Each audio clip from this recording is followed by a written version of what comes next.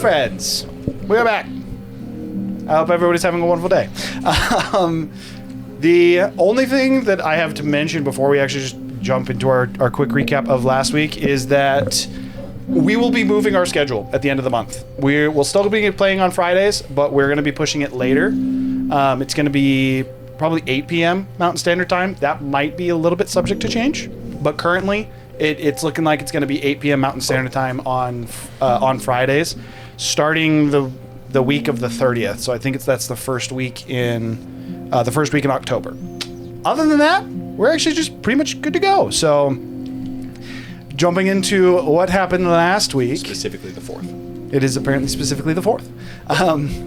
Last week, after dealing with the aftermath after finishing the temple, I guess I should say, you guys made your way to Heffelburn to discover the city, unfortunately, not quite in the desirable states that Zephyr would have liked.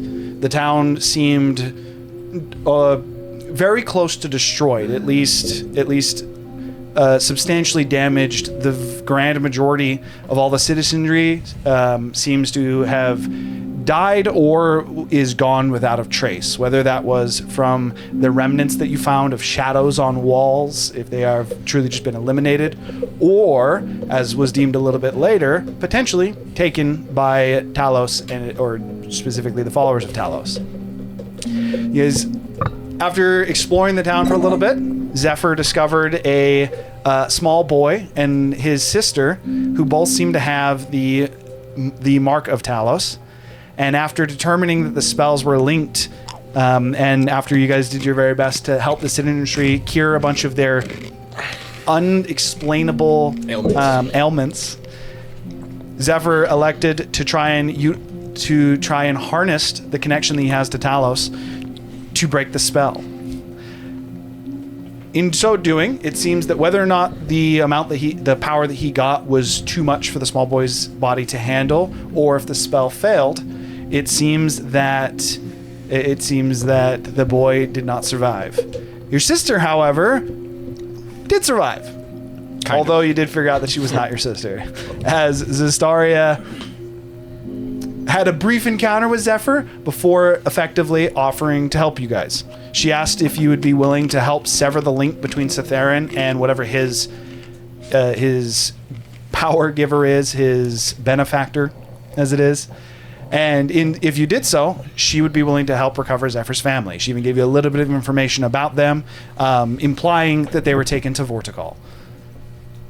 From there, you guys kind of decided to help her. It's like if we get to it, it doesn't sound like if you're able to get to it, you don't hate the idea. But as of right now, you're on, we'll say, amicable terms with Sistaria. From there, you guys elected that it was time to return to Zoprakar. You ended up connecting with Omerton immediately upon getting back under the guise of being questioned for Mutalim, but it seems that he did not actually doubt you. Instead, he brought up doubts that he had within really just the validity of the crown in Zoprakar. After he expressed his concerns, you guys shared some information with him and made a plan to go to the Cinder Isles. He recommended that you get in touch with Dalaran, and how this, I realized I didn't play this out as well. What he would have actually said is he would have set up a meet for you guys the next day. So we're going to be starting before the 2 weeks of downtime. You'd all mentioned what you're going to be doing during that time. But we're actually going to be starting before that. So this is going to be just the next day. Technically, you guys would have that day if there's anything specifically you'd want to do just in that one day leading into the night to meet with Dalaran. So I guess we could start there. Is like in that day, are you guys doing anything specifically, or is that just where you kind of want to start the 2 week endeavors that you were doing? It'd really just be the night though, right? Because we traveled through the city after we teleported. We talked to him. He would have set up the meet for the following day. Right, but I'm saying we would have been pretty late in the day already after the meeting and after walking. Yes, so it'd only be, you guys would have just the beginning of... Wait, you technically would have a couple days because you guys came a day early. I kind of interpreted that as checking in with the guards, explaining the situation, helping the people that were with them. So the meeting's 2 days after their conversation with Dalaran, because we showed up the day after their conversation with Dalaran. Or it would have been the same day. You guys all showed up for the conversation with Almerton. No.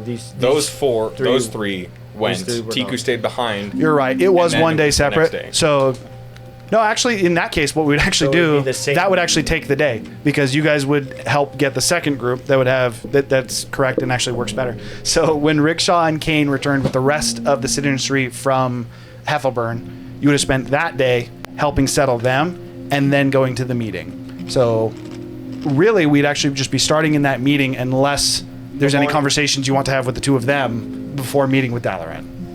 And you also... Tiku technically was also with us. So if he needs to catch up, I guess on true. Is there anything specifically you three want to tell these three before actually meeting with Dalaran, or do you just wish to take them to the meeting? Just don't do a lot of talking to the princes about things that they don't need to know. Oh yes, I'm all for lying to government. I mean, do these two Well, I'm not lying, do these just two not really telling need to come with us? Yes, lie by omission. I think it's probably good because we need to talk to Dalaran about the potential quest, and they need to be aware of what that looks like. I do have a question. Are we conspiring with or against the crown? We're not conspiring. With Neither yet. Neither yet. Okay. We're working with part of the crown, potentially all of it, depending on how this goes. That's why I said, just don't tell them anything about our How quest. do they feel about Yuan-Ti? I don't think they have a preference. I think they're as long as- indifferent As long as right you now. don't do anything illegal. Indifferent? They're not biased? I don't think they're going to stab you unless you give them a reason to stab you. Well, this is a far cry better than the last continent I was on. What was the last continent? What was the name of the last continent? Kalismir. Kalismir, that's it. 2.5 years. Is that 4 years? Is that the same? Has it been 4 years? Is that No, the- it was 4 years that we played that campaign. Oh. Is that also the same? Kalismir. That's also the same continent that we started on. They have a problem with. No, we're on Altera. Yuan-Ti. It, like Yes. 2 campaigns ago. Very And bigoted, Joe that and place. Donnie and Byron. Seems a bit racist. Yes. I- Although it was agree. one land when you played. It got split in half. No, it was two. No, Even when it we definitely was. Not relevant.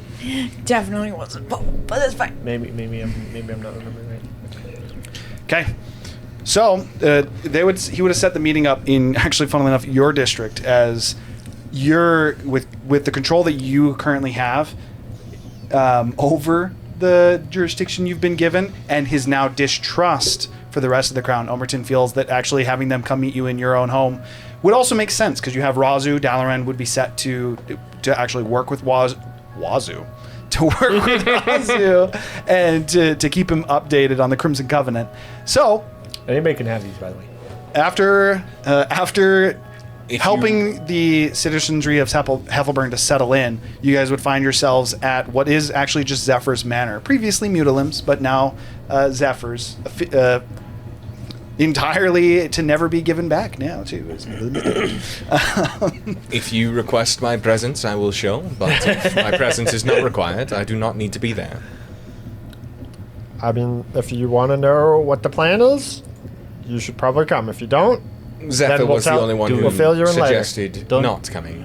Do we need to sign them up as part of our party before we bring them into, royalties? well, I mean, it's not. This isn't a sanctioned mission by the crown, so. Am I joining your party? Yeah, I did but not I think mean- that was on the table. It's. Well, you're joining us for this quest, at least. I mean, And so I think it's probably wise to have them be Yeah, we'll- privy to the conversation. yeah, we could sign you up for the party and remove you later if you want to go elsewhere. Fair enough. It's kind of just for documentation's sake, and you kind of hold the weight of the party. So do you have, political sway in this town? Oh yeah, we ju- own just a like little. we own Wait, like are most you of it. royalty? Kind No. of. Kind of. Well, me and him are. Perhaps And, should I? and partly him too. I've been given some responsibility over some land in the city, but I wouldn't say we're royalty. No, I do say I think I must present myself a little bit better. That I'm going to use my hat and change my attire. What do you look like? Alistar.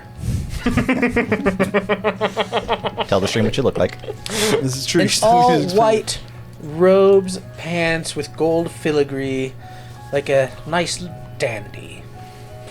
Also, on a Also, random a note- human Wait. with blonde, slicked back hair and blue eyes, pale skin, doesn't get much sun. Soft hands, because the hard work is done by others. He's a vampire. Got it. No, he's human. Nothing so really pale. Tiku would be wearing a quite luxurious cloak of displacement. A luxurious cloak of displacement? Yeah, Technically, she would Ralamon not. is wearing. You have not got the items yet. No, I'm saying No, she's she wearing the actually one from already had Ralamon. Oh, she is. He just remembers that. Where Oh, she got it from. Razu gave Tiku his cloak of displacement, and it was from Rollamon. Tiku thinks it's a little bit faulty. You guys said it was supposed to make me harder to hit, but I just keep getting hit.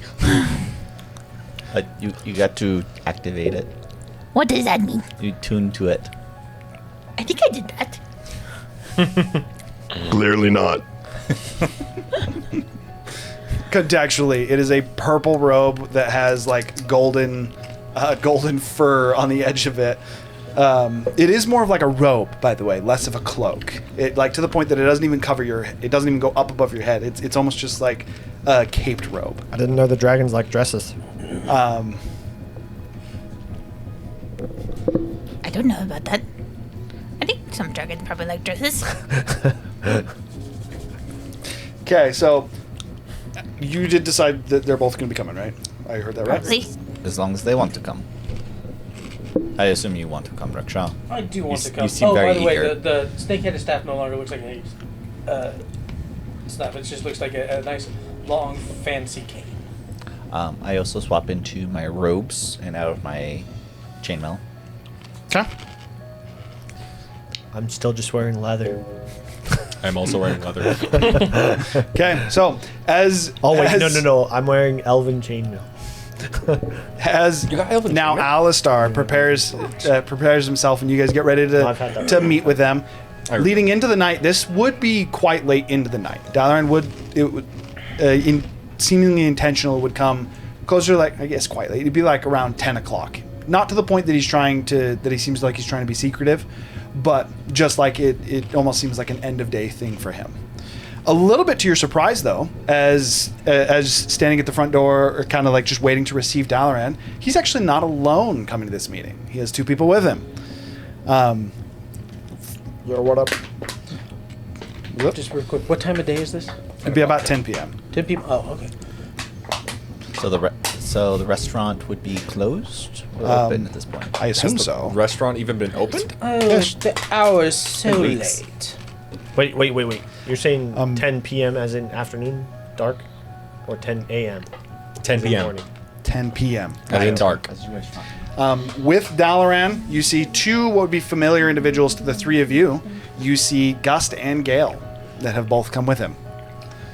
As Dalaran kind of Gust? just Did you say that right?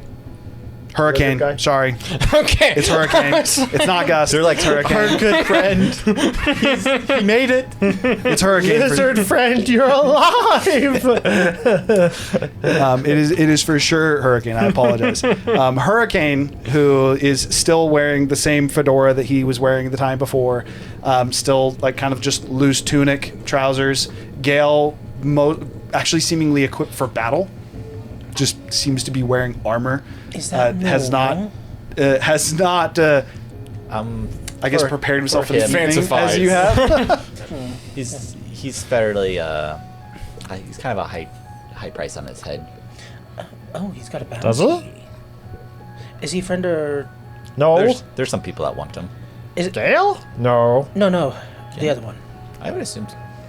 Well, No, here's the thing: is that's- if you remember the He's first hurricane time, into the Boxy. first time that I met him, he was actually mad at me because I had a price on my head, and Zephyr? he said, "If you're good at your, basically, if you're good at your job, you shouldn't have a price Gale on for your head." sure would not. Zephyr? Contextually, by the way, just real quick, Gale is a silver dragonborn that has a scar on his right eye. He is who the party set up to overtake Serval in the underground, and he currently is the leader of Ralpurgan, so effectively the Undercity. Hurricane is a contact of Gale that the party made friends with, and he helped them deal with Serval.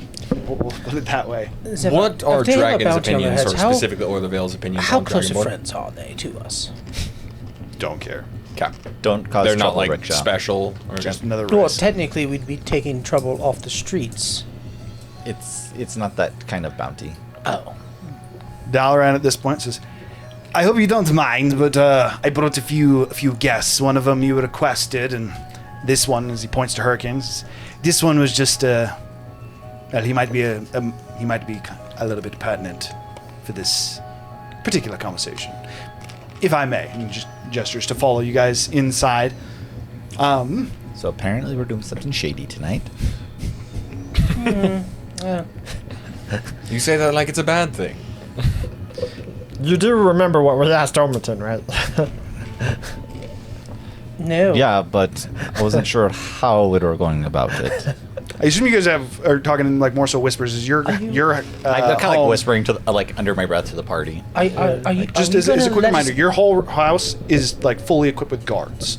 You were given the guard that was assigned. And to none you. of them rat on me because they would lose their job. Zephyr, I just effectively what I need to know is do you try and set up a room where it's just all of you, or do you leave guards present? We'll just have guards on the outside Okay. of the room. Zephyr, is there something we need to know about tonight? A plan or anything? That's what we're here to discuss. I think we're just here to play it by ear for tonight and figure out what we're doing upcoming in the future. Okay. Yeah. Okay. I would probably say for this, we'll say you would join yourself to the study, go into what would be your own personal before library. we meet you there. Not talk over people. Shoot, this is what we do. Well, we I was we have talking in we have a into it. room that's like built to be like soundproof. That's next to the restaurant, so the restaurant drowns out the sound around it as well. We would Or need a we private just booth. use the dust that Omriton gave us. Both. Okay. I'm cool with having basically as a secret room. It's not even necessarily it would be a secret room, a side room to the restaurant that you're able to It'd meet be in. like a study. You can go ahead before I have.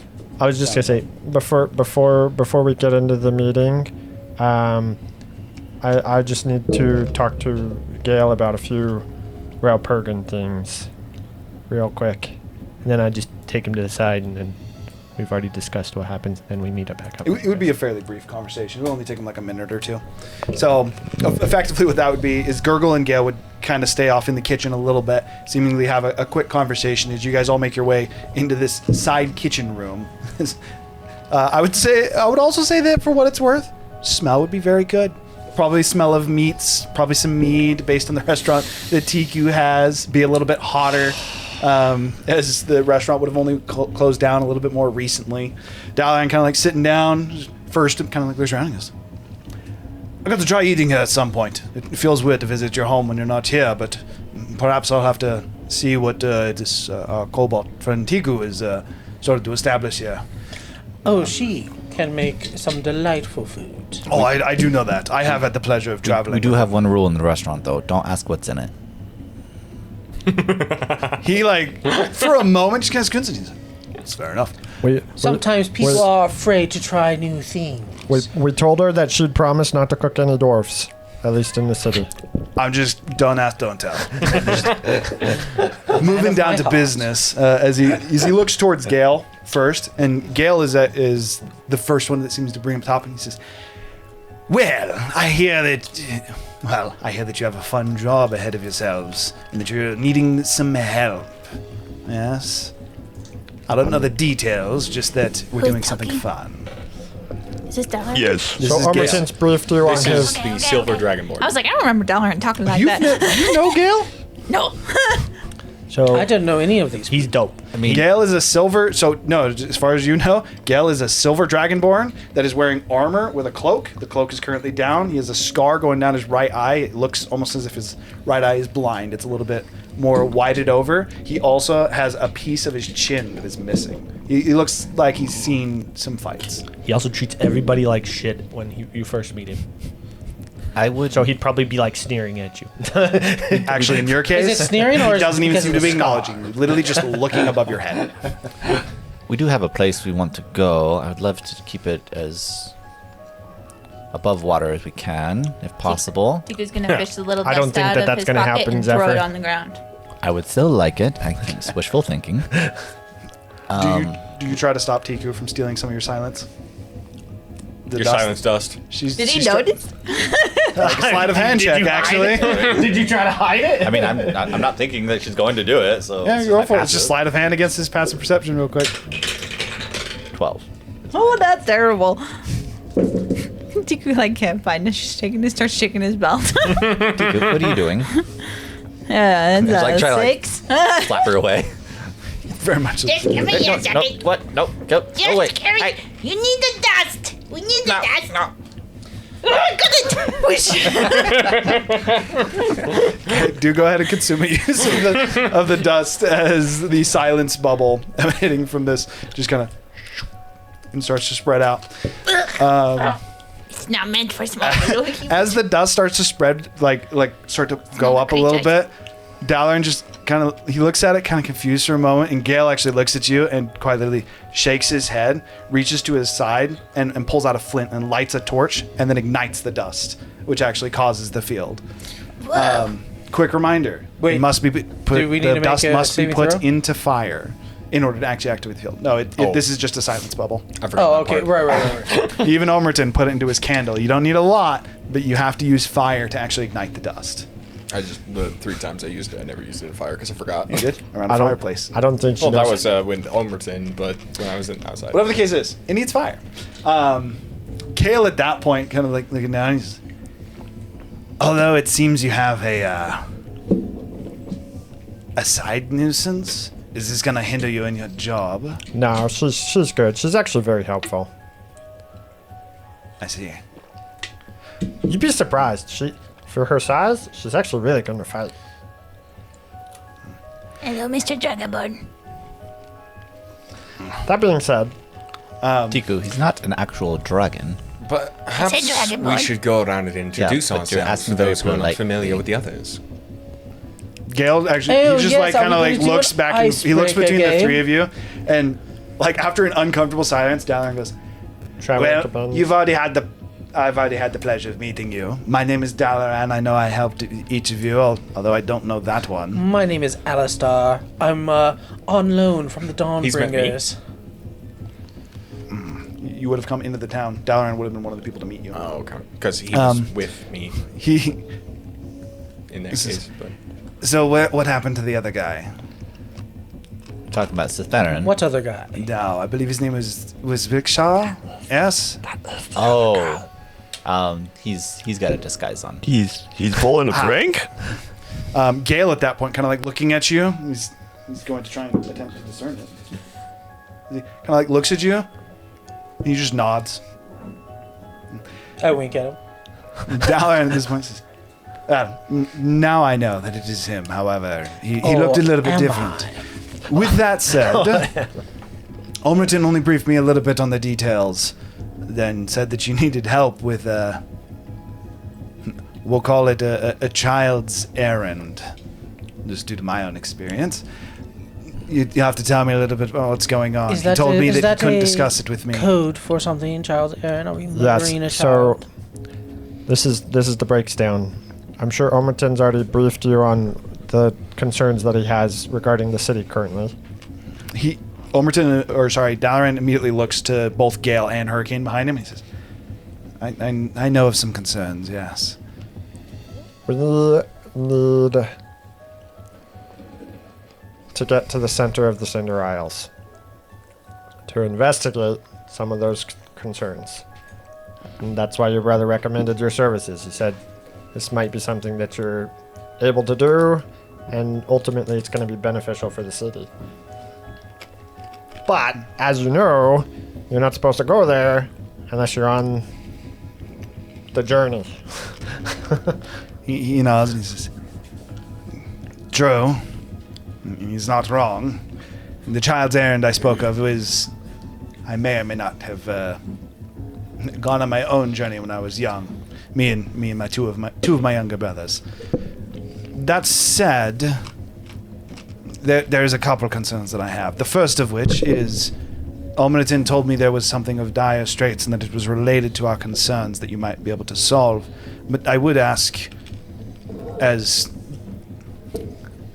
the treachery that would be involved, if I were to be included in this, Treachery. would be You don't have to come. even for just the record. involvement. I'd like to know why you wish to go. Well, Omnitin I do Love. have a quick question here. Coming in new and all. What are you referring to as a child's errand? Pretty sure he means that he and his brothers went to the center of the Cinder Isles unsanctioned by the royal family, which is against the law. So, child's children. errand is code for going to some place you're not supposed to? Yes. Okay, Yes. thank you. It's That being said, I think most of the reason we're going is for a family, for Gurgle's family. we mostly. believe that something has been hidden in the center of your guys' Cinder Isles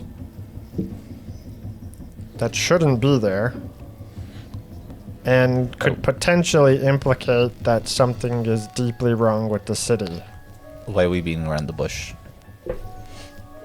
Yes, let's just. The center that you're speaking of a sphere would be of the Iron silence. Core, the main volcano, the main forge that we have as well. The Obsidian Heart specifically. Do not beat around the bush. We found the key. And we're in a sphere of silence. Who doesn't know? He's not gonna know what the key is. He's We're going been to there. rescue his grandpa. He actually does seem a bit Thank you, confused. He says, I don't know what you're referring to with the key. Grandpa. He's referring to The key to the Obsidian open the Heart. Obsidian Heart. But I don't know if you even know That's that not. the That Obsidian is Heart not needs why a we're key. going. We're going for his grandpa. Again, he doesn't even really seem I believe to we were know. going for both reasons. Doesn't even seem to really understand what you mean by the Obsidian Heart. And he says, I've heard the name before in some text or maybe in a meeting with Father, but I can't say I myself am familiar with this. And at this point, he actually almost gets interrupted by Hurricane. He says, I, however, am quite familiar. I'm most curious how you learned about it, though. And Dalaran immediately kind of like looks back. And again, Dalaran does not seem comfortable with either Gale or with Gale or Hurricane. As Hurricane If it's any says, consolation, Dalaran, I've worked with these two extensively. I am the one that set up the mediation between the three of you anyway. Hurricane kind of bags out and he says, Yes, Dalaran, why are you so worried? And Dalaran immediately, and not even talking to Hurricane, responding to you, says, Yes, but I know their means, and I can't say I did agree with it, even if it was something that you helped set up. I just can't. I'm not an ends justify the means kind of guy, I guess. Well, So things are very difficult for you. the thing is what you should be concerned about is we have reason to believe, and this is all I can really tell you for sure. Weirin was not a freak of nature accident. It was created by somebody within the city with very high pull in the royal family. Maybe not royal themselves, but at least high pull. And we believe that whoever is responsible may have set some kind of negative influence in your guys' holy temple.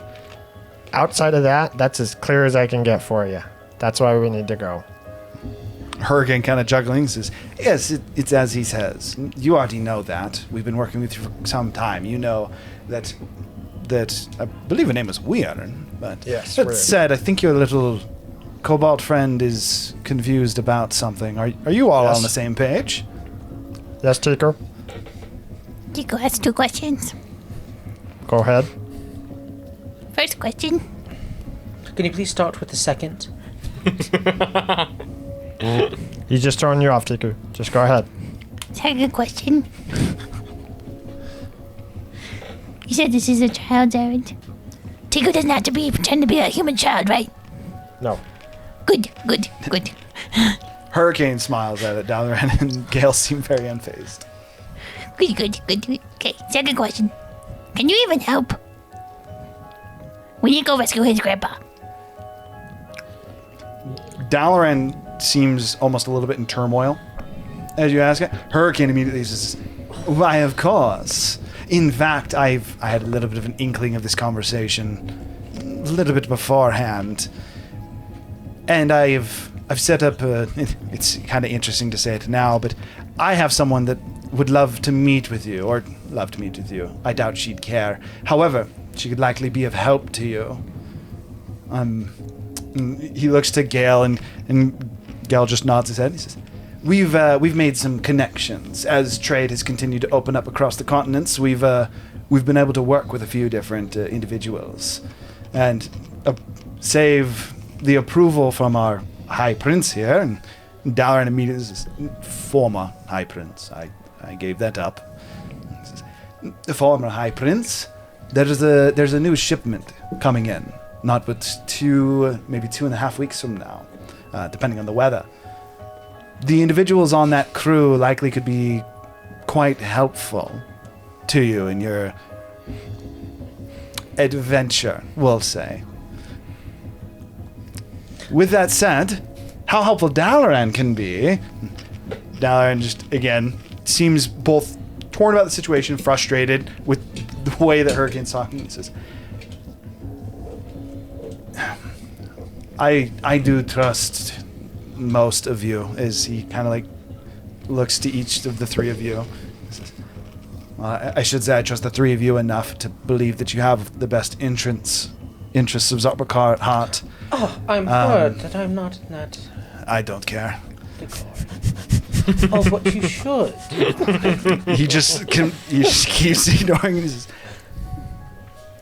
and he reaches into his side and he pulls out a familiar sigil to you guys. Or specifically, again, this is only to the three of you. When you entered into the crown room, you guys had to use an actual sigil to part the lava. And he says, "The only way to gain entry into the Iron Core, into specific parts, that is to either have a royal crest or receive the blessing of the mountain. Due to the trust you've built with me and that of Omratin, of what he's told me, fingers almost like white from holding the crest. He kind of looks about to each of you, and he would hand it to you, Razu. And as you go to take it, he doesn't let go immediately. And he says, "No one can know you have this. I guarantee at least mine and Omratin's heads will roll, and even just being in possession of it, you would make yourselves enemies of Zoprakar. The journey is a very important and sacred thing. You're still okay with what it is you're looking to do?" For what it's worth, you could always just say, "We stole it," and I would admit to that. Or at least not all of us would go down if we got caught. As he lets go of it, he says, "Do you think I would really sink so low as to let my friends take a fall that I was a part of?" Not that I don't love No. Razu, but maybe I should hold on to it. He already gave it to him, so that's what it is. Dalaran, at this point, he just kind of looking down a little bit. He says, I'm sorry I can't be more help, but that Omratin should help you in the Iron Heart, or Iron Core. And sorry, So, I do have to ask some questions of us going, then. More, is it something if anyone sees us on there, they're just gonna attack us probably. immediately? No, not exactly. So if the sigil was to be inspected closely, you would have a worry, but the royal sigil is not too unlike that of a high priest. You would be treated as high-ranking officials of the Church of Moradin, and the only thing you'd have to be worried about is a close inspection, or perhaps if you ran into another high-ranking member of either Moradin, the royal family, or potentially the guard, but there isn't. The guards don't typically venture onto the islands. They simply patrol.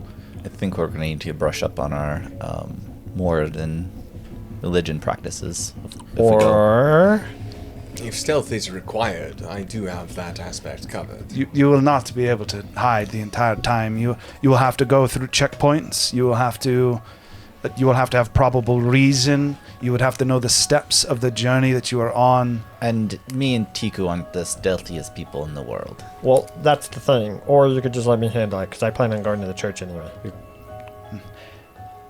Dalaran, again, still seeming very uncomfortable, he says, in that regard, well, he seems a little bit upset about the influence. I believe these two would be more beneficial to telling you the steps of the journey and what you might be looking to do. Is as much as I do wish you success and I hope for the best, do I need to be present for the rest of this? Especially not if you don't like what this could entail. I would say probably not, but we will report to you if we find anything that you need to know. I appreciate that, but I feel as if perhaps what knowledge could be detrimental in my case if I am not to go with you.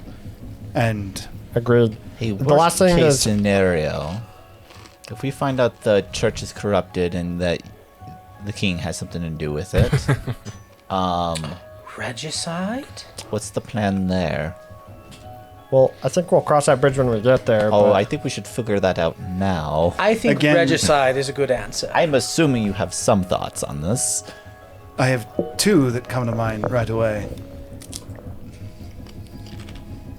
First of which is that if we were in a formal courtroom, I would have him arrested for that. He's from out of town. You need to learn. Yes. Perhaps you should learn to Whoa, hold your tongue. who am I talking to? I don't know these people. You The said you were going to prince. do crime. he's the prince. He's probably the second most influential prince in the This city. is the prince. Yes. Oh dear. Probably the second highest You ranking can like official in see the that city. there's like it almost seems like Rickshaw. he's getting doubt in the three of you from talking to him. Rickshaw, hold your tongue, please. That said, to answer your question,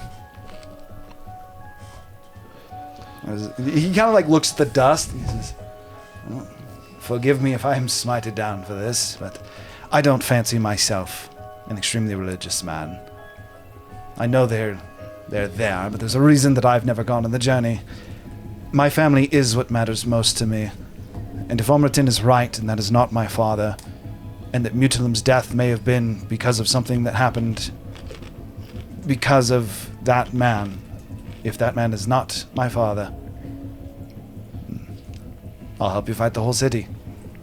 Okay. Well, if he's not your father, then it's not regicide. Is it? Unfortunately, Yes, but we don't know he's not.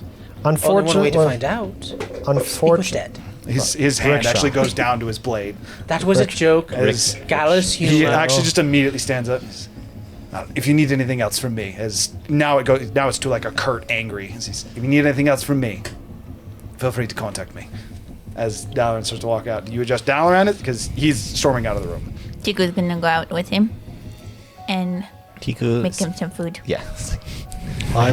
She did. I was gonna well, ask her let to me do it. get So. you something in the restaurant before you go. As you gotta like follow him out. Hold on just a second. As you do that, he stops and he says, I got food. I'd love to sit down for a drink. Do you have mead, preferably something strong? Yes, you do. You definitely have that.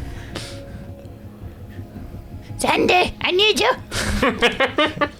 Cue to Dalaran going and sitting it down in the restaurant. What would be an empty restaurant for you, TQ? You would actually notice, very much so. Like it is the look of a distressed, like extremely distressed individual. As he's kind of like sitting down, you bring him the cup, and after he takes a drink and he sets it down, he's like almost like kind of spinning the cup on the table, just looking into the meat itself. Eats slow as you bring him food.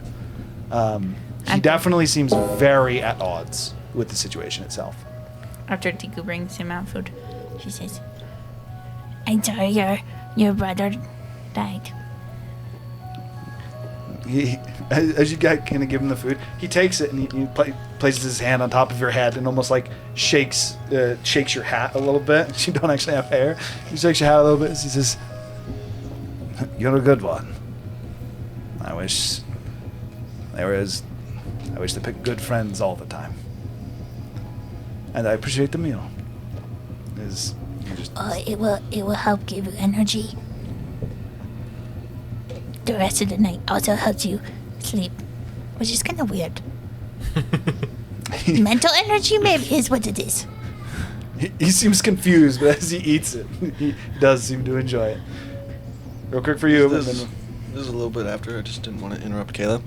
Like, as he was leaving the circle, Razu would have, like, also anger on his face. Rickshaw, speak like that about the crown again, and you'll make me make decisions that I might regret. Razu, I might already regret bringing you along for just this mission.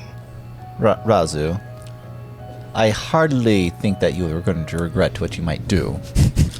Hurricane You're is right. just like smiling ear to ear from this whole conversation. He's just, this is quite a fun crew you've got going on here.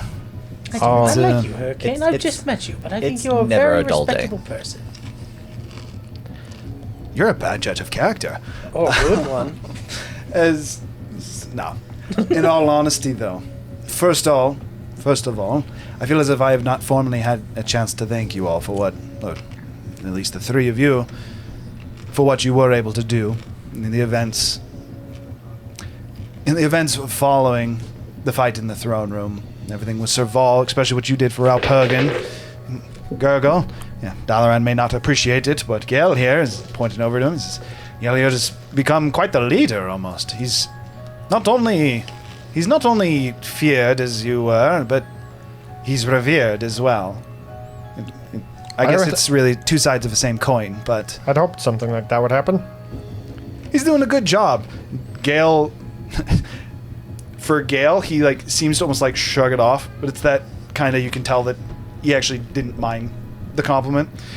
Gale now chiming in and says, "Well now, in terms of the actual mission, and forgive me, for me, I need a little bit more to go off of. This obsidian heart, you said you know of it." And Hurricane nods his head and he says, "Yes, I know of it. From what I know, it's a piece of a prison, as I understand it, or better said, it like a key, as you had mentioned earlier." Sure, you guys probably figured it out when we were in the city before, but you're aware of a cube-like artifact that we carry in our possession. Gurgle, you may not want to explain too much to them. Puts them at risk.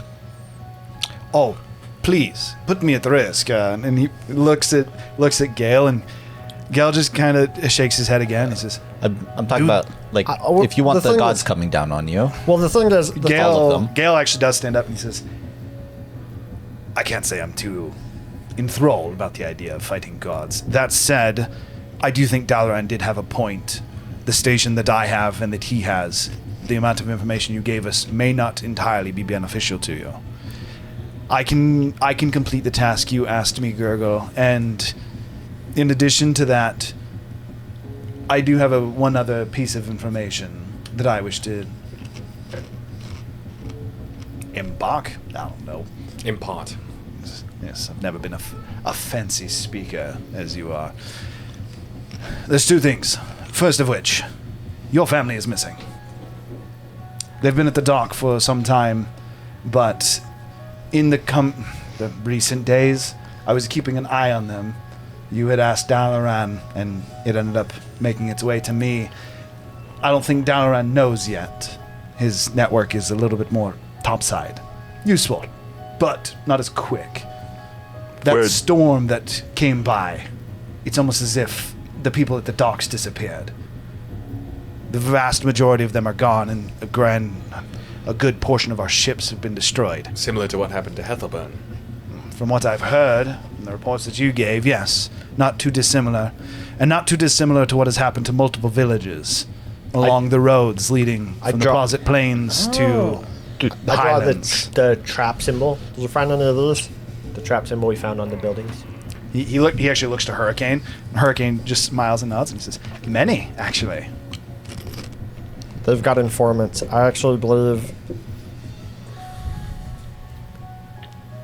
the only plausible people that I could see that would have this level of capability and this amount of troops would be the mage hunters. Gale, seemingly almost upset by it, says, "I agree. Not only do I agree, but I have reason to believe that, well, not even reason to believe. We have confirmed sightings that Zestaria still lives and was part of the events on the docks. And potential that Cetherin was at the docks as well. When When did was that?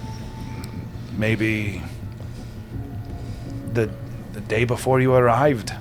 Okay, who is So at this? the same time? He's really not dead. We already have confirmed that there's multiple Zestarias. There's copies.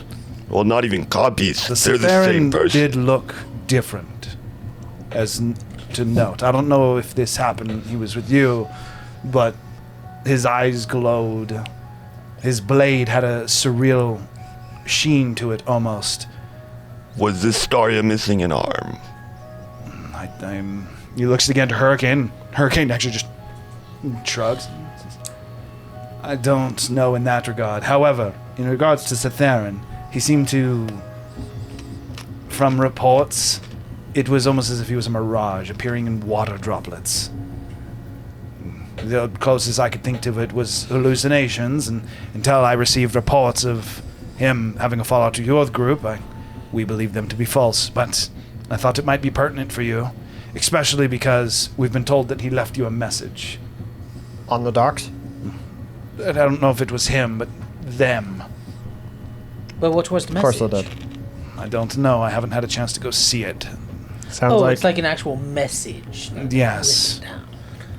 well, I guess we're gonna need to depart from the docks anyway, so I guess we'll be headed there sooner or later. I'll have fortuitous. Yes, I just didn't want you to be taken by surprise and perhaps derail your journey looking for your family. We are looking into it as of now, but the events that happened, all those affected were conveniently couldn't see it, couldn't hear it. We have Blind. hundreds of blind and deaf. Were they just gone? Thousands are gone. The docks was one of the most prevalent job opportunities, or for young to middle-aged men, especially of all varying races. You'd work for a few weeks at the dock, make some good coin, come back. There are, again, It's also not considered they're almost Morgans. all gone. We have a few hundred left of maybe 3,000. Did anyone? Even the king's ships, the only saving grace is that His Highness himself, as well as a small fleet that accompanied him, were gone. But the majority of Zabrakar's naval armada has been destroyed as well. Did anyone have markings on them? Many of them did. Unfortunately, some of our own, some from Zoprakar, did their best to deal with some of them. Some of them were saved. Others, it was almost as if they were cruel choices. It was almost for every one that you saved, another died. We are still trying to make ends meet of it, but I wanted to prepare you for it, as I know that you will likely be departing from the docks, and I didn't want you to be derailed too much. We're looking into the events of it, but We actually have a suspicion where all these lost people might have ended up, so... and where might that be? As I Talos. might not be the. Talos is not a place, Razu. He has Talos isn't a place, it's The a storm... The storm... Voltacalm is what you're looking The for. storm has taken them up to the north... Voltacalm is the west of the city of continent. Talos.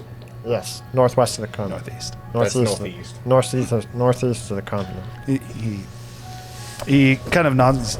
The giant storm was traveling in that direction at a seemingly rapid pace. It is. Also, they took Zephyr's family up there, too. Well, it They might did. not be limited to you. Again, we've received many reports of villages. The only region that seemed almost entirely safe was the Dryson Woods seemed unaffected. Like Boklaval almost that section in between Baklaval and Zinderhold seems untouched. I wonder what he wants with. Like, I mean, I understand my family, use them as hostages, a way to play out to my emotions, but maybe Razu's, as he's part of our party, but I don't understand why take a whole bunch of other innocents, though. So are Talos and this Collateral damage. Sitharian working together? I would love to know There's the got to be answer to that something more question. to it. Not necessarily. Maybe Unless maybe they did he's that planning on Sitharian's their sacrificing them. friend, or was. That Well, I would mean, be if a that's the very case, then we good gotta get up there assumption. quick. Some fell magics require blood sacrifices, and very powerful spells require a lot of And blood. I would assume it's probably not to rush the moment. Most of the people should be safe if they are planning on being used for a sacrifice later. I do agree. Typically, a that if- large sacrifice like that, the magic required takes years to set up. Not only that, but I know that Mistra not being as the followers of Mistra, while they're not as they're more free with their belief in magic. If something of that scale was to be enacted, I can't imagine that wouldn't be spread across. You see, Mistra and Azoth are not on friendly terms, you could say. Neither are their followers. They keep close tabs on each other, so if they are involved, I believe that we might receive a report. That is to say, I agree that I don't believe this is entirely time sensitive, but I would like to know what happened as soon as possible. That said, unless there's any other information you would have from me, again, I feel like knowledge could be dangerous, and I would be the first to be scrutinized due to the position you so Ignorance is graciously bliss helped in me this get. case. Yes. Is there anything else you need from me before I leave you to your scheming? I would have your name if you'd give it. You can call me Gale. Pleasure. I am Kane. It's good to meet you, Kane. I'd be curious to... You said rickshaw for him, yes? Yes. Oh, you may call me Alistair while I'm dressed like this. Ah. Interesting. Kind of like looks to each of you. I'm looking at him very confused. I am curious why you think that's interesting.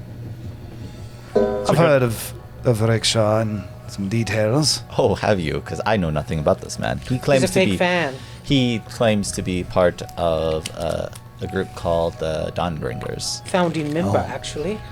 Well, So I he believe says. that Hurricane's going to have some great news for you then. On that note, I wish you all I do believe. a fine evening. I do believe I'm well acquainted with Hurricane's fury. Gale at this point is also going to exit unless you guys try to stop him. Make sure to grab some food on the way out. Tiku will set you up. Gale would stop in to Such get a some food, but his would be like good a pirate. grab and go. To go Takeout. order, it might be, as it is. With that, Tiku makes a gigantic to-go box because he's Have I a ever dragon. told you all about the dread owner. pirate Hurricane's Like fury? half his body weight. actually. Apparently, yes. At this point, now being left in the room with Hurricane, which also Hurricane is a human. I believe I didn't mention that earlier, but left in the room with Hurricane, he says, "Well, unfortunately, my assistant couldn't be here, but I want to know all the details, and I also believe I can be of great help." Well, it all started when we were crossing the Great Divide in California. I want all the details from those that actually know the current situation. So Oh, I thought you meant you wanted to know about Hurricane's fury. you're aware of the artifact that we carry with us. Vaguely. Apparently, this artifact. How Is- strong is your will? I'd like to we think need- it's quite strong. I don't thi- However, I don't think we need to show it to him. As We did don't need I, to show it to him. and it That would overpowered be my a waste senses. if he can't withstand the magic. It would be a waste of time because he's going to be out cold the rest of the night. Well, not only that, but I guess this is a note for you as well, Gal. Or, sorry, Gurgle. The reason I know of it, Gust has gone missing. He was under our care until recently, and he said that he... Back under your care? Yes. Because last time we left him, he was catatonic, and then he was gone before, and then I never even heard of him resurfacing. He was gone because he was gone in the eyes of Serval. we simply took him in under the 7 winds. It was really a need-to-know basis, as we didn't think you'd ever wake up. But he woke up. We believe he did. Is he red, by chance? He Did he change colors red? He did, somehow. It was a slow transformation. It I met happened him. with time. After he was supposedly out, but he woke up before, apparently. Well, good to know that he is, in fact, doing well. Whatever the case is, again, my knowledge is limited. I only got ramblings while he was unconscious about it. And that he said that he must find the key. Oh, that means that we might be going to where he is. Not Okay, not so- from what you say. Sure. We have reason to believe that he's heading north. The other of the 6 Short, keys. short story. So- The cube is some sort of prison. Contains a being known as We believe that the this goes Gravekeeper. deep. Morden might be involved.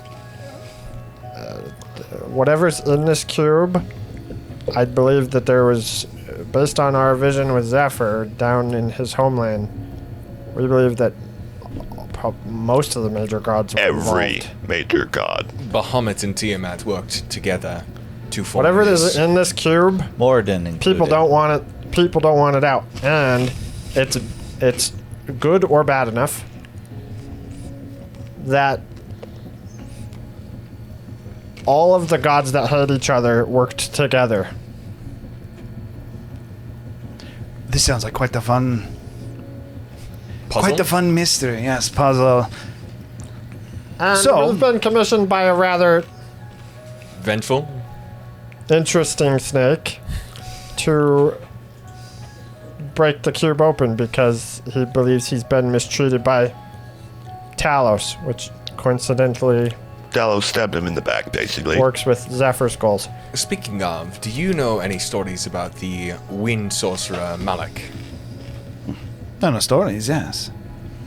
In fact, we've received several reports that he is went missing. Well, It was a few years back at this point. As soon as the sea lines opened up between us and Calasmere, we received reports that he may be missing, as it seems that the king of Vortikal was concerned. They were unable to find him on Calasmere. Malik and is Talos. True story. Wait, when did we So figure he that only out? went missing a few decades no, ago. I apologize. I thought you said malice. Oh yes, no, Malice is not Talos. Yeah, those are different. The Can wind confirm. sorcerer Malik. Has he heard of malice? I actually straight up thought you said malice. Yeah, that makes Isn't sense. it mollusk? Like a It is. mollusk? It is Mollis. This is. Like Maul, like the I am- hammer, and then I am unfamiliar myself, but I'd be most Mollusk. curious to look into him. But no, I apologize. like I do what not Meredith know did. of Malik. I know of Talos. We ran into this guy named Malik. Apparently he's the champion of Talos. Is what Ran we into him as a suspect. bit of a stretch. We saw a memory that he was in. Oh no, we ran into him. He struck the light. He struck the mountain we were on, and we teleported Quick- away. No, Quick that was reminder his for you. champion. Malik was what was interacting With the wind god. yes, with- Oh, yeah. Salary. He's right. Yes, He's right. He's right. Salary. Salary. Salary. I should not have made that so hard to say. Salary. You did see him, and you did hear his name, by the But way. His name apparently was I was Goli mis- Roge. Yeah. Apparently I miss. his name was what? Gol, Rogue. Goli Rogue. Golly Robes. I thought you said Golly Robes. Okay. Anyway, yeah, I was wrong. Malik was apparently Talos before he was Talos. Well, it is not uncommon at all, from what I understand, for individuals to take on the name of a seat. It is very uncommon, actually, to instead rename the position of a god, as you'd have to rework the faith. I was merely asking because you seem a man of intelligence, and knowing our enemy's origins might assist us. True. I'd be happy to look into it. Anyway, Or have Gail look into it. the thing is, apparently there's a key that's been sealed in the Iron Heart in specifically an artifact called the Obsidian Heart. And this is the key to it. I pull out the dice. You can pull it out. First off, just so you know, the volcano's called the Iron Core. If you're going on the journey, Sure. I recommend not Iron making Core. that mistake. We'll be brushing up on the region and the So religion before we go. So are we heading Obsidian to Heart, the Iron volcano or Timberhold first? So the key's the Obsidian Heart, The As- volcano and the volcano's the Iron Core. seems a little more pressing considering his family. A little bit, yeah. I was just told that the Why are we going to Timberhold? He can leave 3 word. months. He can leave word. Give us So- some more time. So anyway, that's actually what we need to figure out is how to approach the volcano in the first place. And then once we're on the volcano, how to get inside. Well, good news. The only way to get inside was just given to you. Whether or not you want Razu to hold that, or you feel if you're going to be better Gurgle, perhaps that's for all of you to decide. However, that'll be a point of entry. To the point as well, that just so you know, were you to split up, as you do not have multiple, you would have a big problem. So don't get split. There- is one thing worth noting. There is a great proverb says, "Never split the party." Yes, this is very good. Not bad, but Outside of that, we don't know what to expect. We might be walking into a death trap because Morden might not like that we're on his island. well. One does not concern himself with lesser gods. The thing I'm most curious about, let's say that Morden is in on this. All the gods are in on it. What's the plan then?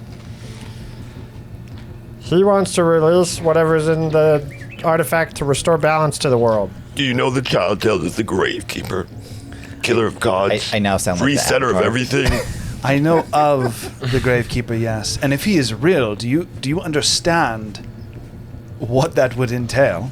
He's real. It means We've that the seen him. Gravekeeper's going to kill every god and reset the world. That's what we've come to think. I think. Power vacuum, Wars of Only- Ascension all over Only again. if it's their time. It's their time. It is do you far really think? past Do you their really time. think an entity that got imprisoned by a bunch of gods would not be mad enough to just kill them all?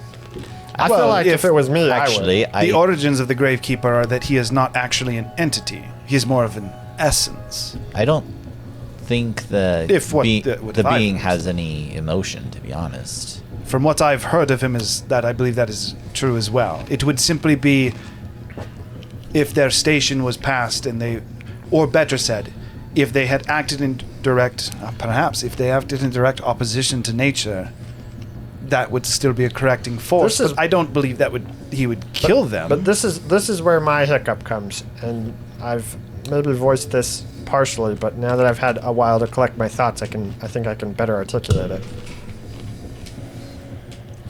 If bad gods and good gods both teamed up to imprison whatever this is, doesn't that lead you to believe that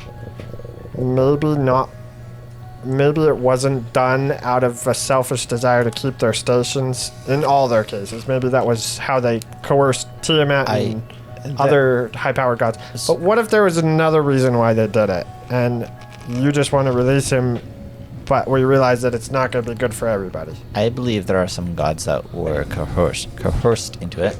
However you say that. Coerced, yeah. Yeah. I I just would think like before at we some just point- unlock it, we should figure out why it was done in the first place. it's something that's going to need to be taken care of sooner or later, Gurgle. I agree, girl. My We should recommend- figure it out. But what twisted reality you live in where you think it's a happy ever after? I'm not. I'm just saying. Well, there is credence to what he's saying, though. I Do agree. you know the history of the Wars of Ascension? We should figure it out. I'm just saying. What if but we that release? doesn't mean it's going to be a happily ever after. What if we release this happy force and it causes a mass extinction on the island? You know? Well, there is, for example, simply, I'll have you know, I'm not actually opposed to this. One could say I am in favor of the way our system works, and if the system is not working, then, well, that would hamper my goals.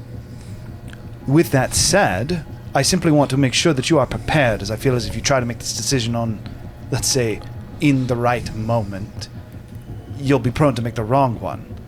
Let's assume the worst case scenario. Let's say they're all past station. This would be the worst case. All gods are eliminated. The power vacuum would be extreme, assuming you are correct in what the Gravekeeper will do. Wars of Ascension would reignite across the world. We'd be talking wars at scale that likely lose, 60% of the current population? Well, via the catastrophic events of losing all current gods and then the wars that would then follow. I'd say it's a safe estimate, just from my own I do research. say- Is that an outcome you're prepared for? oh, it is an outcome hoped for. Perhaps have you not heard the teachings of nature's children? Oh. You're the psycho. Yes. We'll discuss that in a I've moment. suddenly established a love and hate relationship. It's an outcome I understand. Being a follower of Riveron, I understand the storm must come before the calm. Well, that is my simple advice in that regard, is think about the options, and yes, there are many, Gurgle. If you figure out gods were coerced, or perhaps the Gravekeeper is an entity, and you are correct, and then the gods made the right decision. But you need to know, don't make the decision in the moment. Know what you'll do depending on what the answer to the question is. It's the He great. mu- Sorry, continue, Russell. He must be an entity. We saw him. We saw him kill a god.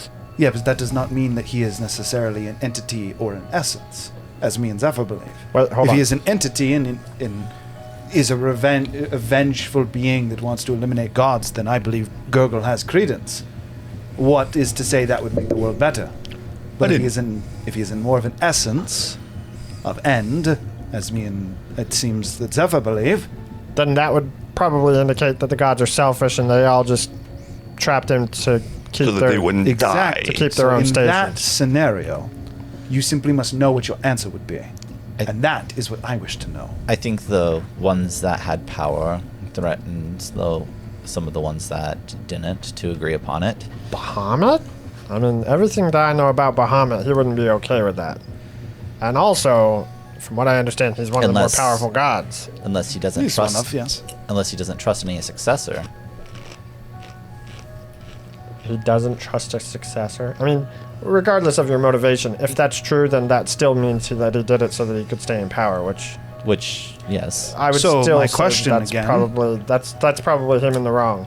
So in that scenario, Gurgo, if that is correct and that is wrong, and you release this being, and he is an essence of end, are you prepared for the correction course if that results in perhaps, we'll call it half? If half the world's population is going to die as a result of that, is that something that you could live with?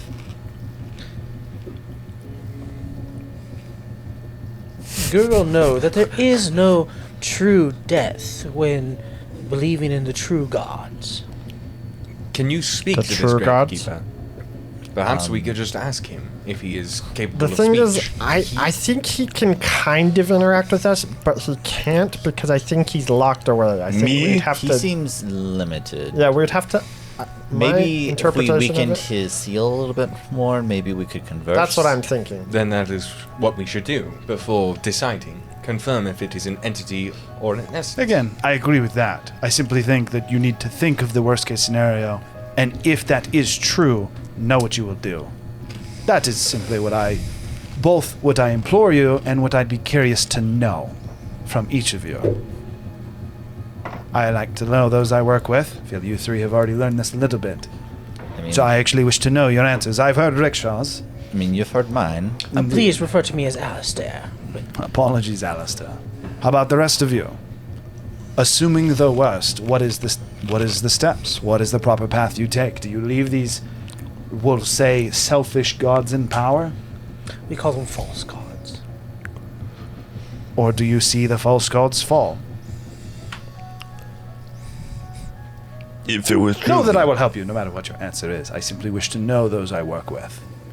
Let them We are answering the question of the worst case scenario of the Gravekeeper eradicates all of the current Tico's gods. not That here. the gods are selfish, and he is an essence of end, kills all of them.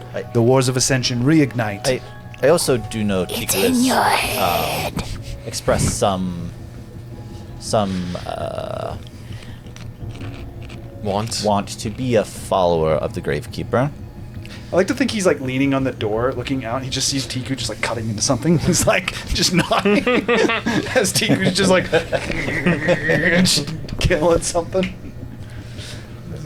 She's Wonderful. eating, she has like this gigantic, for her, it's like her whole body size, but she has this gigantic bread, like cauldron. It's bread, but it's shaped like a cauldron, and there's tons of like meat curry in it with all kinds of like meat floating around. Made a in it. giant like cauldron bowl Of bread and curry, yeah. My answer would be I would want it to happen, but not. No, I would expect it to happen, but not want it to. So And I would let it happen. And how about you, Gergo, Razu? Don't know if I'd be okay with mass genocide, but Well, it's I not mass also- genocide, it's deicide. I'm unsure if Gurgle. I'd be okay with the gods This- getting away with what they've done to To be honest, the storm's coming sooner or later. Sometimes war is There's- necessary. If we don't do it, someone else is going to. That's clear. There's someone else already involved. We don't know who it is. Yeah, that also concerns me though. Who's the primary motive or who's the primary person that we've seen that wants it open? That mystery is to be solved, and we could argue about that till the sun is high in the sky. I simply wished to know your answer. I think I got your implication, but it seems you would also be in favor, Razu. Yes. If there is an evil that won't back down, war is necessary. I'm curious in your definition of evil, but perhaps we'd save that for another time. That was my request, and I will, as I said, I'm happy to help you. In terms of how Your to... answer. If the gods are in station and have sealed their seats, again, I thought I said it earlier, but I apologize if I didn't. That would impede my goals. We'll say that I have high aspirations. With that said, in terms of actually making it to the Cinder Isles, my plan for you is, funnily enough, not too complicated. You heard Gale mention that the docks have been mostly decimated. As a Yes. result of that, we have arranged for... I thought you said it took transportation of out a goods. lot of the ships, leaving very few. again, mostly Well, decimated. decimated is only reducing by a tenth. It's been It's going more hate. It's been decimated 9 times. The answer is there's not many left, and so as a result of that, You require a relief party sent to the volcano. well, not exactly, no. Odostrom has already... No, Odostrom, there's a callback. Otis! No, he did not say Odostrom, that was a mistake. I know him too. Omritin. Omritin has already sent word to Kalismir, as well as Lagrotos, asking for assistance. We have many vessels that To are going to be arriving. Kalishmir. Really, I do know a great artificer who could be of Oh, assistance. speaking of this, He's my best friend, Theric. What do you know about him? I know that you can see if he's lying very quick. I've heard some information about you, Rickshaw. I have to say it hasn't been all been pleasant. That said, Okay, first question: No, is he those are actually probably a founding lies. member of the Dawnbringers? from what I understand, yes, actually. That was a sour taste in Zephyr's mouth. That said, from what I understand, he was, we'll say, excommunicado. Retired. That does make sense. It did like if he is Forced part of it, into it seemed like retirement, someone. let's say. It seemed like someone was Yes, forced into going out of their retirement. way to delete him from the history books. From what I understand, he was arrested. And No, isolated actually, to an island. more like I surrendered to authorities. What did you do? What did he do? All I did was open a casino in the city. And Have you heard his acquired teachings of a nature's children? shipment. Several times. I've heard him spout off some nonsense. Yes. Let's say he propagated it. I They mean, are- I do the same thing with Ryveron's teachings. Yes, but at its core, easiest synopsis, It's all about free will. I was going to say anarchy. Revolution? In his mind? You In an worship a anarchy. deity? Way, yes. Yes, I do. I With worship that- the true gods. I will not judge your company. Who's this true That god? said, Well, let me I do tell want you, to here's inform this you. book. No, just want a name, please. It's all in the book. I don't want to read the book. You need to read the book. I'll read the book later. As he continues to try and pass it, he says, that said, for what it's worth, you're going to get to ask someone directly. You see, my help that I can provide is because I know a very good smuggler. In fact, she's kind of known for it nowadays. She's going to be I guess you should say she's one of the leaders in the relief effort, and due to that, she's traveling to and from in the Cinder Isles, from Calasmere to Altira. Okay, hang on. Once we get there, saying we get there safely, is what's our it? story? You have to say the name. Who are we? Sorry, I'm done. We got 2 weeks to figure that out. In regards to your plan, I can assist you on the steps of the journey. My recommendation is that if anyone stops you, you'd explain that you are in the third, so that would be the final trek into the iron core. Typically, it can take 6 months to a year to actually complete that. We're gonna need some garbs then. Of course. And all of that has already been procured. Omritin did give us a little bit of information on what you needed. So, with that, what I have currently set up is actually for you to go to the docks. Again, 2 weeks, maybe 2.5 weeks. I'd go with 2 weeks from now to the docks to be safe. You'll be meeting with the relief efforts. Specifically, you'll be looking for a Miss Brightwoon. She is a captain of... I don't remember the ship that she had. It's very ostentatious. You'll know it when you see it. It looks very different from the rest of the ships. She's already been appraised a little bit of the situation, and she's curious to meet with all of you, as he looks directly at Rickshaw, or Alistair in this case. But yes, Miss Kelmia Brightmoon is, with the blessing of Theric, has elected to help us in our endeavors. So, you can ask a true founding member, I guess you could say, what her thoughts on Rickshaw are. With that is the baseline of my plan. I will provide you with the necessary garbs, documents, anything of that nature. The only thing I cannot duplicate is that sigil. Again, careful with Noted. that. Avoid letting anyone heavily inspect it if you can. Use it almost like a flashing, like a Flashing the insignia. Yes, flashing a badge, I don't know. But, in that regard, that is the baseline of my plan. I simply wanted to know more about, what it is your steps were, I guess. Yeah, and anything about the Gravekeeper you heard, don't spout that off willy-nilly. You may be... No, spread it to the high winds. That's the should- best idea. You may does be make me curious, struck though. dead as you stand. Especially if anyone from Moradin's church finds out. This is good to know. I'll look into it, though.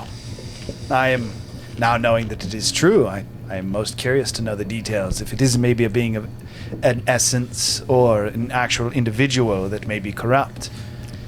I believe there was some kind of fanatical individual in town that I heard Yeah, about. I'll have to look into his whereabouts. Wasn't me. Yeah, he actually... Wait, he went north, right? Northwest. Yeah. I just don't know. Plaza. I don't remember the place. Plaza Plains. There's a gentleman that went up there. He is quite fanatical, but very good at what he does. So you know him. Yes. Would I be okay to meet with him? Perhaps question him a little. As long as you're discreet about it. Wonderful. I'm very good at that. Well, I believe that's all I currently have for you as of today. Thank you for teaching me a little bit more about you. I think it'll be fun to work with you all. Again. True. It's been a few years, though, so... Yes, it's going to be quite fun. Let me know if you have any questions, and I'll get you as much information as I can on the journey. We'll have the means delivered to Miss Brightmoon's ship. She should be expecting you. All right. Sounds good. Thanks for all your help. Appreciate it. To a chaotic future? As he stands up and goes to leave the room Just himself. to reiterate, Malik as well. He nods and he says, yes, aliases from... If all the gods are involved, perhaps I'll look into more than just him. Well, I'll try and find true names, I guess you could say. Who was the god? Was it Shar, the elven lady, that was like pushing it? They thought it would be either Shar or somebody else. Well, it was you guys. The only gods that you could, or specifically that Zephyr could not attach an image to, and there was an elven lady, was either Shar. There's three options. So it was either Shar. Apologies, I gotta go through The these Raven again. Queen. That's the only. The two Raven you told Queen was us. another one. With and their then mask off. Yeah. there was a third individual as well. And there was three gods that he did not know of, or know the visage of them. The last one would have been Loth. Just with her being an elf, apart from her not being Drow, it could have also been Loth. I think I didn't say that before, but that was an oversight on my part. You technically could also believe that it would be Loth due to her elven nature and not being able to actually see color on them. They were more so like water images. Who was the one that Malik was more so speaking to? What Malik was mostly talking to Bahamut and Tiamat. Bahamut, Tiamat, and Morden were the main three that actually were talking. And then he specifically focused on the Wild Mother, who was crying, seemingly crying into Tyrell's, effectively just crying on his shoulder. Tyrell being another. Effectively, Tyrell and the Wild Mother kind of work in tandem together. With that, you guys are left back alone. If there's anything you guys wish to discuss, you could. If not, this is where we go into the 2 weeks. 2 week time skip. 2 week downtime time skip. Yeah.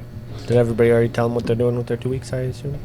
I mean, being as we're going to be traveling to the docks anyway, is what I heard.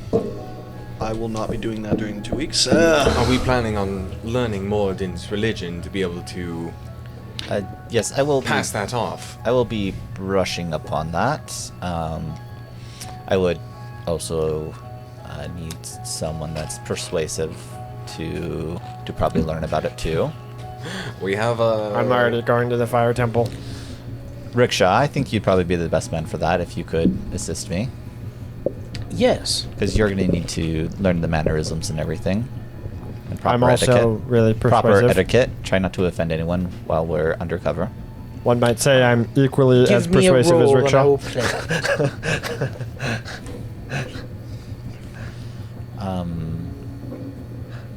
Okay. So I think that's what me and Rickshaw are doing for the most part. Obviously, we're... You're also, so what you told me last time, and this Yeah. would still be a thing of catching up on your region, effectively just doing upkeep, and that stuff. getting reports from your quite competent, due to the insane roles, right hand man.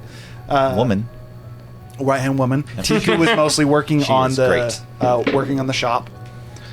Restaurant. Gurgle is going to be going to the fire temple. There is going to be a Restaurant. little something there. Do you just want to go with Tiku? Gurgle to the fire temple? Yeah, I mean, we can do that while we're... Okay, so Probably take Rickshaw with us, too. Just because it'd be a good chance for him to mingle with the Clergy. clergy and get used to them. Okay.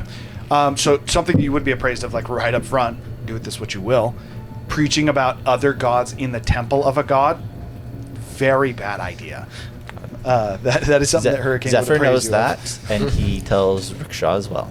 Be like, Rickshaw, now while we're in someone else's domain, try not to spout off your preachings of nature children, unless you want to I be was actually smited by gonna Moradin ask on the spot. which one specifically I would be working towards first, but I can send you Fine. Send them to me. to Discord. And yeah, leave the just- pamphlets Use some of their names though. Leave the And then, pamphlets. Are you doing anything? I'll leave the pamphlets. Don't bring them with us and leave them there. Are you doing anything apart from the restaurant that you want to focus on for the 2 weeks, Tiku? Gathering weird ingredients. Wyvern and triash and How much are you willing to spend? Whatever I can find.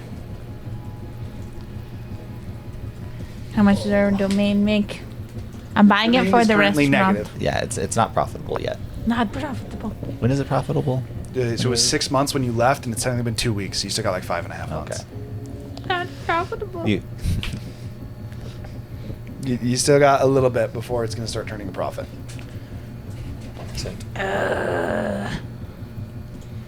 You just want to work on the restaurant? I'm looking how much money Tiku has. So we actually got it set up where like Nothing. the common folk can come in, have like some cheap meals, but we got like the higher up seats that the nobles can Yeah, you like have look down upon the commoners. As it should be. Yeah, Tiku's gonna do that and visit the Paka. Okay, so that one's probably going to get played out, and there's probably going to get played out. I'm going to Zephyr's supposed to make me a door, a Packer door. firstly try to learn. I I was wondering if you could just send this to me via Discord or something. Learn all the names of all 17, you said, major gods? 20 something. There's going to be there'll be a religion check. But You could on work top on of it, that or religion no. check, I'm going to be restlessly trying to learn things about Bane. Specific concept: would Bane surrender if he was going to die so that he could get more power later? Make a religion check. real quick. Ooh, Just- dirty 20. Just to explain, I go to Tiku's room for her. Go into her closet that she doesn't use, and mark the door with Packer's mark for her. Okay. Pop my head in, tell the Packer like, Tiku's coming, and then leave. Technically, you have to open the door for her, but yeah. Do I have to open the door for her? You said 20? You have to Dirty be 20. the one Okay, to mark fine. the door. And I open mark it, open it, and then walk away. Yeah. I'd say that you are able to get the names of the major gods. You are not able to. You don't know their visages, That's fine. I was mostly looking for or the you're not names. be able to memorize them. I can send you the names of the current major gods of the world. And of then, like, Canfor. just, like, small description of, like, this is what this god does. Like, or either, like, nature, mother, god of the forge, god of The names lies. and what they're the gods of, I think is what he's Yeah, asking. names and what they're gods of. Okay. And then, yeah. Anything I could figure out. I would Bane say that you'd be able to get a specifically- small amount in that regard. Specifically, is Bane willing to surrender for power? Bane is willing to do literally anything for power. However, even more than power, he's willing to do anything for a fight. Anything and everything. Would he avoid a fight if he knew he was going to lose? No. No, That's he why I would wanna not. He looks for fights like that. And then in that scenario, would it be like, okay, now that I'm losing and I've given it my all, do I just like lay down and die? No, you do whatever you can to survive still. However, he literally spends his life looking for people to fight him.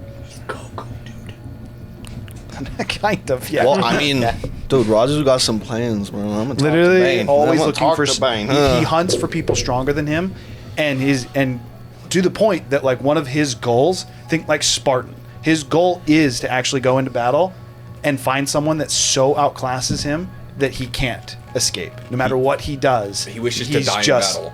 He dies.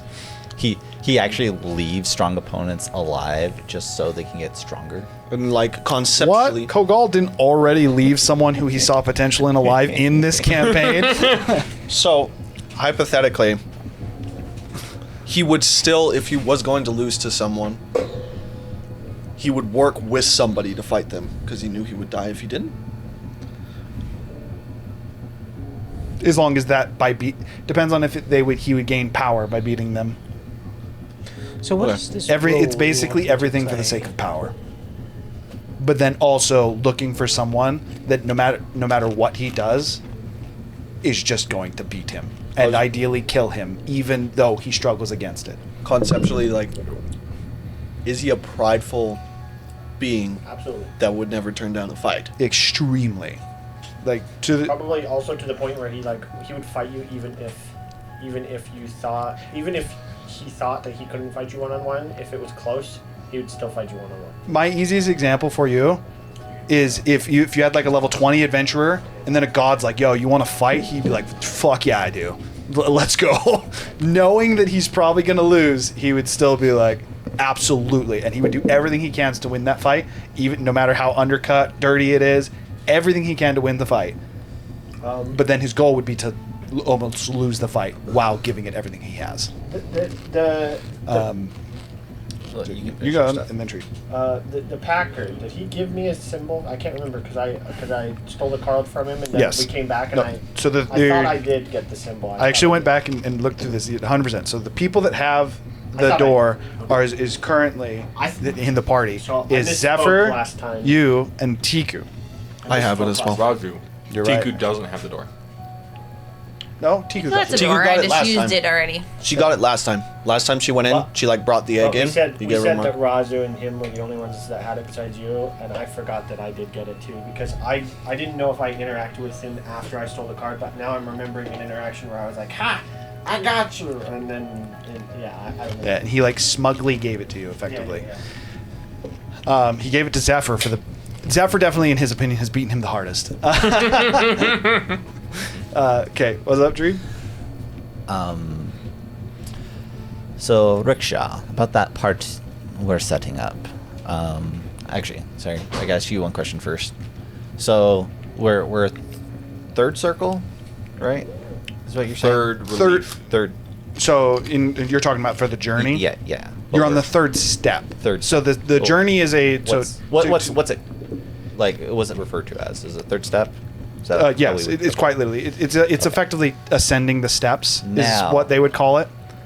I assume we have effectively a shepherd, right? We're the sheep. We have a shepherd that's kind of like leading us. You do, however, so Hurricane would tell you this. Well, you're that's him. In this case, that's his role. Oh, This rip is alley, anyways. So whatever that person's called, I don't know what rank that would be.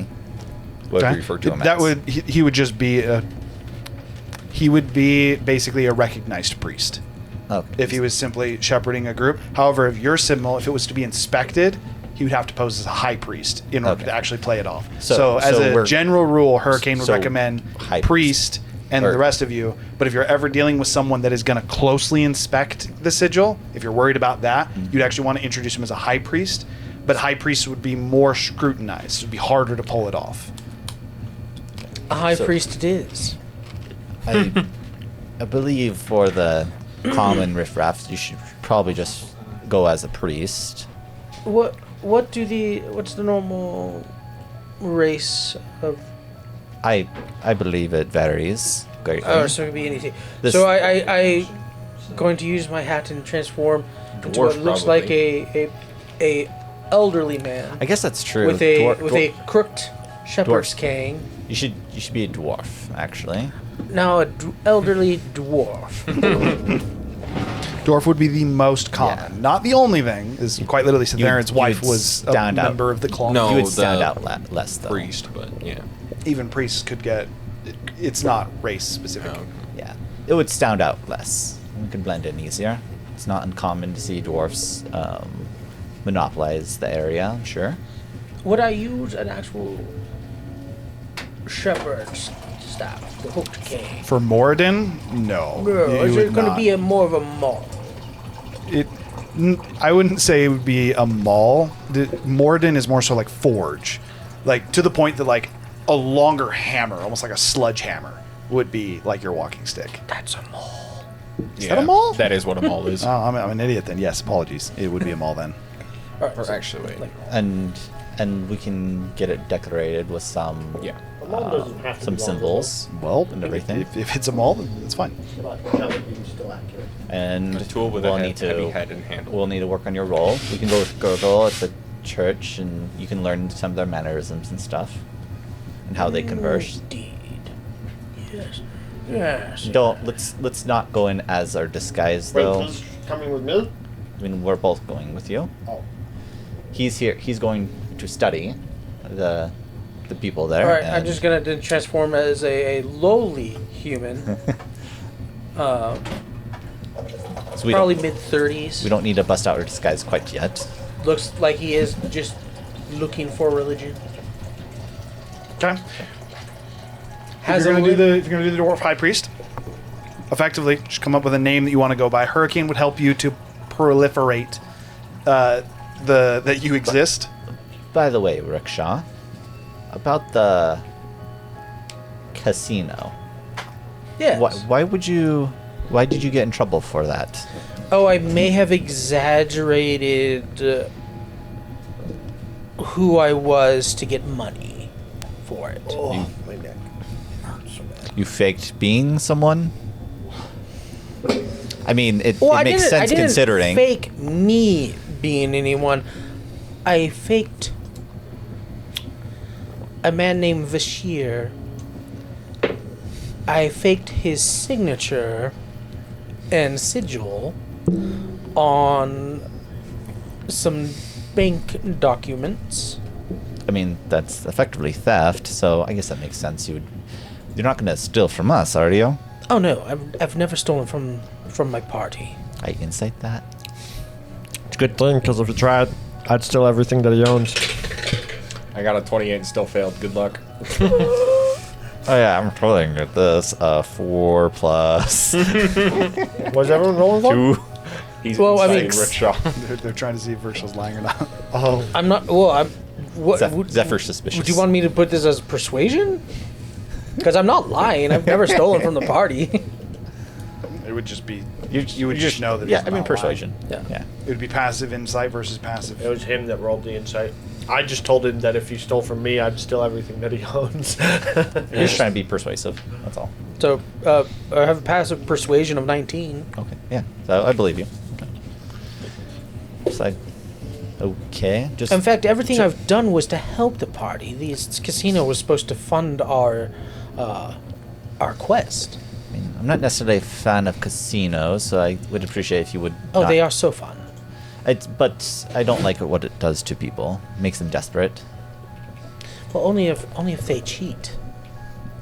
Zephyr has a thing about beggars that go down the drug I have a problem hole. with greed. Oh yeah, so do I. Then why would you open a casino? Well, because it's a good way to make money. But doesn't that instill greed in people? No, it exploits their greed. Yes, the greed but- is already there. But by it existing, though, you just perpetuate it, right? Because they go chasing their losses. Are you trying to convince him, or are you trying to convince yourself? I'm trying to convince him not to open a casino around us. Oh, if you don't want me to open a casino, I won't open a casino. Okay, I'd appreciate that. I mean, you definitely seem more of an opium den kind of guy. I don't want that either. The last people that were into gambling and opioids, he thunder shouted them and they died. They were trying to mug me. Oh, self-defense. Yes. That's a bit of a stretch. Sounds like self-defense to me. That's not a bit of a stretch. What are you? He held up a coin Anti-magic rights? in the middle of a no. I'm just saying they were trying to rob him. So it's self-defense. They were trying to rob him. I'm just saying I don't think that they were trying to rob him. So, if you walk down the black market alleyway, Why would you not think they're trying to rob him? Because he gave a coin to one of the other beggars, and then they got excited and told all the other beggars, and then they came to him. Yeah, hoping so to they're get trying to coins. rob him. No, they came to him hoping to get coins. They didn't. Yes. They didn't actually stick their hand in his purse. And then No, because he was smart and didn't let them get that close. Is that correct? You saw the threat coming towards you and you ended it? And then I threatened them all, And then they didn't back He off. even gave them Cue- verbal cue warning. an argument on what is okay and determines self-defense as you guys are proceeding to the Temple of Moradin. Upon arriving at the Temple of Moradin, we'll go through things a little bit Zephyr quicker did in nothing terms wrong. of what we're doing. First thing, a couple things that you would need to figure out that you're able to learn. The first of which, the most sacred of arts of the follower of Moradin. Aren't you an Murderadin assassin? is what I almost said. Murderedin. Of Moradin is Did you say forge art? or craftsmanship, specifically. Are you not an assassin? To the point. No. Oh. Okay. All right. Continue. So to the point that when embarking on these different steps, one of the things that you're actually what- you what have a would mission you think of. that? Dude, why do you stop talking? Wait for me to talk, then talk. Sorry. I literally paused so that you could talk. You didn't talk, and you started talking after I talked. My bad. Are you good? Well, it's We're good. well, because of this whole setup and the daggers. I don't have daggers. Also, he would be hooded. He just Oh. has a whip at his But side still, you catch still, glimpses of. you're dressed like an assassin, I have elven chainmail. like an assassin would.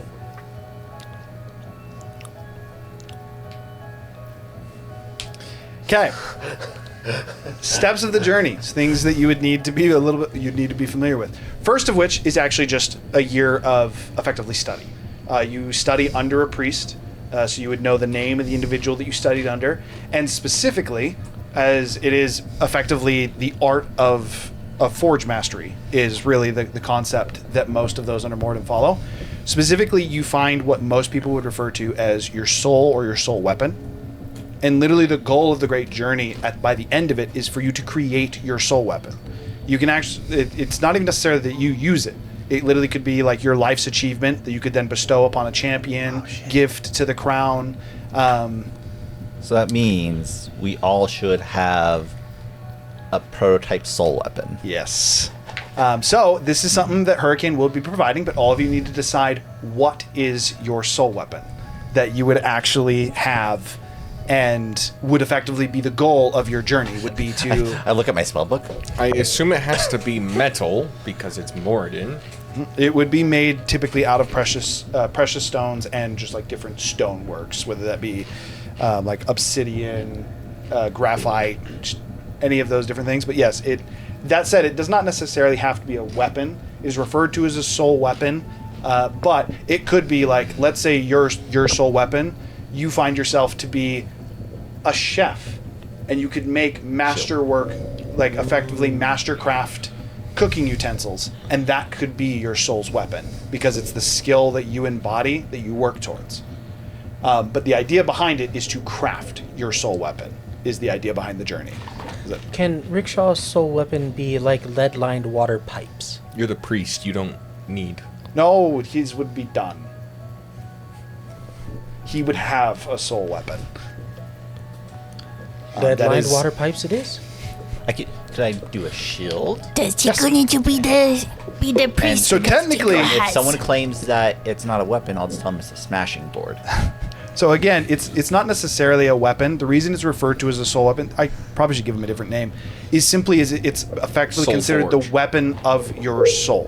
Whatever it is that you feel is the most like pertinent piece of you. The reason I used cooking utensils is because Tiku's like whole thing has been cooking, and that she really works towards that. So were she a follower of Moradin, Flesh her soul splitter. weapon would actually likely be cooking utensils. Flesh splitter. Could call it a soul forged. That said, Or do I do you my guys can armor? pick whatever you want. The reason that it's important to know, though, is whatever you pick, if someone questions you on it, you would need, effectively what Hurricane would tell you, is you would need to be prepared with a story on, like, how does this embody you? What led you to find this soul weapon? So that is what you'd need to consider when making your soul weapons. Yours would, again, you would actually have a complete one if you're going to be the priest or the shepherd, as it is for this particular group. So you can have it be whatever you want.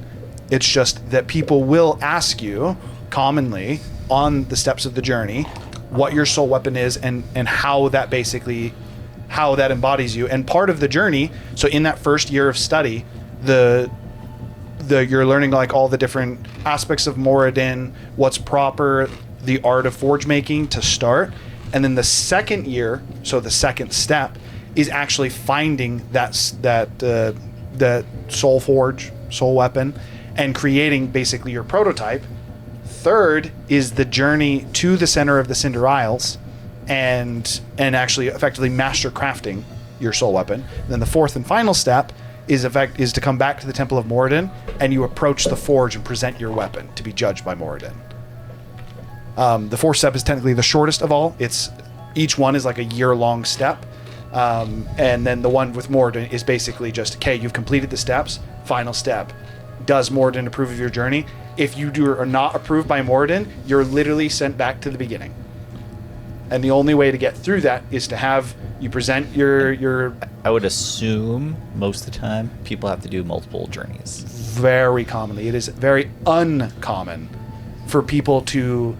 It's actually not that common for people to complete it because they can't find their soul weapon. So that would be like they can't find their purpose. There's going to be like an 80-year-old man that's like, this is my 10th time.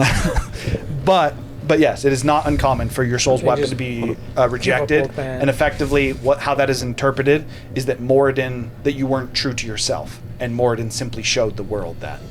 And you have a very young dwarf. This is my 10th time. 80-year-old dwarf. And you got an 80-year-old guy, 80-year-old dwarf. This is my 10th time. I've been here 12 times. The dwarf's like 110, looking hardy. But yes, so those are the steps of this journey. And so Hurricane recommended you guys are on 3, which is the embarkment to the Iron Core to masterwork your weapon.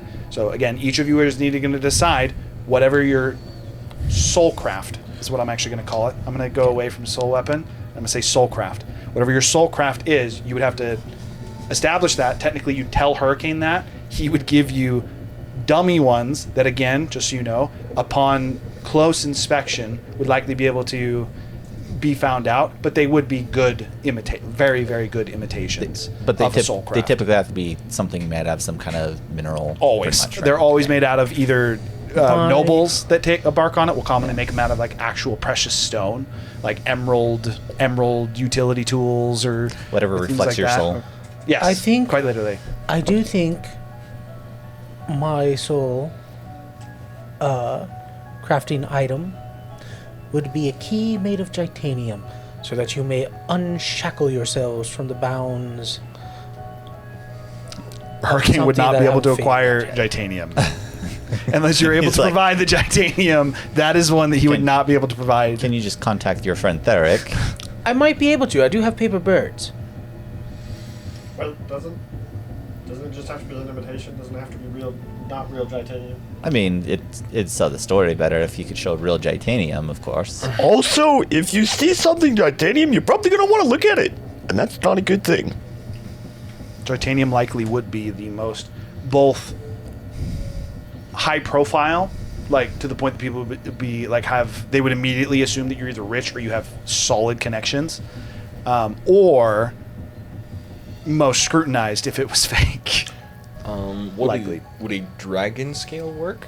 Yes. For precious metals? You can hard material would be the better way to say it. If you could make it, think of it, if you could make it into an actual blade, like a weapon, if you could use it in blades or armor, you could use it for your soulcraft.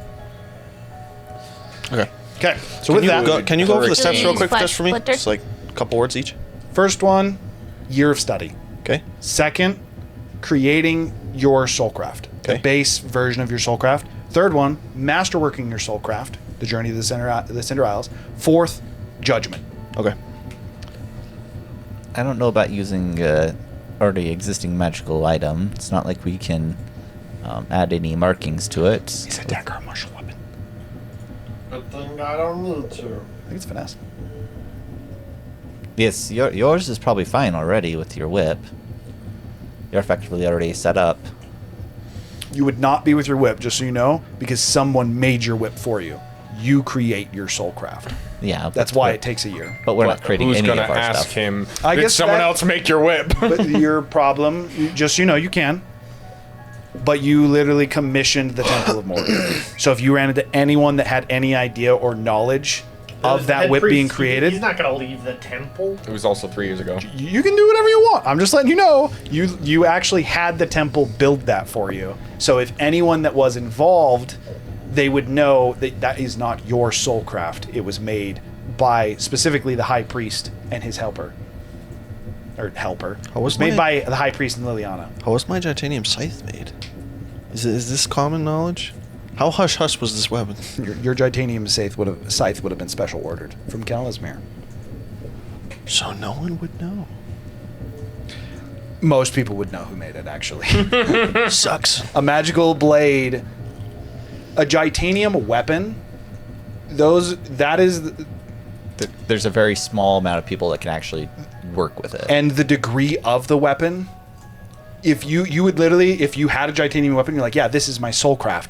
They would immediately, the assumption, and you'd have to be able to like play this off however you want. They'd be like, this is a like master of masters of the forge. And Titanium is very powerful, but it is also the single most it's the hardest material in the world to work with because it is effectively it almost functions as a living object. So being able to properly forge with it is extremely difficult. Actually getting it to form into a blade and keep in that form and you have to persuade it to do what you want it to do. Effectively. So, if you want, you guys can make whatever you want be your soulcraft. I'm just letting you know, Roz, like what you guys are going to be going through. Your if weapon might someone be a little questions too your soulcraft. extravagant. We're just gonna stick with some like obsidian sickles or some shit. Okay. One other thing that he would be providing to you. So in this time between Dalaran and Hurricane, you guys would be provided with the items that we discussed for each of you. And then, in addition to that, Hurricane would give each of you a ring. This is a variant disguise ring that basically allows you to hide your equipment only. It effectively, what he's doing, what the ring does, is you bind your equipment to the ring, and while wearing the ring, the equipment cannot be seen. It would be invisible. So if someone could see invisible, they would be able to see it. But your armor, your weapon, all of that would be invisible, which would allow you to give off the presence of anything you want. You wouldn't actually look like a party of adventurers. So we just like wear our robes underneath our armor, and then our armor's invisible. I mean, I'm already wearing with rich people clothing. Does that work? You can't wear rich people clothing while also wearing It's a armor. clergy. Also, you can't just wear it over armor. Unless you want to look like that ridiculous dude, that noble that like has never seen a battle in his life, and he comes out and he looks like just stupid as hell. That's what you'd look like if you're wearing it. If you're wearing a. I feel like I'm already pretty famous among the priests in that specific temple anyway, though. So anybody that would notice the whip would have noticed me. I think we're all going in disguise, so we won't look like any of us. Completely up to you. I'm just Because giving you. So you guys I'm are pretty sure they're going to know me as well. You guys are doing research on what the steps are and literally, what like, you're looking at. This is the information. I'm literally like the second strongest religious symbol in the city.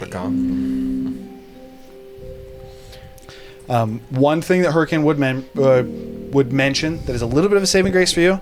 Most of the people that have embarked on the journey that would be on step 3 would have been wholeheartedly devoted to the Church of Moradin for the last 3 years. So the events of Zoprakar, they would actually not be as privy to. Oh, but I'm sure some high-ranking officials are. Oh, 100%. there. And again, that's why he was saying that, like, if your sigil was scrutinized, or even yes. your party was heavily scrutinized, your disguise doesn't hold up against Heavy informed. Well, not even necessarily heavy scrutiny. That's probably a wrong way to put it. Because if you were heavily scrutinized by a group of Informed scrutiny.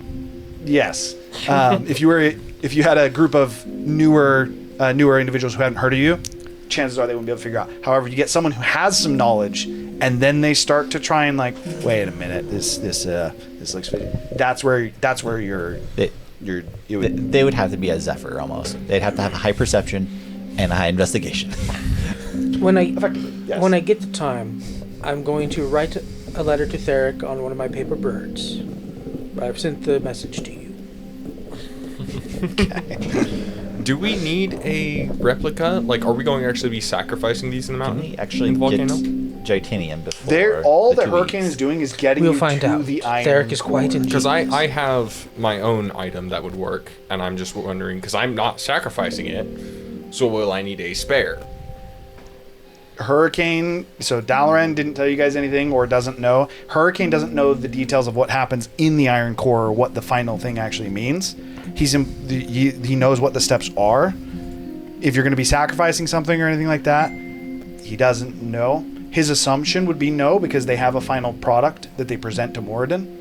And Because I thought you basically put it in the flames of... for judgment, yes. Yeah. And if it is judged poorly, then yes, it is destroyed. But that's So that's what I'm asking. That's- Are we going to be sacrificing No, the item? flame- I don't The think flame- you guys are planning on proceeding to judgment. Judgment is back at the Temple of Moradin. yeah. That's. Oh, I that's thought the it was in the primordial. volcano itself. No, No, you you stick it go in the to magnet. the Iron Core Yeah, you to stick it in create the mastercraft of your of your It's the soulcraft. Forge of Forges. Effectively, yes. But you So then stick- wouldn't we be in step 2? Because we're going to the volcano?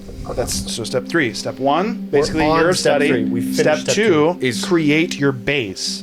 So create your framework, and you Got spend it. basically you learn it. You spend a year studying forge making, like forge mastery, and going through that. And by the way, these are not definitive time frames. This is just how long it typically takes. 3 is the year-long journey to the Cinder Isles. This is actually where Liliana was. It's the year-long journey to the Cinder Isles to create the final product of your soulcraft.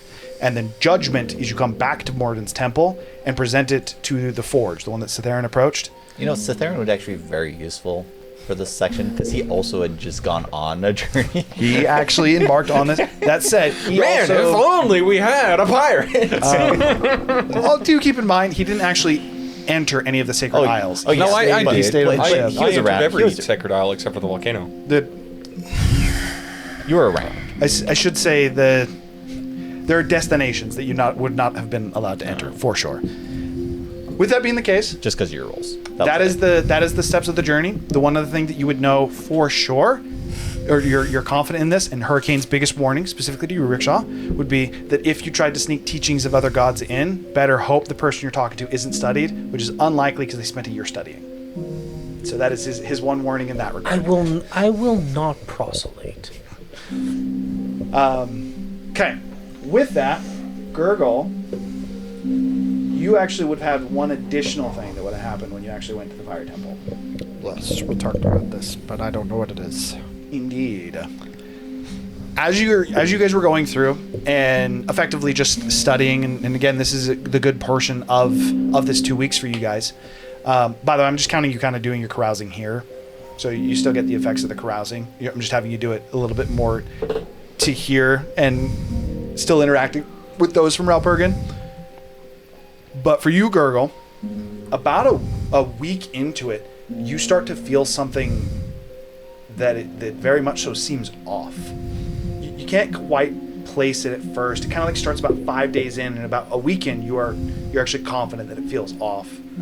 You actually start to sweat a bit more than you do.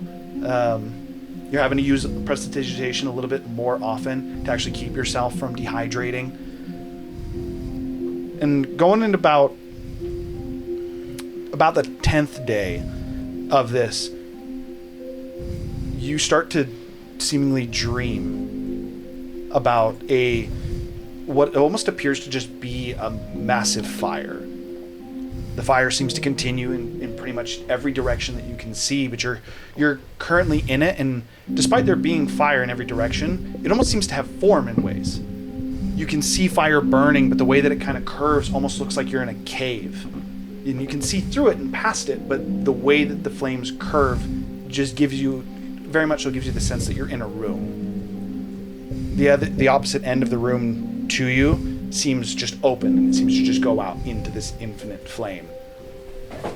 And you get the sense that something is in the fire, almost waiting.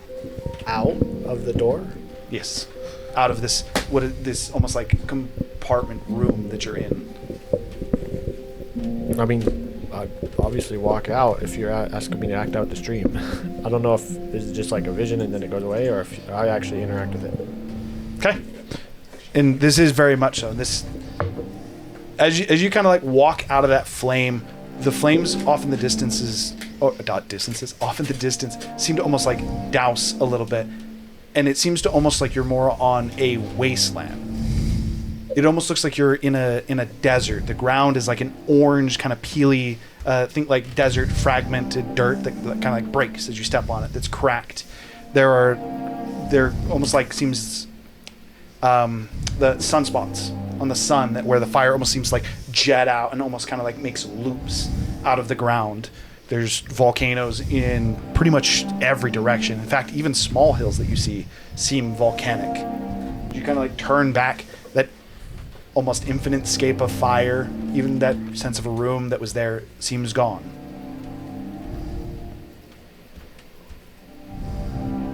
And you kind of like look around. It seems almost endless in every direction. The spouts of flames continue, but as you kind of like look at the environment, you see many like holes in the ground almost, where it looks like there would be like that eminence of a sunspot. Or you see a volcano where the lava seems dried. The area just seems, by looking at the nature of it, despite how much flame, like lava, volcanoes you see, it seems oddly calm. It kind of reminds you of the fire plane, but doesn't seem nearly as hot as it should. Are you there, Magnum? Kind of like look around, waiting for a response.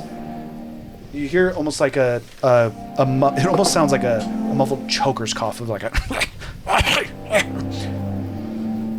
You kind of quickly find yourself turned. You see what is it almost looks like a small jut of rock, and it's just like a little clove. And under it, you can see what appears to just be a hunched, like, small figure. Currently, he's holding out in front of him, and he just seems to have a large... the outside of it seems black, but it's thin enough that you can see in to see this, like, burning... It almost looks like the light spell. It almost looks like an orb of light, but the color is red and blue, green... You can tell that it's fire, but it's just all these different colors of fire that all seem to be mixed, contained within this orb. Looks very similar to the orb that you have, the Obsidian Heart Key. And this individual seems to just be holding it in front of him. He has like rags that look burnt in places. There's holes where you can see like little splotches, what appears to be green skin. And he's just kind of hunched over, holding it, and just kind of seems to be periodically coughing. Hello? As you say hello, Was I not supposed to look? he just looks up at you. Who are you? What? He looks down. He is actually hard to understand. Like, his voice seems rasped, almost like he's dehydrated, hasn't had water in much, much too long. He looks down at the orb again. He says, "Did you escape?" And he kind of like brings it up and brings it a little bit closer to his eyes and goes, "No, Rocco? there's something different." Sets it down. As you call it Rocco, he kind of confused stands up. He says, "Gregor?" Yes? No. Where are we? No. He looks down at the orb and says, This isn't right. It's the time. You're not supposed to be here. You said..." And then the next word, like you see him seem to mouth something, but instead of actually hearing what he says, it almost sounds like just like a roar of fire. It's almost like an explosion that seems to drown out what he says. And looks at... "Ah, I see. Right. Keep your promise then." And then you just wake up from whatever this dream was. Again, the eerie feeling would still be there and feel off. You realize at this point that when you've been in the Temple of Moradin before, you felt like almost like the presence of Magnamemor, the power, the heat, everything like that. You still feel that, but it's different. The heat is almost strange in the way that it feels. Like almost like a bite to it, like a cold bite, almost like nitrogen touching your skin, but to a much smaller degree. The heat literally seems off. It seems colder. Over the next little bit, as you kind of like start to look into this a little bit more, you start to hear the priests in Moradin's temple talk about how the forge doesn't seem to be burning as hot. They don't understand it. This is the first time that they can even recall that there's been any variance. It definitely still works, but it's a notable difference. The blades don't quite meld the way that they were before. And overall, again, the furnace seems off. And the thing that they keep referencing over and over is that it seems too cold.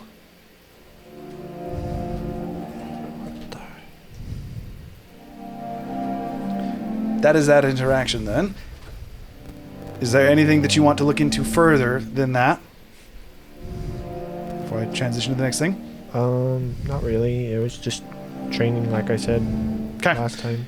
So one thing I'd obviously be keeping an ear out for rumors that people would say. Okay, so you're going to continue to keep an eye out. One thing that you would know, typically both of you would actually notice, Gurgle not only seems to be looking into the information, he actually very much so seems very interested in some of the lessons of forge mastery that are going on. The different ways to actually forge weapons, the way to implement magic or impart magic into weapons, all those different aspects. Gurgle actually seems not only like looking into those to like knowledge based, actually seems to partake in some of these lessons. Very much so. It's a level of intrigue that you only see from someone who's actually interested in the concept. So that's just something you guys notice. With that, before we do your Packer interaction, we're going to go break. We'll be back in about 10 or 15 minutes. See you in a second. Good luck.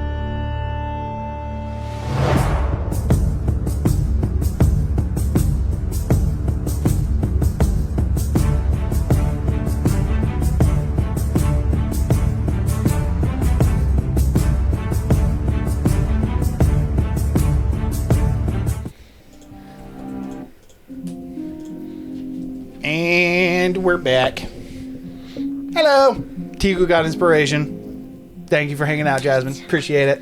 So Tiku and Zephyr both currently have inspiration. So with that, as we just got to the end of what the three of you are doing for your 2 weeks,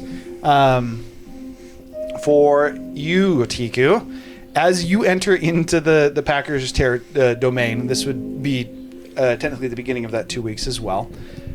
As you enter in, the room is again in a completely different arrangement. The room seems to have moved from a half circle to a triangle this time. Seems to almost always resemble a shape. Every single time you come in here, it has been a shape. Sometimes it's the same, sometimes it's different. Currently, this is a triangle where the door, as you opened it up, it is almost as if the door is on the tip of the triangle. So you're looking in and it kind of goes out and fans out. The boxes are lined on the wall to the right and left of you, kind of just going out to the edges of the triangle. And then on the far wall from you, there is currently what appears to be, again, almost like these ghastly apparitions. There's 6 of them in total that are currently, that are all lined up. And then there's a person standing next to the Packer. The individual is fair to you, very tall, like 5'10", so not terribly tall, but again to you would be quite massive.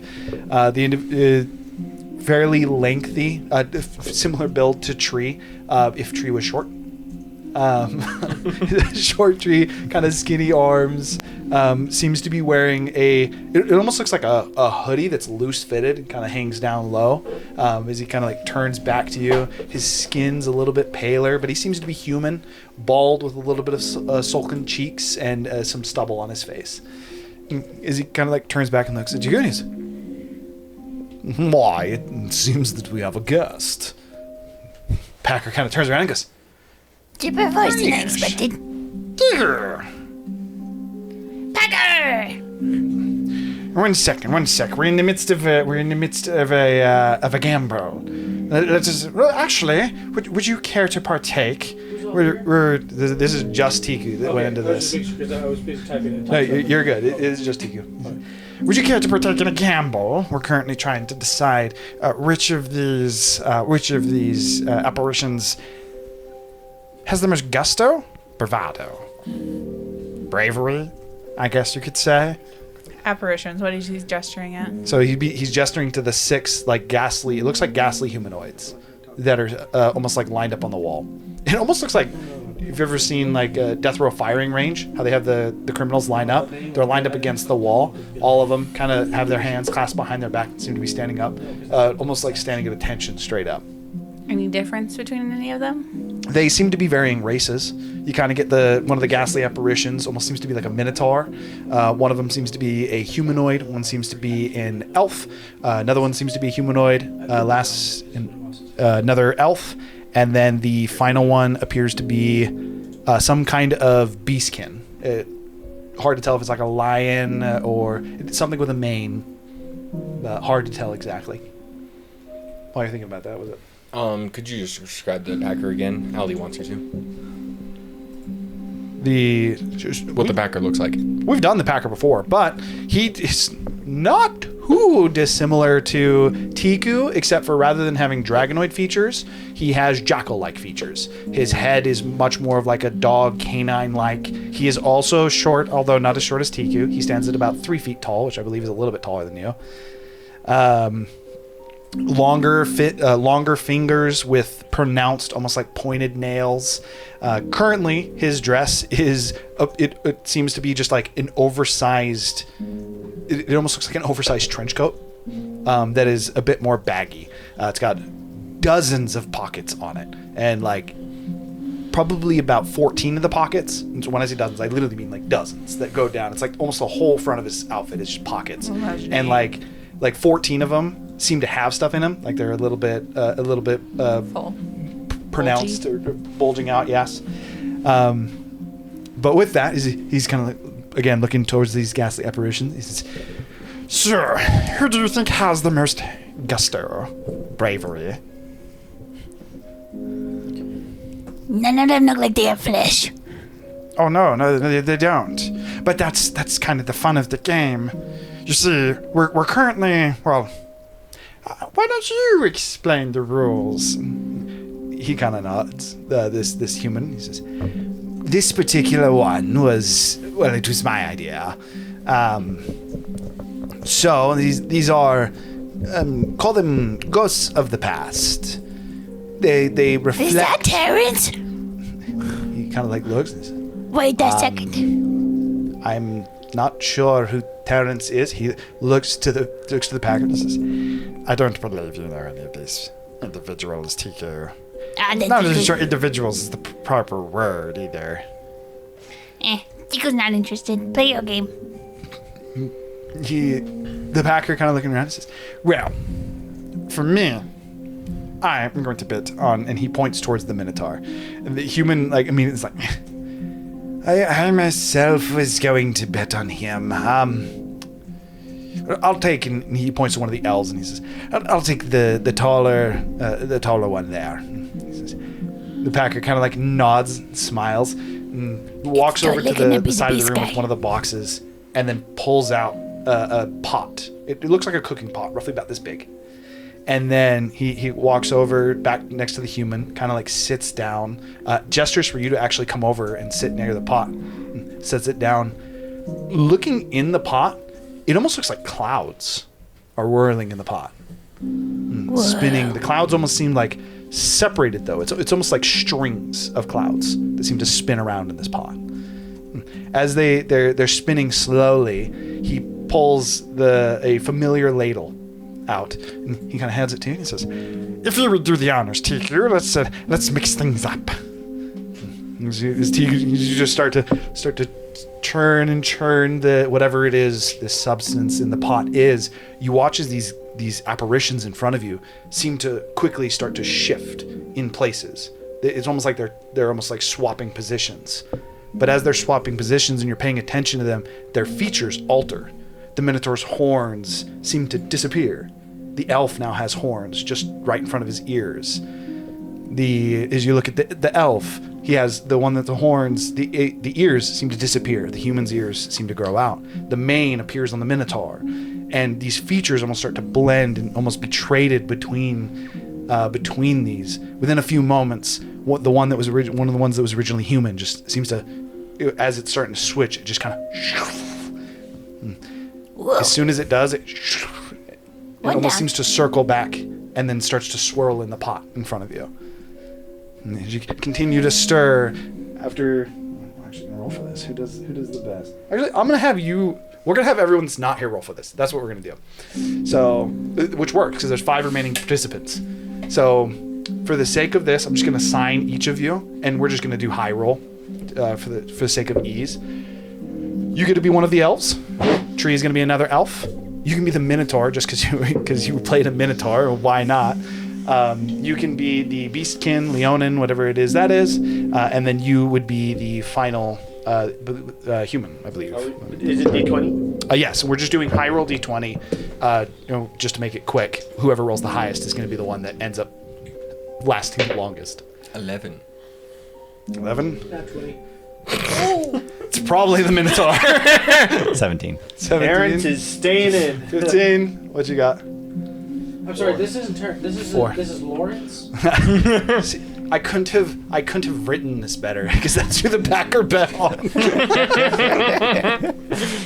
As within this only takes about a minute, by the way. This is probably even less than that. Probably one might say about 48 seconds. So 48 seconds. Okay. For looks like it's a bull's market. Tiku's going to, while she's starting, she's gonna slip a little bit of the dust from the. Is there a flame underneath it? there is a flame. Effectively, whenever the Packer has a pot, there seems to be a magical flame underneath. Yeah. For what it's worth, the flame is green. I know I mentioned that the first time around. I don't think I mentioned this with the Packer. He always has a green flame that seems to burn beneath this pot that he brings out. This is the same pot he brings out every time, but it seems to just change in size. Yeah, Tiku's gonna take some of her dust, fine dust from the hag, Okay. and sprinkle it in the fire like sneakily when she's doing. Make a sleight of hand check if you're trying to do it sneakily.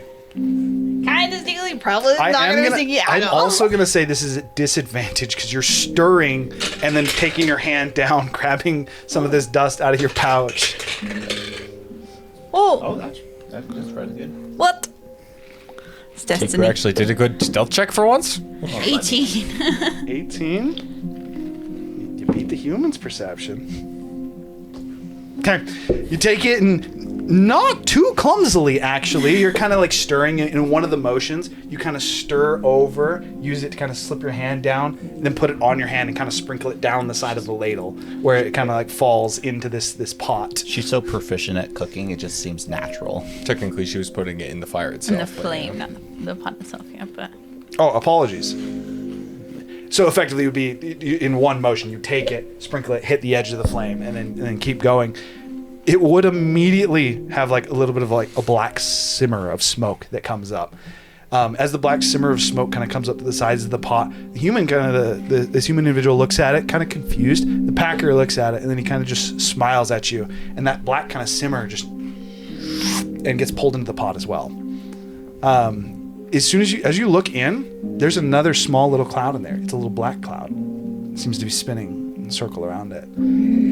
The black cloud seems even smaller than the others that are currently inside. The packer looking inside says, to be a fine addition. Wonderful. Well, it seems you've lost. So, if you don't mind. And the guy kind of shakes his head, says, well, it was fun anyways. And he kind of places his hand on the side of the pot, and he becomes that ghastly apparition and seems to and go into the pot. Another cloud joins this circling, almost seemingly storm inside. At this point, the packer kind of like just reaches to the left and seems to almost like out of the air just grabs a bowl, takes it, grabs another one, takes a bowl in, and kind of takes a scoop, like serving a bowl, kind of sets it in front of him. And he puts another one in, kind of hands it over to you. He says, this is one of my newer delicacies that I've been working on. I was actually meaning to teach you about it. It's he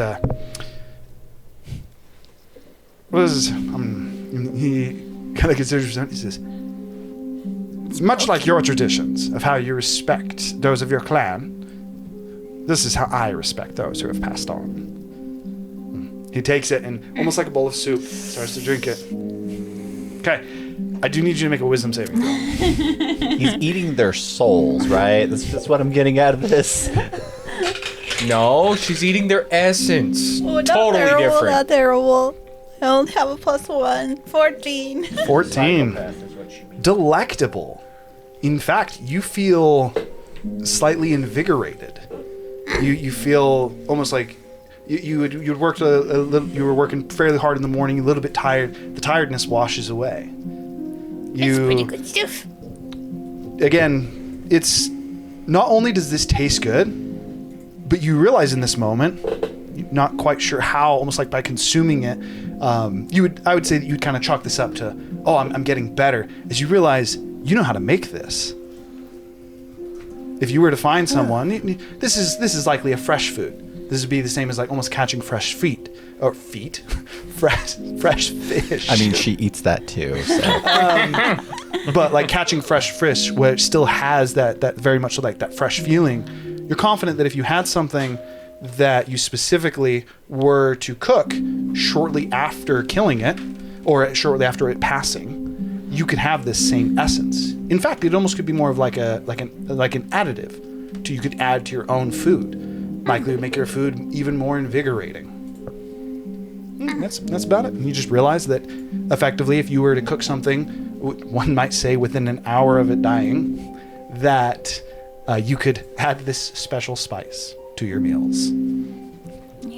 With that, as you finish these two bowls, he kind of like looks inside. There's a little bit left at the bottom, and he says, "We'll save some for later." He again reaches just almost like seemingly behind your head. It almost is like a magician, but actually just pulls a container out of the air. So it kind of like scoops it, and then he picks up the pot. As soon as he puts his hand under it, the green flames seem to douse. He kind of takes it and almost like it's stuck to his hand, kind of like turns it upside down and pours it into this container. Kind of quickly seals it, And then again, almost looks like he just slots it behind your head, and it's gone.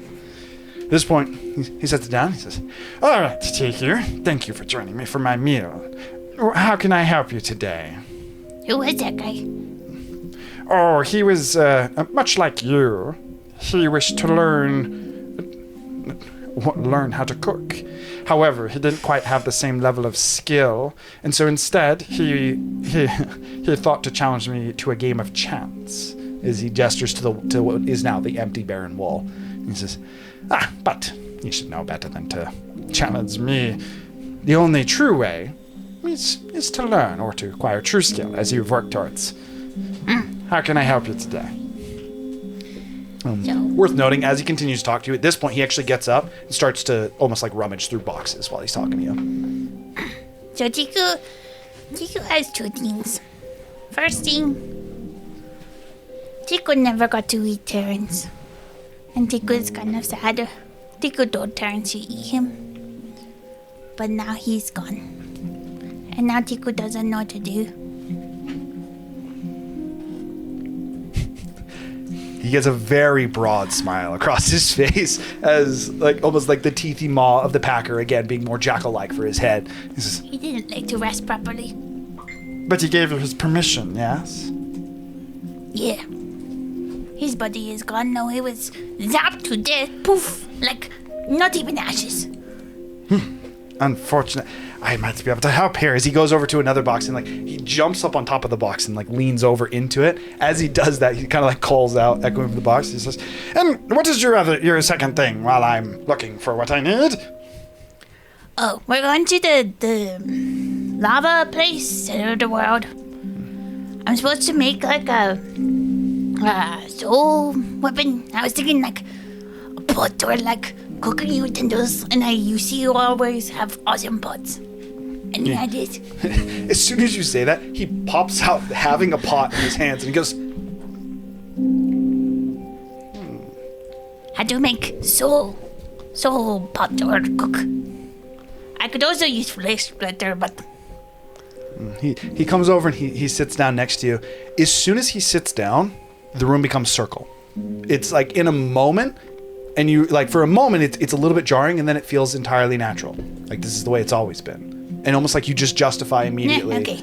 The boxes are now kind of in a circle around. The door that you had come through just seems gone. There doesn't seem to be a door out of the room currently. Tiku's not concerned. Directly in front of you, there's like almost like a small barbecue pit. When I say small, I do truly mean small too. It's about this big. Small barbecue pit that's kind of sunken in a little bit. And as you look inside, there is multiple different colors of fire. Not too unlike what I described for Gurgle, where you have green and reds and blues, blacks, all these different flames that seem to burn together. He takes the pot and he kind of puts it over the hole, just covering it, and that's about the size of the pot as well. I think that you have been a good enough student that perhaps I can give you a gift. To start, if Terrence gave you his blessing, then let me teach you. As he has the pot in front of him, he, again, seemingly pulling out of nothing, seems to pull out a pair of utensils. This is actually a familiar set of utensils that it seems to be the ones he uses when, effectively, as you've interacted with the Packer over time, these utensils would be anytime he's like, I have a masterpiece idea, effectively, he pulls out this specific set of utensils. It's a fork that has 3 prongs. The 2 prongs kind of go off to the side and then up, almost like a trident. And then the third is just in a straight line. Again, it almost looks like a trident head down to the handle. A prong, so 2 of them, right? So 3 in total. So there's the 2 prongs that kind of curve up to the right and left, and then a single straight one. It looks like a trident head, but flattened. I was just hit with some inspiration. Can I speak with you? Give me 1 second. In regard, but for the second utensil, it almost looks like a variation of the ladle that he usually uses, but it's a spoon that as it goes up to where the typical spoon would be, it just curves over more. To where it's almost as if you had a ladle, but rather than it just being the circle base, it kind of curves up. So you could even have it on its side and use it like a spoon, or you could use it like a ladle, depending on the angle that you have it at. As he kind of has both of those in it, and he He takes the fork, the trident-like fork, and he starts to almost like poke at the bottom of the pan, and it looks as if almost like holes start to appear in the metal, to where you can kind of see that those different colored flames that slowly almost start to simmer up into the pot. As the fire kind of almost like breaches the bottom of the pot and it fills it, it almost looks like there's only one color of flame that's coming through. It's like almost like a deep brown flame that's coming through the bottom of the pot.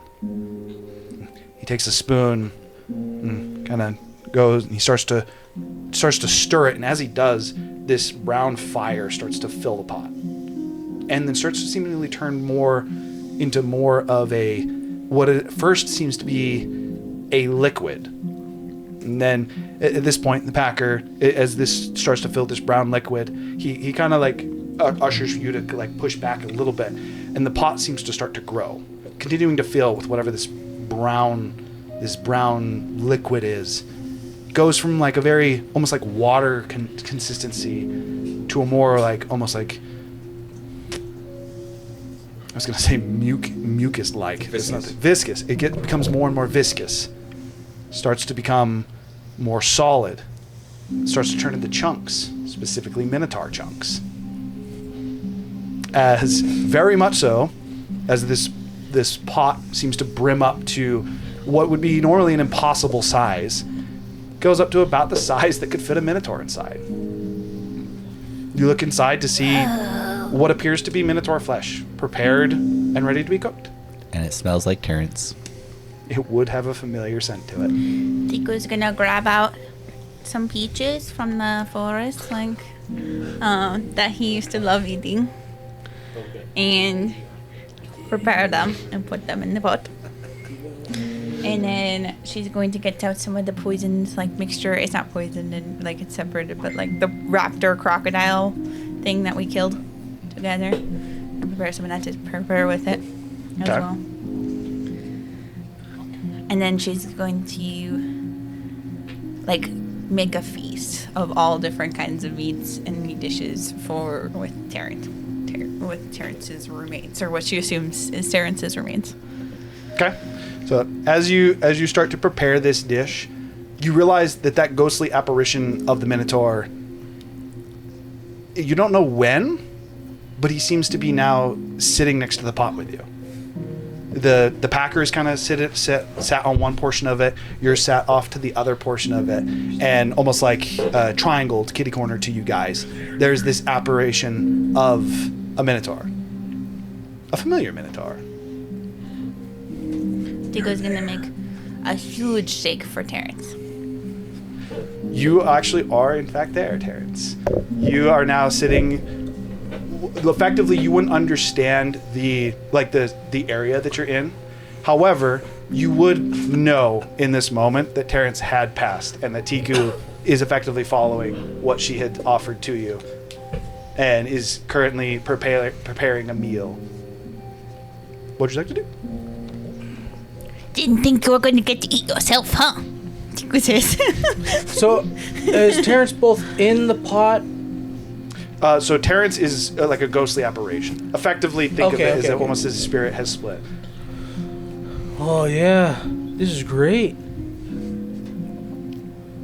Hey, what seasonings are you gonna use? Your favorites, of course. Yeah. Some of that pineapple? You got some of that pineapple? I do. Yeah. I also already added the peaches. As you start to prepare the meal, I actually do want you to actually roll for this cook. Oh, okay.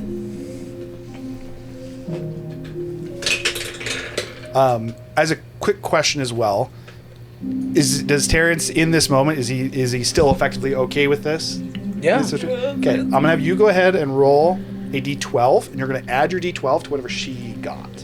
Tiku's gonna use our inspiration. That was quick. It's Terrence plus I got a plus 2. Of course I'm gonna use Plus it. 2. Okay, so you get an additional plus 2 on top of whatever your roll is. Only a 2. Oh no. That's okay. Inspirations are meant to be used. 22. 22. Okay. As you prepare what to you, Terrence, is honestly probably the most delectable meal that Tiku has made. It is the meat is hearty as you would like it, filling, which both I would say almost like gives you a sense of pride in yourself, and at the same time it respect for the cooking that Tiku can do, as yes, you would effectively get to share a final meal with Terrence. I could finally move on. You're just like, your ghost was just like, haunting the coastline because you never got consumed. Yeah. Tiku uses all of her I couldn't even exercise. peaches and stuff that she has left. Well, someone came and exercised you. Someone tried. They're dead now. They're dead now, yeah. And the spirit was next to me the whole time. He was giving me like the stink eye. And it was just a really awkward silence for weeks. Okay. As you guys enjoy what is Terrence's final meal, as you're finishing up the meal, you start to see Terrence. I would say you notice this more than you do, Tiku, but you almost start to feel almost like pulled into the pot, and it's a bit confusing at first.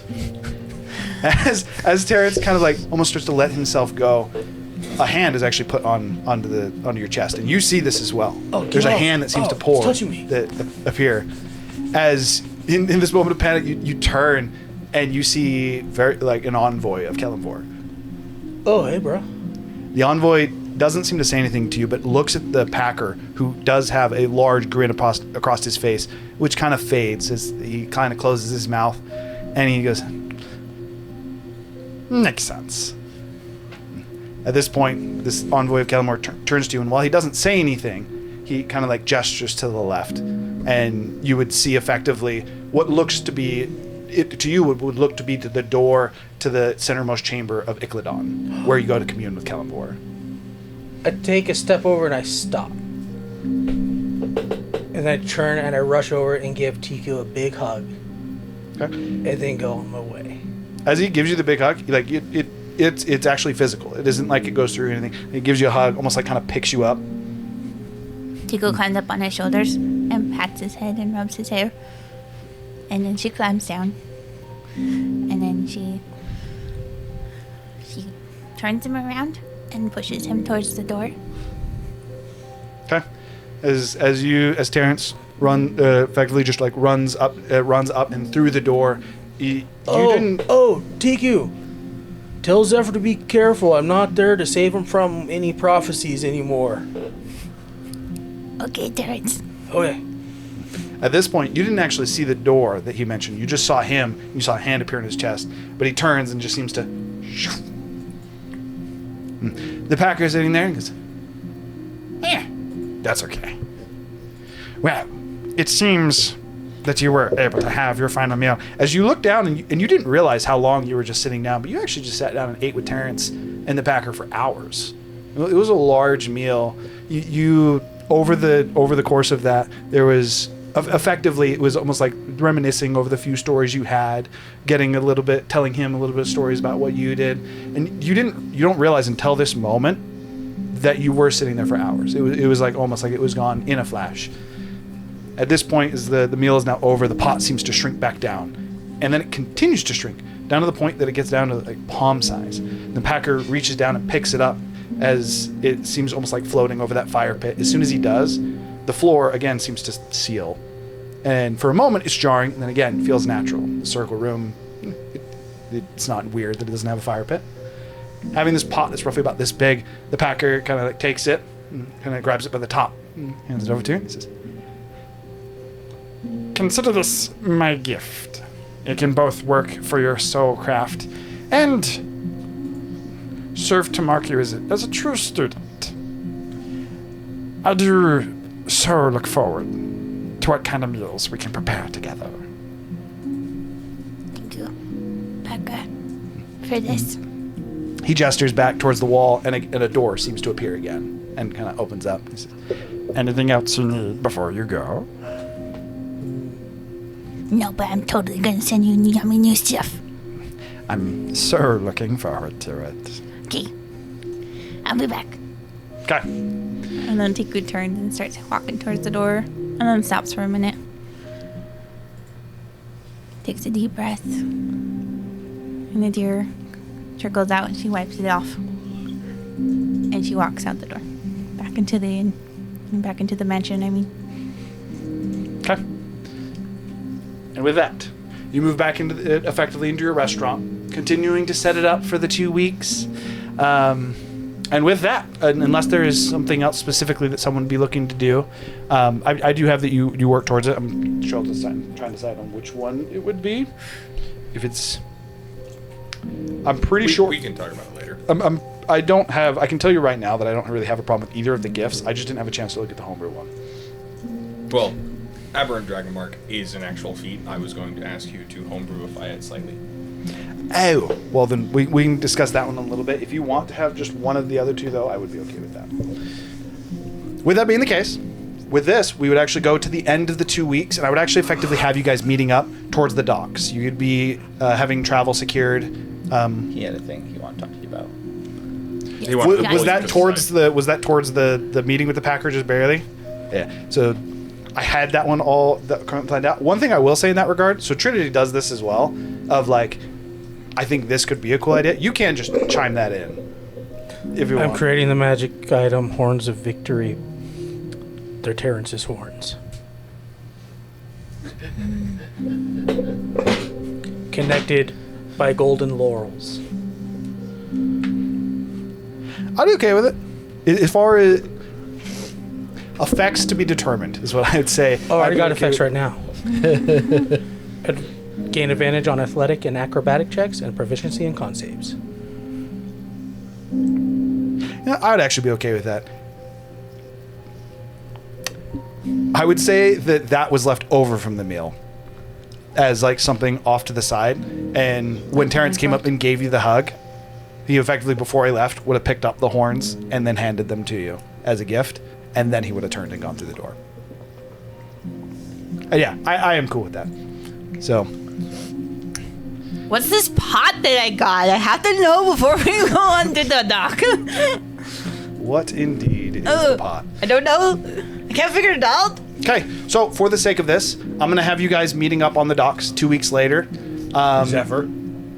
Those horns. I really want to know what this is. Zephyr looks at her. Those horns look familiar. Tiku is wearing a horn. I don't know what it does, but I am wearing it. Based on what it does, it would require attunement, just so you know. Okay, it's just on her head right now. I'll look at the item. I might overturn that, but for now, I'm going to say that it does. I'm going to do a history check on the horns. Just to see if I recognize them. Yeah. Did we get our items during this time? For the sake of this, what I'll say is you guys meet up on your way to the docks. As I'll be describing what the docks look like, but you guys meet up on the way to the docks. If there's any other conversations you wish to have about the 2 weeks that you had. 13. Looks like Minotaur horns with golden laurels on them. A little bit odd. All right, whatever. Did you say requires? Move on with my day. For now, I'll double check it in a little bit, but for now I'm going to say yes. And then so again at this point you guys would meet back up. I would put you like 1 day out from the docks if there's anything you'd wish to discuss before then. If not, we would just move to the next day where you guys are at the docks. You killed a cow. I was gonna talk to Squawk. You killed the cow. Talking. Yeah. Or try at least. I finally was able to fulfill my promise to Terrence. Out of session. Because I don't think it's going to be immediately applicable anyways. Just remind me, and we will have that conversation probably outside of session. Okay. And I'd effectively have that you were working towards it, and then the interaction that we had talked about will happen. Probably at some point here. Okay, I apologize. I interrupted you guys. Go ahead. It's all good. Did we get our other item?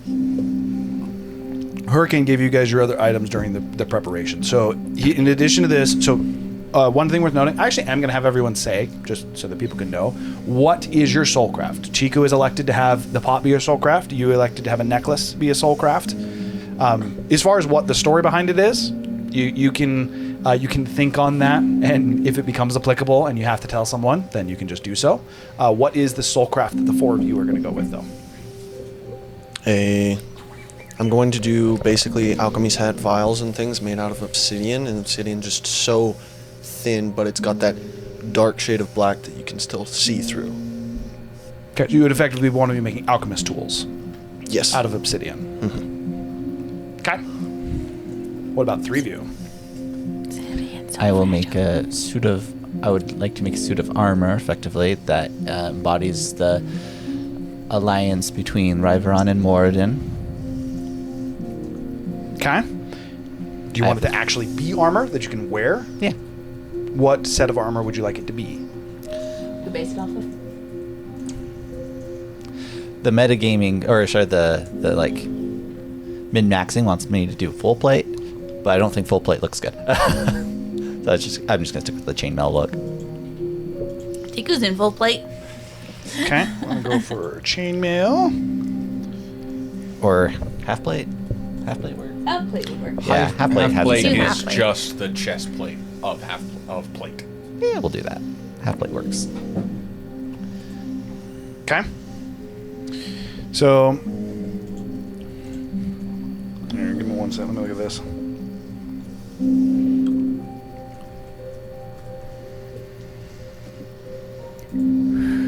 So, what I would say is,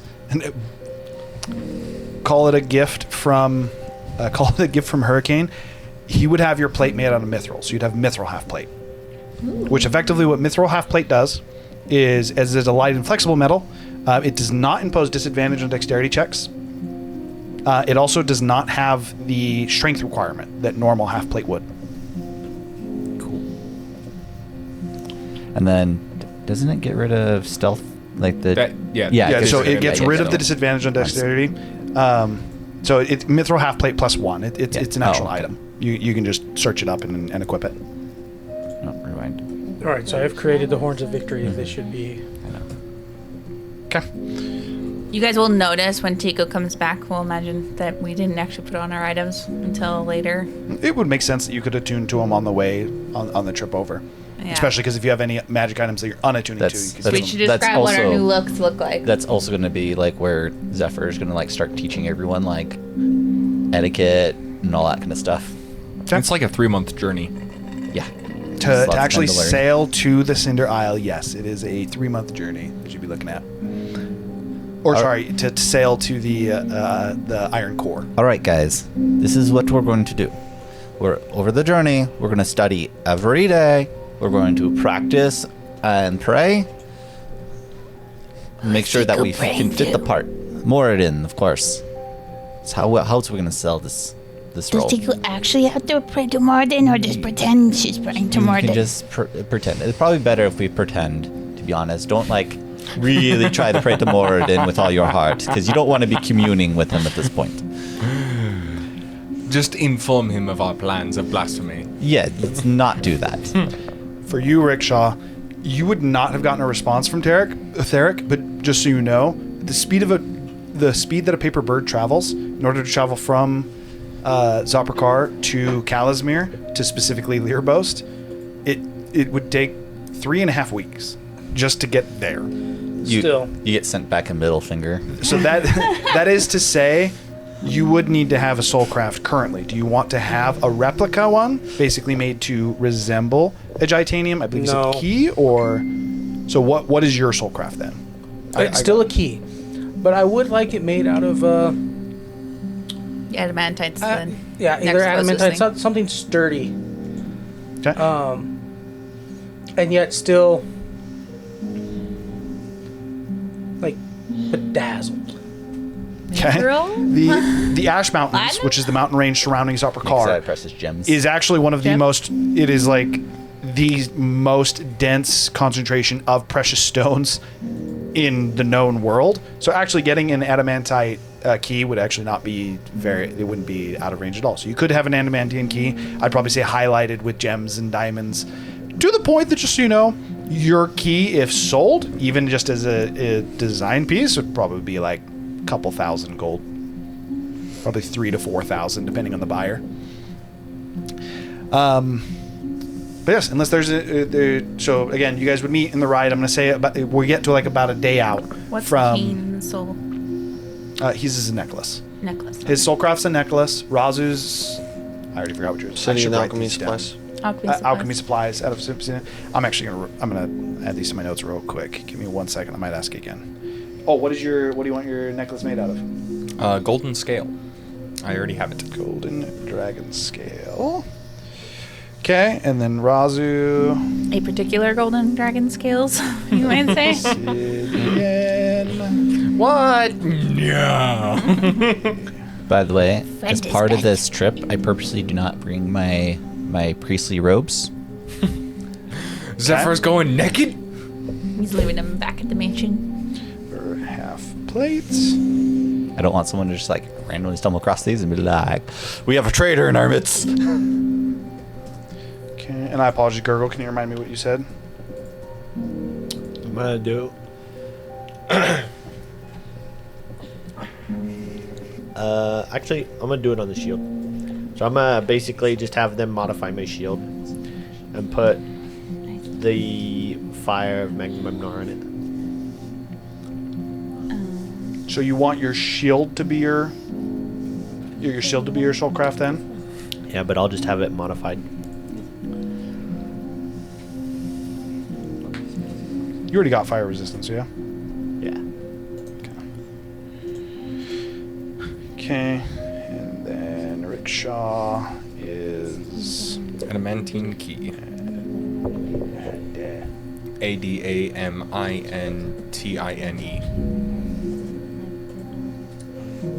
Matiku.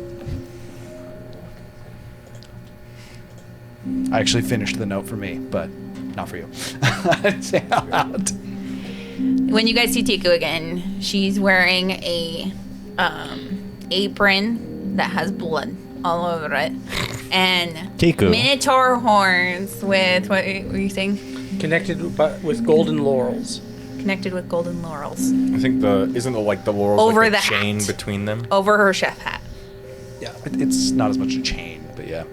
Yeah, laurels, they're like... in full plate mail still. Oh, it's grease. Got it. Grease Tiku. with the leaves that go in between like That crowns. is not and what I stuff thought like at all. Tiku, there's a lot of blood on that apron. Oh yeah, it's nice. You guys see my new. Is my it new. fresh? What? Was it fresh? I don't actually know. I mean, she does cook a It lot. kind of always so- has blood on it. that. As you go to tap it, it is damp. It's leather. It's a black leather robe or apron. Yeah, and it's perpetually covered in blood, I think it can, no. It said it can be washed off. even after being washed off. He specifically says that. It's almost as if it bleeds. Nice. Even better. That's very striking. It's code. I don't know its code actually. Terrence, what is it code? Terrence is dead. Oh, shit. Oh right. You go with that. Zephyr, I meant to tell you. Oh, I'm not dead. What, you want me to check out your apron? Yeah. You do realize I have to touch it to identify it. I don't. She like just pulls up the bottom and like I- hands it to you. She just like taps it on you and gets some blood on your mithril plate. Half plate, sorry. Okay, Tiku. Oh, you can have this one. She chucks the cloak of displacement. It's covered in blood. Washable, but yes. So he would identify your bib for you. It's called the Butcher's Bib, in case anyone wants to look it up. Effectively gives her keen strikes. She crits on a 19 and 20. Indeed. And then remind me what the second effect is. I can re-roll my Damage die, but you have to take the second But one. you have to take the second. Savage Yeah. It's attack. one time per Once attack. per turn. Per turn, yes. So you can choose to re-roll your damage, but you must take the second option. So keen, and she must take her second option as just like a quick round for that. Do you want your armor to look a specific way? What's the color of the titanium on the side? Adamantium is purple. It's like a light purple, almost like blue. And Titanium's just closer to a light blue? Titanium is like a deep brown going on gray stone. Your armor is made out of adamantine, though, not titanium. Yeah, I was just thinking potentially to like match the colors. Is that possible? Can you even You can dye it. attempt to change the colors? Yeah, you could dye your armor. If you can dye it, it would just be black, and then the linings of it would be red. Okay. So he has, Razu has, I believe we said this on stream, but just in case not, when they saved Zoppercar earlier in the campaign, they got sponsorship for the Cubix Ascenders as an adventure group from the Crown, and this is part of the gear that they're giving to them. They were preparing it. But he got adamantine +1 armor, which means that he can't be crit, and it's +1 additional armor. Tiku got her bib, and she also seems to be equipped with a new hand axe. Or sorry, she is equipped with a new javelin. It's a hand axe. Do you wear it? Is a hand axe? Yeah, because the bib only works on slashing at weapons. So we're gonna Never keep mind. it as a Apologies. hand It is axe. not a javelin, despite what she told me earlier. It is a hand axe. The hand axe almost just seems to have a light, almost like a gray aura that emanates around the blade itself. Zephyr is wearing new mithril or half plate mithril armor that has almost, I would say, how would we do this?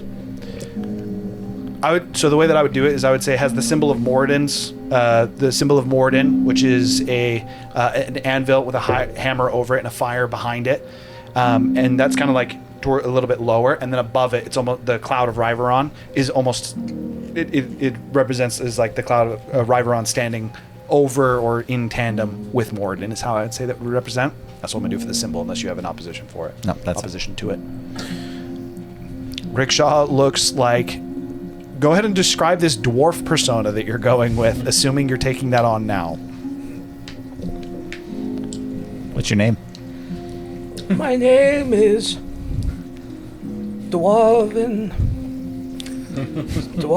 Stormforge.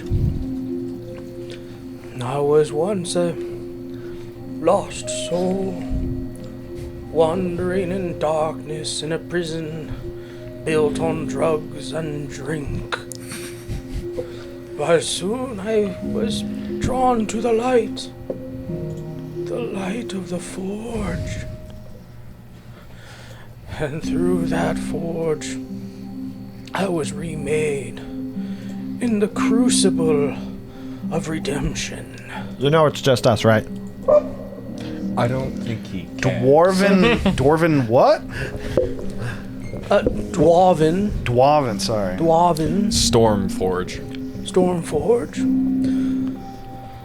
Through Morden's teachings, I was forged in truth and tempered in compassion until I was remade free from my change of the carnal world.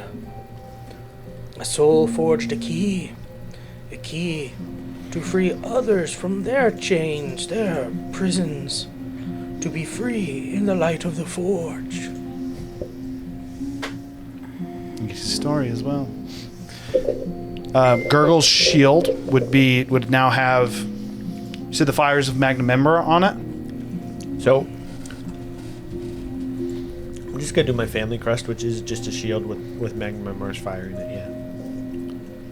Okay. It's a shield, but it's a circular shield. It's like a hand circular shield, and then it's got the classic shield with a fire in the middle. Okay.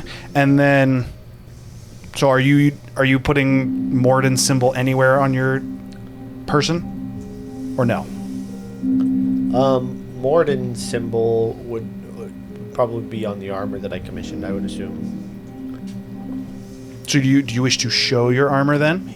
Because again, you guys effectively were all given a ring of effectively a version of disguise self that disguises your armor, so you could wear garments.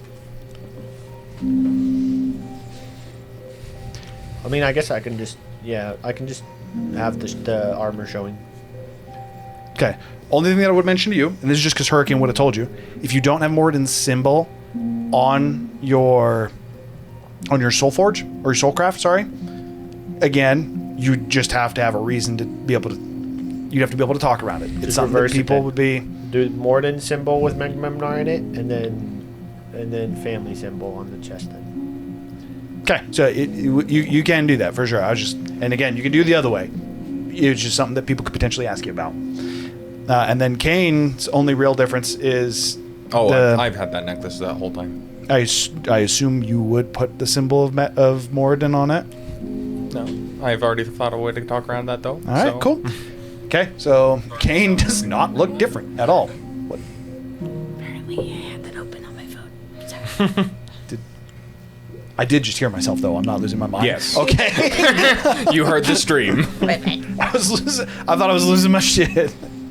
Okay, so with that, assuming you guys don't have anything to talk about amongst yourselves, we'd be moving to the next day where you guys would actually be approaching the docks. So any further discussion you guys are looking to have, or are we good? As we good. Okay, so as you guys effectively start to break out of the Ash Mountains, by the time you do this, it would be the following day, probably going early afternoon. Going like maybe 1 o'clock is about the time that you'd be arriving at the docks. They are definitely still in a state of disarray.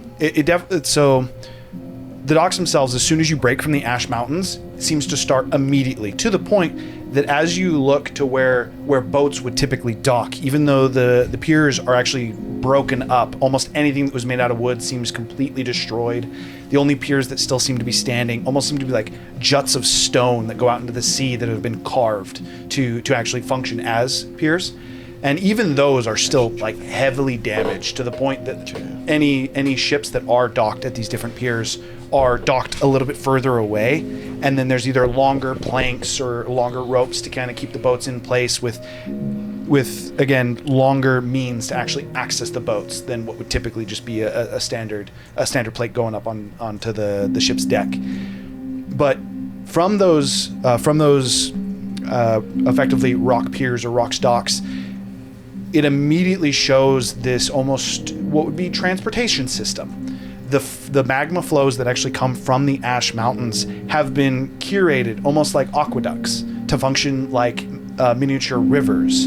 As you look to the Ash Mountains to the right and left, just as soon as you leave them, there is effectively pulley systems that seem to utilize almost magma waterfalls, like how normally you would use water to actually function or to utilize the function of the pulleys. They actually use the steam from the lava as it seems to hit the seas in different parts. They seem to harvest that steam and use that to power almost what appears to be it looks to be like mechanically ran in description. They aren't actually mechanical, but it seems like almost like conveyor belts and things of that nature that take things from these ships to where they can just load them onto these steam-powered conveyor belts effectively, take them to these pulley systems that would then carry them up into the Ash Mountains that especially you, Zephyr, as you've spent a little bit more time here, but a lot of you would be at least familiar with. As they go up to the top of the Ash Mountains, they then utilize different lava trails to quickly transport their goods into those lava lines within the city. So effectively, they're utilizing lava as most civilizations would utilize water, and it actually seems to have more efficiency. Due to the weight that comes down, or due to the weight of like lava hitting in a waterfall rather than water, the pulleys that they actually utilize are much, much larger. They seem to be able to load them with higher loads. In addition to that, all the structures seemingly are destroyed, as you see pieces of wood, even some rock, or seem to be extremely sturdy structures made out of stone. Most of the ones that are still remaining are actually a bit closer to the docks. The structures that are a little bit closer to the mountains, so towards the Ash Mountains, are just in complete disarray. They're very similar to Hethelburn, where there's pieces of them standing, but it almost looks like a ruined landscape. Progressed almost too far. They mentioned this happened just a little bit before 2 weeks ago with that same storm. The degree of wear and tear and deterioration across these stones, like some of the stones look like years of water kind of like rinsing away at the stone that have slowly eroded them away to the point that, again, the timelines don't really match up. There is still a good number of people here, even as you're approaching as you're approaching the piers. You can see probably a good few hundred people that seem to be helping to still clean up different aspects, setting up temporary structures of relief, and you unfortunately see many familiar many individuals with familiar conditions to those of Hethelburn. You see individuals with whited over eyes. You see people who almost tapping their ears in disbelief that they can't hear anymore. Some that you even see one as you're kind of going by that seems to be taking a rock and scratching his skin, almost like just trying to feel something, but he doesn't seem to actually be able to feel anything to the point that he's drawing blood and seems to be crying. People never saw it coming. Jesus. Okay, so we're gonna go you first. Could I have collected? I know you said that they gave me diamond dust for the individuals Hethelburn. Could I have gotten extra for when I got here to help out as much as I could before we left? Because you said that they would be sponsored by the crown as their citizens. I would say yes. Effectively, how I would interpret that, because Dalaran would have effectively the guise of why you guys within Zoprakar are going to the coast is to provide relief. So you would have been sent with guards to actually go to the coast. And you effectively would have had a small entourage. It wouldn't have just been you guys in How in much a wagon. diamond dust would it have been? I would say yes. As there are priests available from Zoprakar that are also working to do that, you would have access to as much as you wanted to use, but they wouldn't give it to you as like a spending. Right. It would be as you're helping people, they'd be willing to provide you with all the means from the crown that you would need in order to actually utilize and do that. You know, Gurgle, as much as I know Rickshaw can put you on edge, he's very dedicated to his role. I must go, my flock. Is that supposed to make me feel better about him? He's kind of dependable. Let me guide you to the light of the forge. I would be helping the priests out, and I would be using 3 casts of Greater Restoration. Okay. What's up? Can I make some kind of history check to remember if my family knew anyone that I had seen outside of Terrell, maybe the kids I used to bully, grown up or some shit? Or anyone I knew in the area. Make a history check, and then Tigu, you Can I find the blood stains of the kids I murdered? What were you? Yeah, he killed innocent. When did you kill kid? I heard. Oh. At least you had a great The idea. ones that Razu killed. I'm going to have the horns be poking, my chef hat has 2 holes, and the horns are going to be poking through the chef hat holes. Okay. So it did effectively. I like to think that you didn't even have it professionally done. You instead just kind of took the hat and just kind of pierced it with it to where they're almost a little bit exaggerated on the top of it from where the horns horns had protruded out of it. To an 8-foot minotaur and you're 3 feet tall. Yep. Big. Nature of Big magical items, I would say that they would size. What's up with those horns, anyways, Tiku? Oh, these? Yes. They were a final gift from Terrence.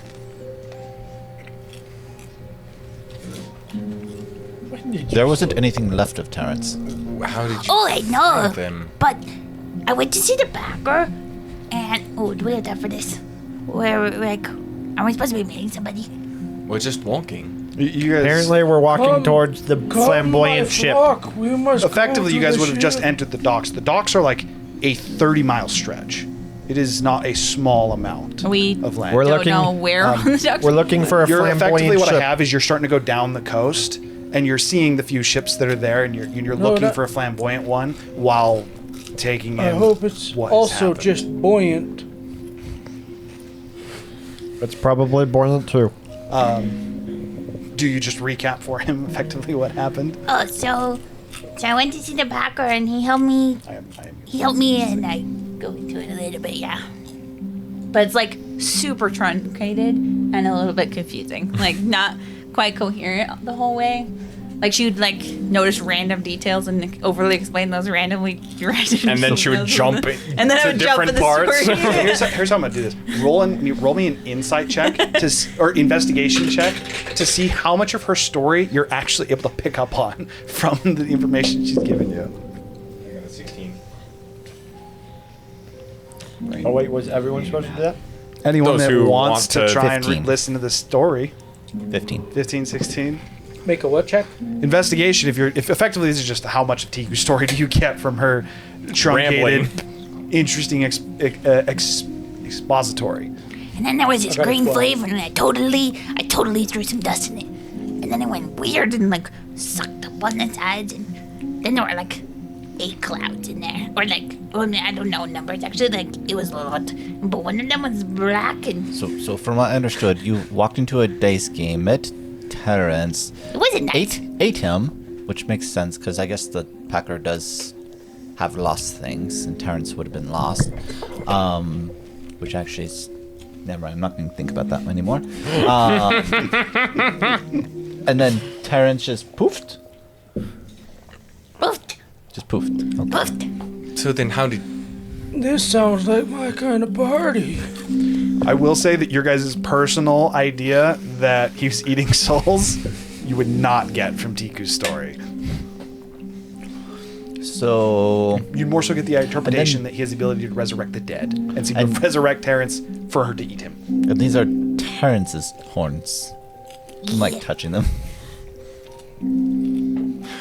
How are his horns intact? Yeah. I told you, crazy magic shit. I mean, it is the Packer. Crazy magic shit. Who is this Packer? Oh, The best. actually, you don't want to know. Let's just I move hear on he has past the that. best He fudge. is. Matika will regale you tales of the Rickshaw would Packer. actually have no knowledge She's of the Packer. effectively a He follower. doesn't. He's just spitballing. He is a mentor. He is sensei, not follower. I am Do you apprentice. not, do you not follow your teachers? As she mentions that she is an apprentice, you notice that her Oh, we chef's got hat this. I need this one. has a new symbol on the front of it. There's a pot with an individual stirring the pot. It has not been on her chef's hat previously. I'm pretty sure you're a follower. Not follower, Take off apprentice. her hat. Just show Definitely it to her. stirring the pot. Oh, don't careful! see You're it. gonna make the horns fall out. You don't see the symbol.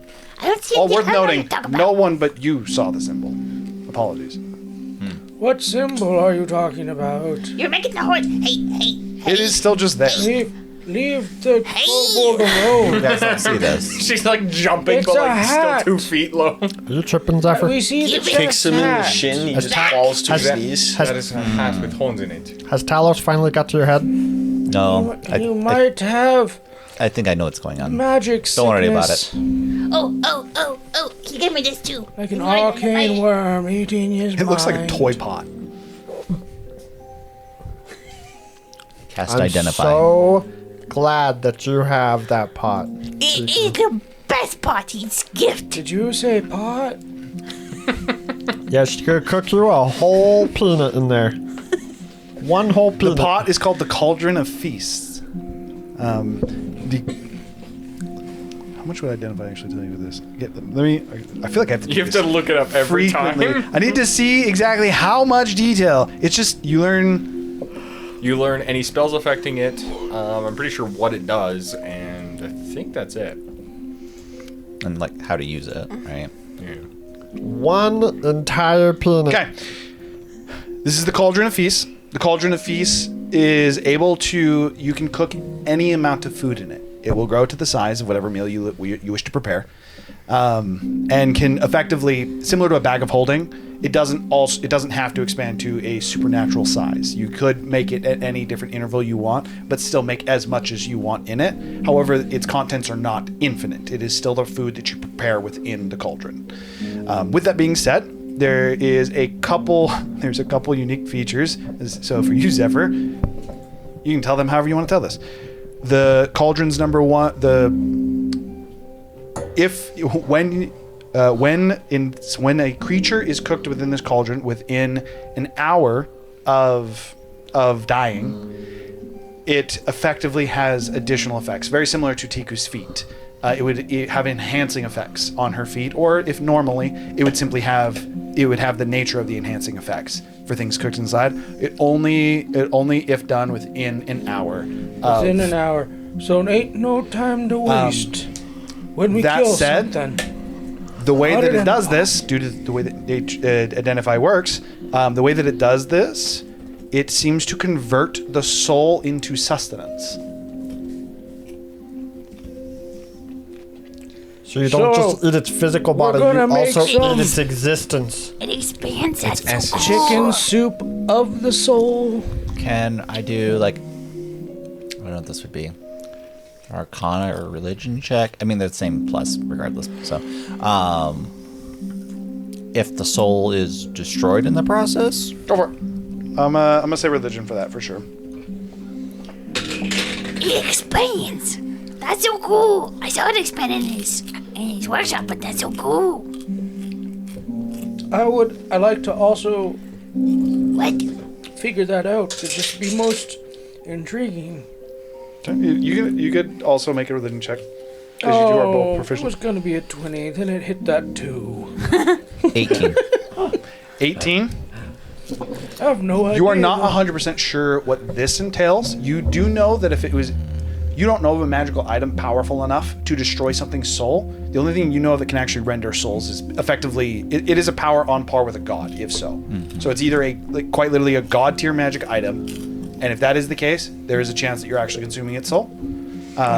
Your easiest way to define it is if the effects were permanent, it consumed the soul, because you effectively take it. If the effects are not permanent, it is likely that it just effectively converts it into energy, but the soul isn't lost. The It's- Choctaw tribe. It's almost has like what's called it's almost like a friendship soup. like channels the soul, but afterwards it just moves on. As like a catalyst. Yes. Yeah, okay. From what I can tell. Yes, but your only thing would be that if ever an effect was permanent, you'd be pretty sure that effectively you fused with the soul via eating it. I don't know how I feel about eating souls. Souls of creatures? Is that fine? Sentience? That's weird. But still, eating a Tika just soul tucks is it weird. in between her apron and her outfit. So from what actually I under my breastplate. from what I'm interpreting here, is that it resizes to whatever you're cooking, which is very, very handy, especially for travel. When you cook something in it, if you cook it within about an hour of it becoming deceased, the lingering soul is then channeled into the food, and then you can consume that food to gain some extra magical properties. But it seems the soul shouldn't be affected, as long as it's not a permanent effect anyways. At what realm do we delve into the territory Extra of earth. vampires? Good. Vampires don't eat souls. Well, some do, I guess. There are stories, but typically they're blood eaters. But They do say chicken soup is for the soul. yeah, I'll have to pray on this. This is some. It's fine. Okay, so Tiku actually kind of already knew that. I didn't know it was I the expanded part, but definitely Tiku kind of do already not knew want you to eat me when I die. I think of this I'm as sorry, what? She asked me if she could eat me a while back, and I said no. But now I'm really sure that I don't want her to eat me. I don't think so either. Not very much meat on those bones. Oh, you wouldn't want to eat me anyway. I hear frog legs are a delicacy in Zitterhold. Yeah, just like that water that we're swimming. The what? The water that we're swimming I don't know. back in Gongil. Frogs are kind of tasty. They are. It's true. as you guys have an interesting conversation about Tiku eating the dead. On the way, I'm leading this Aren't- flock to the light aren't of the we- forge. Don't we always eat the dead? Isn't that how that works? See, Unless you Zephyr eat is the coming living. around. What was that? Unless you eat the living, turning it into the dead. Yeah, I don't think I've ever eaten anything living. I'm That's pretty not sure you've eaten a spider or two. Plants. Maybe a salad. Salads are still alive, right, when you eat them? Plants count. I mean, That you've already depends on plucked the what that salad, would so be. I imagine it's how fresh you plucked the Although vegetable. you eat my sushi. Those are, I guess Well, they're I guess- technically dead, but just It vegetables. There's no wasn't such thing wiggling as when I ate vegetables. it. Did you know that? As far as you know. By the way, isn't it weird to have eaten Terrence while he was staring at you? Also, I served a slime. What? Wait, and Terrence ate himself? Oh, yeah. It was the best. Great time. That's some fucked up cannibalism. Is it cannibalism if you eat yourself I think so, yeah. instead of eating others? Are you saying that's one of your dreams? No, this is a philosophical question. Okay, What so really is cannibalism? Is Okay, I gotta say, a kobold is it eating a cannibalism or is it minotaur? masturbation? Is cannibalism if one species eats another? I'm pretty sure cannibalism is eating your own species. Yeah, eating your own species. So she didn't commit cannibalism because she didn't eat another kobold. no, she actually has. it's called autosarcophagi. Sarcophagi. Also, I'm Yourself gonna write is called that down. autosarcophagi, which roughly translates to self-cannibalism. Also, she definitely has eaten kobolds. She told us. Like, Well, that's a different story. I'm talking about this instance. I thought eating people I knew was fucked, but like, what about eating Also- yourself, man? Sarcophagi. Autosarcophagi is And self-cannibalism. now we know. Okay, so with that, as you guys are continuing to proceed down the coastline, keeping an eye out okay. for the boat. Sorry, I gotta make a point. I gotta say something about this. So, it's called autosarcophagi, which makes me really think it's an Egyptian thing. Mm-hmm. Which, does that mean Egyptians ate themselves? I don't know. I think that might be a really effed up ritual they may have done. Like I'm just saying, like, this saying- rabbit hole. probably Egyptians followers of Amit. Did not know what germs and bacteria and decay was. They opened up sarcophagus. The mummy was gone. It was sealed. It could only have one outcome. So the person got trapped alive in there Actually, and then ate themselves for sustenance. only the grave robbers would go into these tombs. So the priests and doctors and whatnot, apothecaries, wouldn't know what See? happened after death. Y'all go into See, whatever. and this is why. All right, This is why. Back on track. Back on track. Burying the We're dead done. does not make sense to We're Tiku. done with Why would you waste? It's just fun to say. Nope, we're done. You guys are proceeding down the coast. Maybe near the you Ash should look Mountains. into the god. Stop of My benign next health. character's gonna be No more. The DM has Otto. bitch slapped you. He's No, gonna be named Otto. no more. I'm about to give you all reverse TTO. inspiration. I've stopped. Autosarcophagi. Okay, so continuing to proceed down the coastline. I'm gonna The- change my dwarf's name. The, Call me Otto. the disarray continues to actually get worse. The further south along the coastline that you go, it seems to get more destructive. You start to see less people. However, you start to see more ships. That said, the ships that you start to see seem a little bit different in design. The biggest difference is being in the way that the cells are actually constructed. They seem where you normally have like a centralized mast and effectively wind-propelled sails. The sails almost instead seem to just be fanned out. It almost looks like a raft of how you'd use get a cheap raft and just have the large sail just right in front of it. But that's how they do the whole center sail. And instead of the mast, or instead of that sail coming off of the mast, the effectively what would be the mast is actually instead back, and seems to be artificially pushing wind into the sail to constantly be generating this forward motion, but the boats don't seem to move. The sails look completely full of wind, even though as you like kind of link your finger, feel around, the wind's not heavy. They seem very, very much so like they have plenty of wind, yet also seem not to be moving.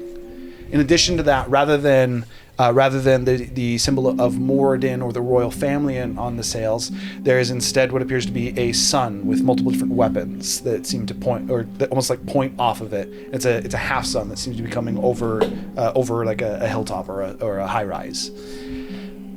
These ships seem to be full of a much wider variety of races than really just the docks as a whole, leading up to this point, but especially the ships themselves. The majority of the crews from Zotrakar would be dwarven. That said, the individuals on these ships are widely varied. It's probably still predominantly human for these ships, but you see a greater concentration of like halflings, gnomes. There's still a decent amount of dwarves. Just effectively a much more diverse crew on these ships. As these crews as you guys are continuing to walk down, the dwarven crews as you were on the coastline, they seem to have almost like more, upon seeing you, a lot of them had recognition, acknowledge you. The guards kind of like would have been breaking off as you were going down the coastline to help with the restoration efforts. So by the time you get to this point, you literally wouldn't have any guards with you, and these individuals seem completely lackadaisical toward you. They don't seem to care at all, don't seem to take notice of you. And they're definitely helping with relief efforts, but they're not as worried about like building structures as just delivering food to people. They're taking what appears every time they find someone that seems to be in dire straits or their home is destroyed. They seem to load them up onto they seem to escort them onto the ships, and they seem to be ferrying them up and down the coastline. And then in some cases, there seem to be ships that are actually sailing away, and there's even some ships like out on the horizon. Some of them even seem docked at of some of the islands that are a little bit more far off and a part of the Cinder Isles. What's up? I was just gonna say, I was gonna just run my hand through the water. Is it electrically charged? The water? Mm-hmm. It would very much so have almost like static to it as you touch it. Not to the point of like deadly, but it's like a static shock, but it's also consistent to where if you as you kind of like submerge your hand in it, almost feels like your hand fell asleep. There's just like almost like just jolts, tinglies all over your hand. Again, not painful, but enough that it's definitely off. As you guys continue down the coastline, it seems that you're getting less and less people, and then the ships start to die down again. You get the idea that they likely started from the southernmost part of the coastline and kind of worked their way up in their restoration efforts for whatever this crew of this Miss Bright Moon is. It takes you a good like four-ish hours of traveling down this coastline and seeing this destroyed coastline or this destroyed docks before you see the ship that you're pretty sure matches the description. The majority of these ships seem to be either sailing vessels, barges, not at all like a war style vessel, but you see it a little bit in the distance at first, and as you get a little bit closer, you start out to make more fine details of what almost appears to be like a 3-story ship. That's like 3 stories above sea level, not even including if it has a hold or anything like that. There are what appears to be just a single row of what appears to be canopies where the cannons would typically come out. I'm not 100% sure on the name. Cannon doors, we'll say. There's 8 on the side of the ship from where you are. Just above that, there seems to be windows, almost like there's rooms. So there'd be 8 gun ports on it into what appears to be 8 windows that almost, as you get a little bit closer and you look at them, they almost look to be rooms. Some of the curtains are drawn, some aren't. You see an individual inside, one of them who seems to be sipping at some kind of like a fine wine, alcohol, you're not entirely sure, wearing what is effectively looks like to be almost like nicer sailor's garb with like kind of a folded up ribbon kind of brow to it. Most of the colors seem to be of like blues, whites, and oranges. And the last thing is on so going up more so towards the deck, you can see there seems to be a line that cuts through the right and the left of the ship. On this side you're on, a little bit confused as you continue to walk. And as soon as you guys get to the point where you're actually looking at the ship, the right side of the ship quite literally looks like it's folded down, almost like a staircase opening up to the interior of the ship. It's actually been dropped onto onto this. This would still be up here.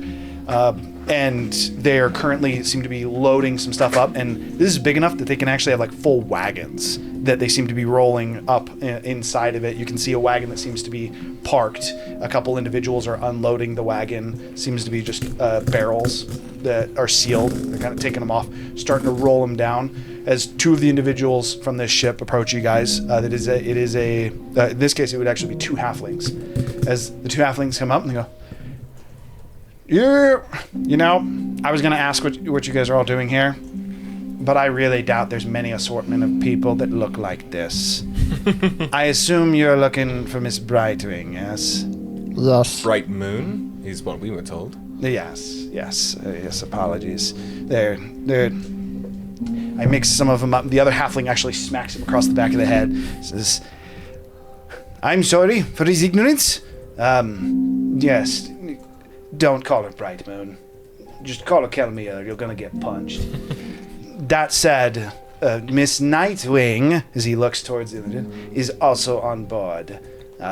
Show some respect. She is technically royalty. And, Saga. Yes. However, I would recommend addressing her as Miss Nightwing. Kelmia and Miss Nightwing. She didn't really seem the formal type last time we met. Oh, you know her. Perhaps this will be a little bit easier then. With that is really all I had. If you would accompany me, and he gestures towards, again, that side of the ship that seems folded down. So this is why he's in a disguise.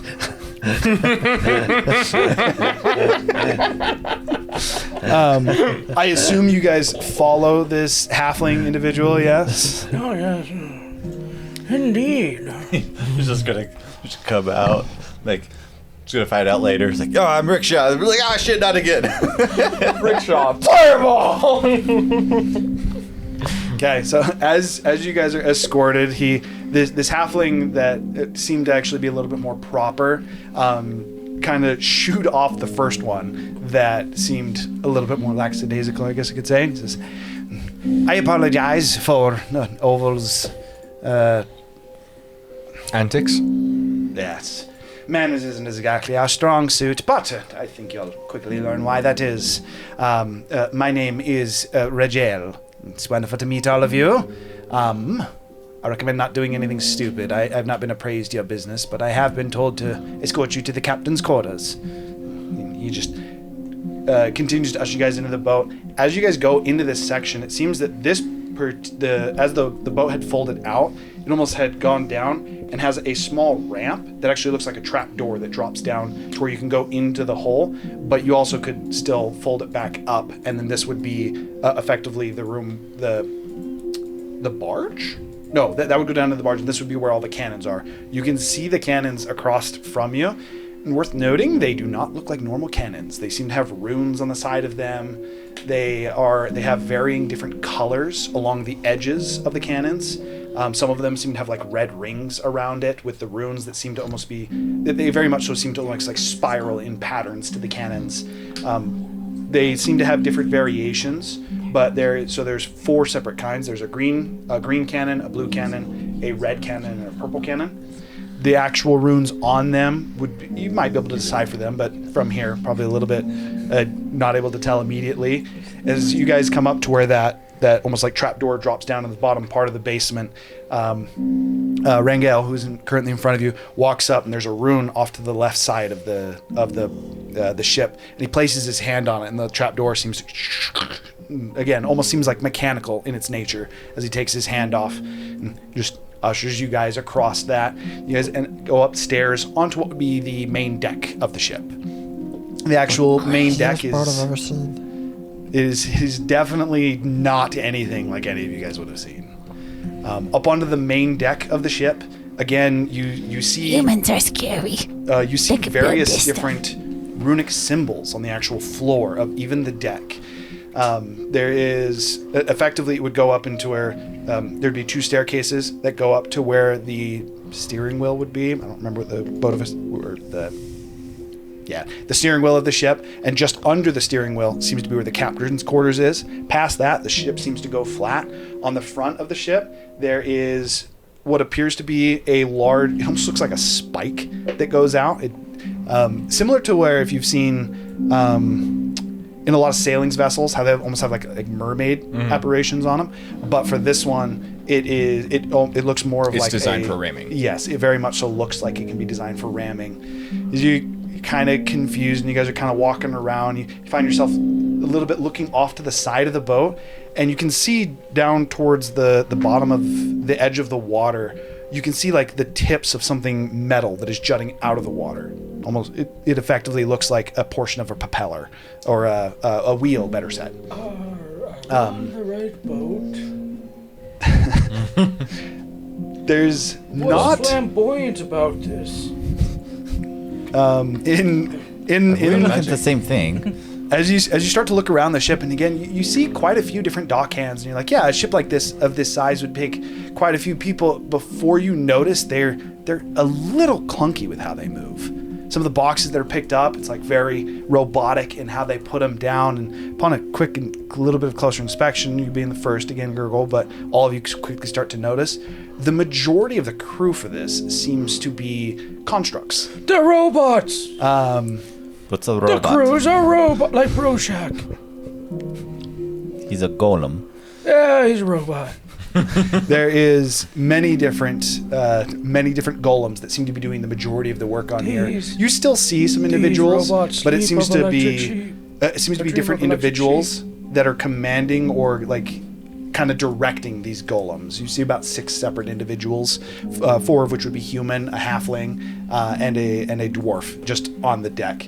You can get a few eyes from those individuals, but they don't seem to pay much attention Anyone to else here a little intimidated with what's going on around I here? think this is an inefficient use of these golems. They're mechanical, and this seawater can't be good on their gears.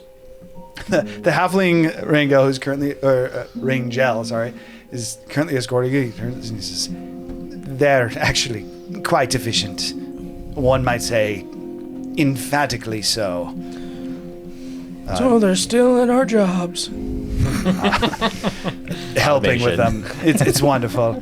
Did you want to go move the boxes? No, but You probably shouldn't with your old age. I shouldn't, but the younger generation, they need work.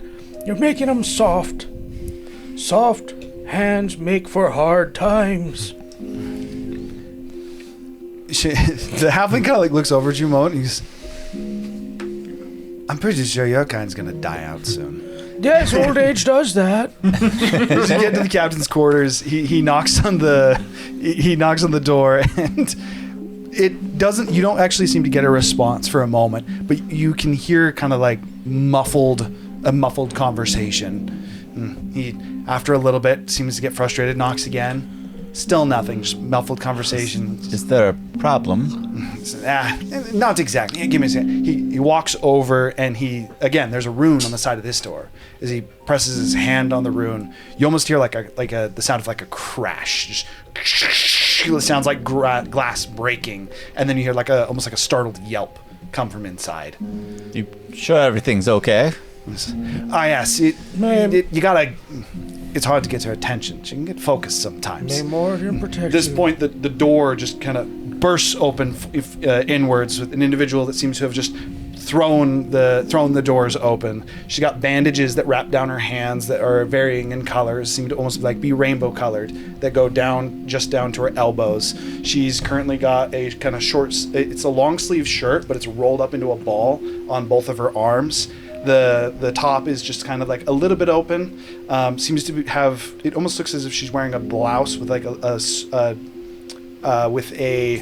small coat over it that's kind of opened up. She's got a large captain's hat. Has a big red feather that's out from over top of it. Is wearing again trousers, but they're rolled up to her knees, to where her hands and her knees are exposed, but they're longer articles of clothing. Her legs are also bandaged.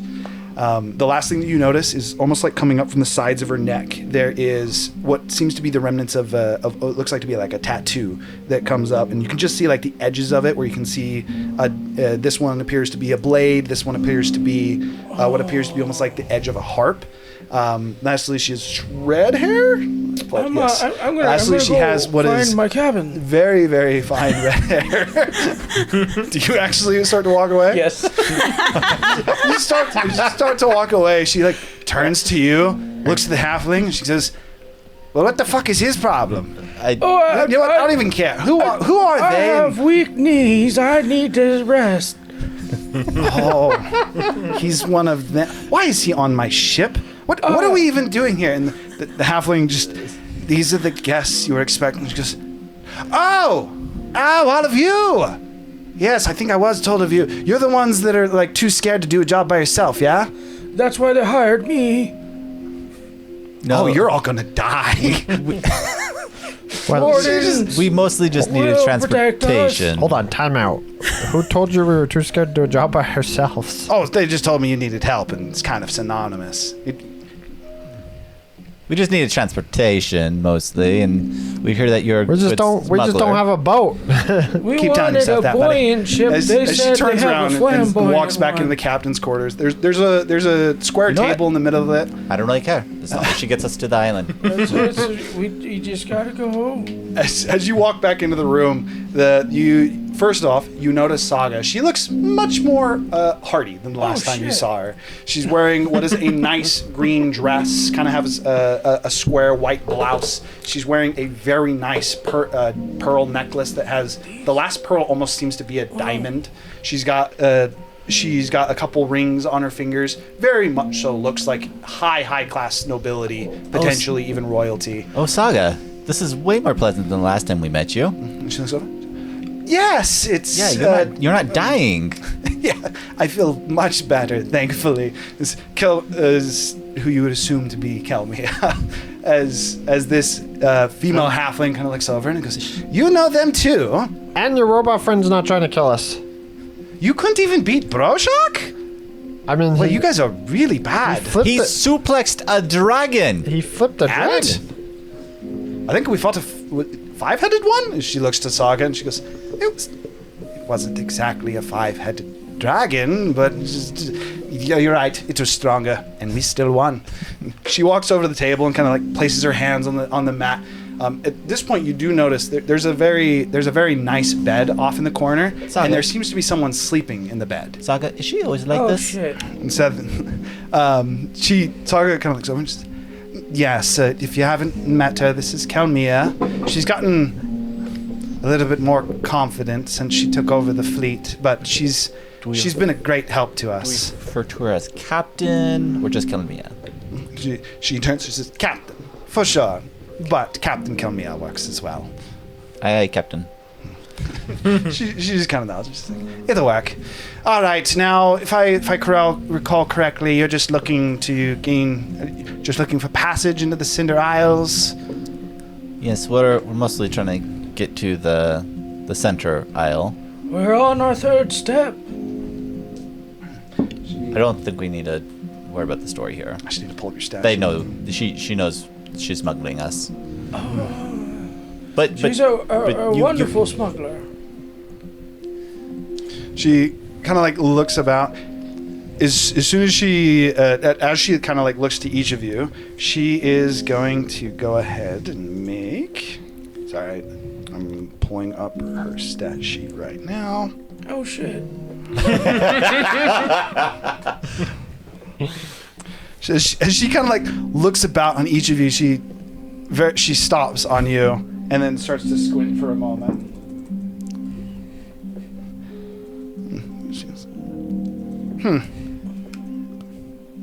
All right. Well, in terms of transportation, I know, your way I has look- already I been look paid. familiar. I remind many people of the grandfathers. Oh no, you just look ugly.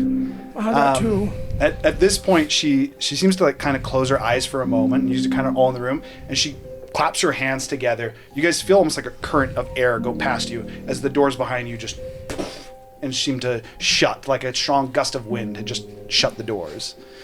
and this is where we die.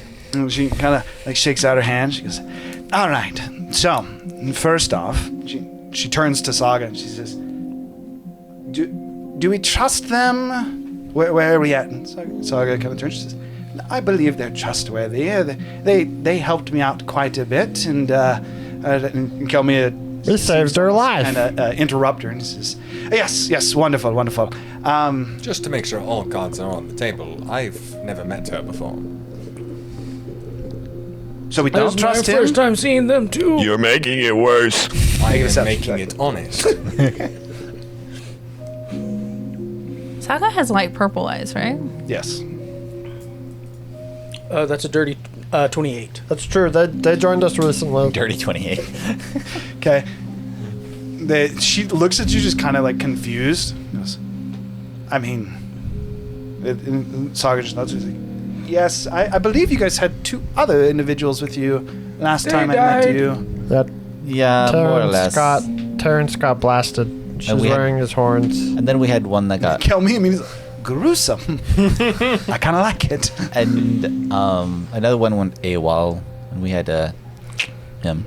So Oh, is that Slytherin, I think his name was. Satharin. Saga's He was a good friend at one point. Like Kill me, it kinda stops for a moment, Like says- a snake. Yeah, I was a think he good friend, snake right? person. Yes. Oh, good. Did Yes. we almost die? Just seems to just kind of end the thought there. She says, okay, so in terms of where I'm at, I'm actually quite busy. I'm currently on a bit of a job where I think you've already been appraised, but we've originally Saga, and then Theric wouldn't stop whining that perhaps his most prized possession was tainted. So I kind of use this as a reason to leave. I've kind of figured out that I don't like running a whole operation. It's a lot of work. When Derek's not around, it's annoying. Whatever the case is, Is this you wish to go to the third person here Cinder with Isles, us and I wish to use today? that as an excuse to leave.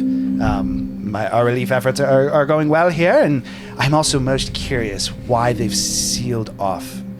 I wasn't able to leave Calusmere that much throughout my life, so I'm coming with you. Saga at this point kind of like looks over at her.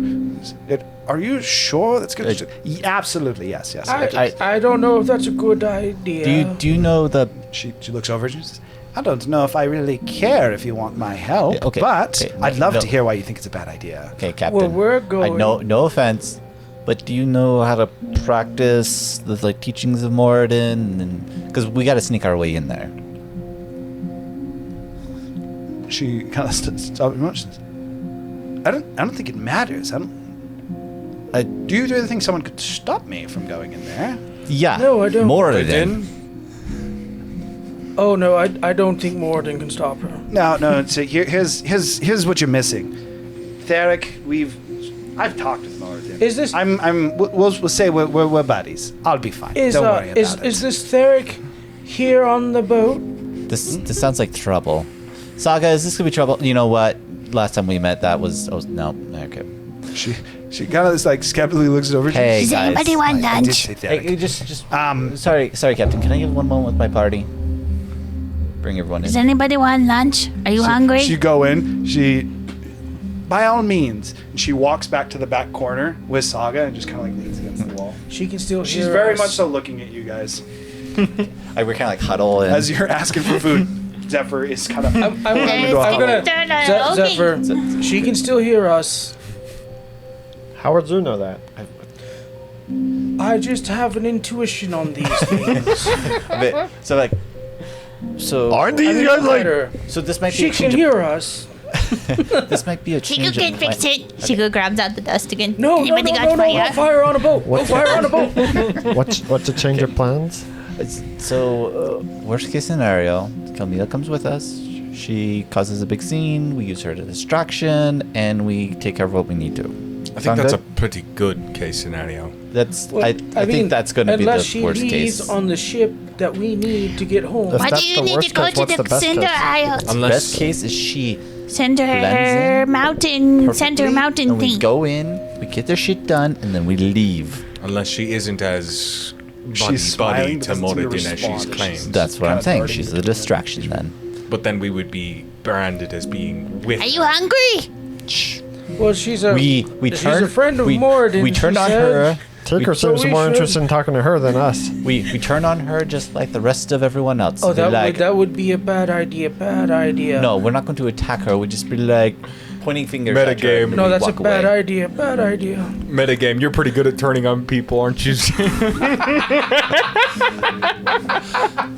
No. Wait. The idea is that when she gets caught, then we pretend to be part of the rest of the group and like, Why not just tell her if she gets caught, because if we leave her? because She's if we're hearing smuggled, this. she should have no they should have no idea that we came in with her. I'm gonna leave. Yeah, the group and but I'm walk over to saying- Kelmia. Okay. Since I am aware that you were able to hear that entire conversation, what are your thoughts on the matter? My thoughts on the matter is, I'm curious why you're here. Drama class.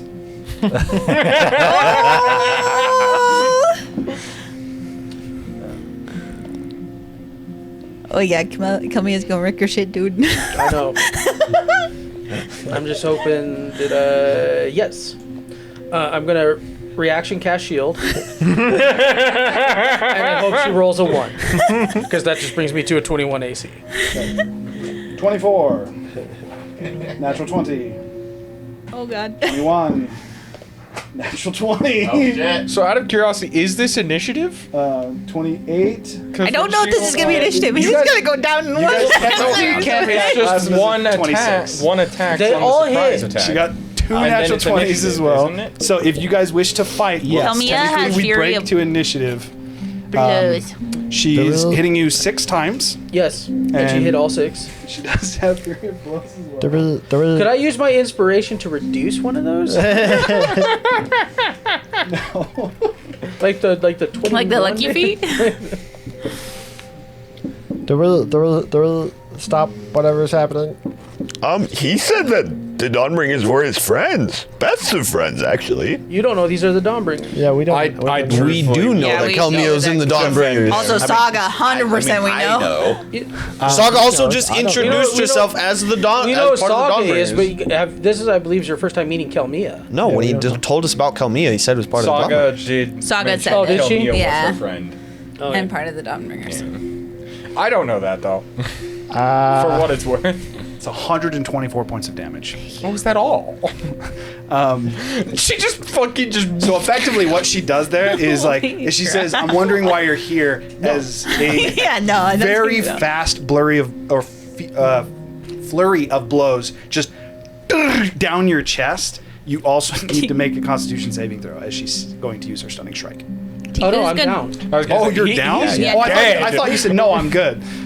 It was non-lethal, as effectively she drops you, Tiku looks kind of like like- catches you, headlocks you, and then just again slides back to the corner, and then just looks at you guys as if you were going to continue talking and continue doing your conversation. So, Tiku just looks over. Tiku's gonna start on some lunch. I would have.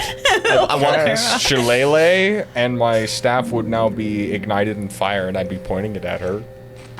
And it's not going to make a difference. You see this happen. You go to ignite your staff, and Saga looks over and she's bad idea as she counterspells you.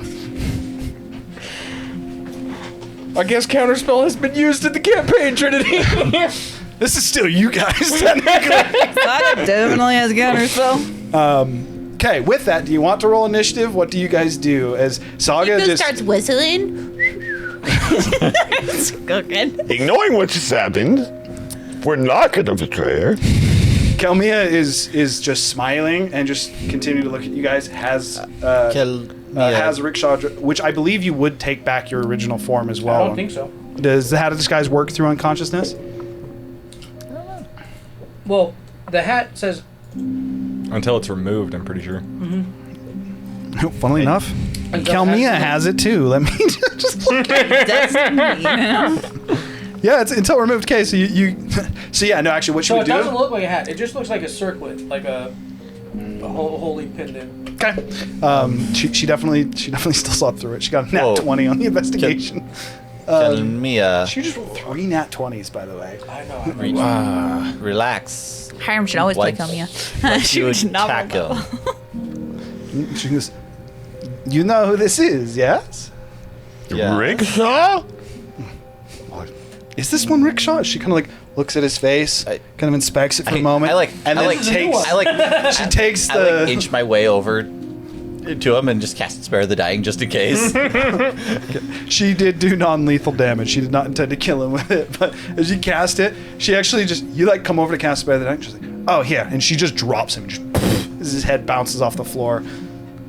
He goes, he's not dying, but by all means, this is Rickshaw. Yes, this is the new one. What's this one's name?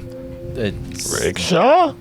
He referred to himself as Rickshaw at the start. No, this. And she just kind of points at him. I'm pretty sure he decided I to pick think the that's what he name. said. Actually, I think he changed his name to Otto.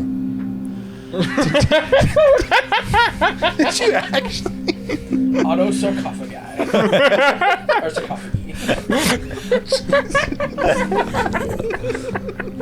Oh God, what have I done? I never should have looked it up. She goes, He's an actual psychopath. Otto. Well, either you're going to explain to me right now why he's useful to your plan, or I'm going to kill him.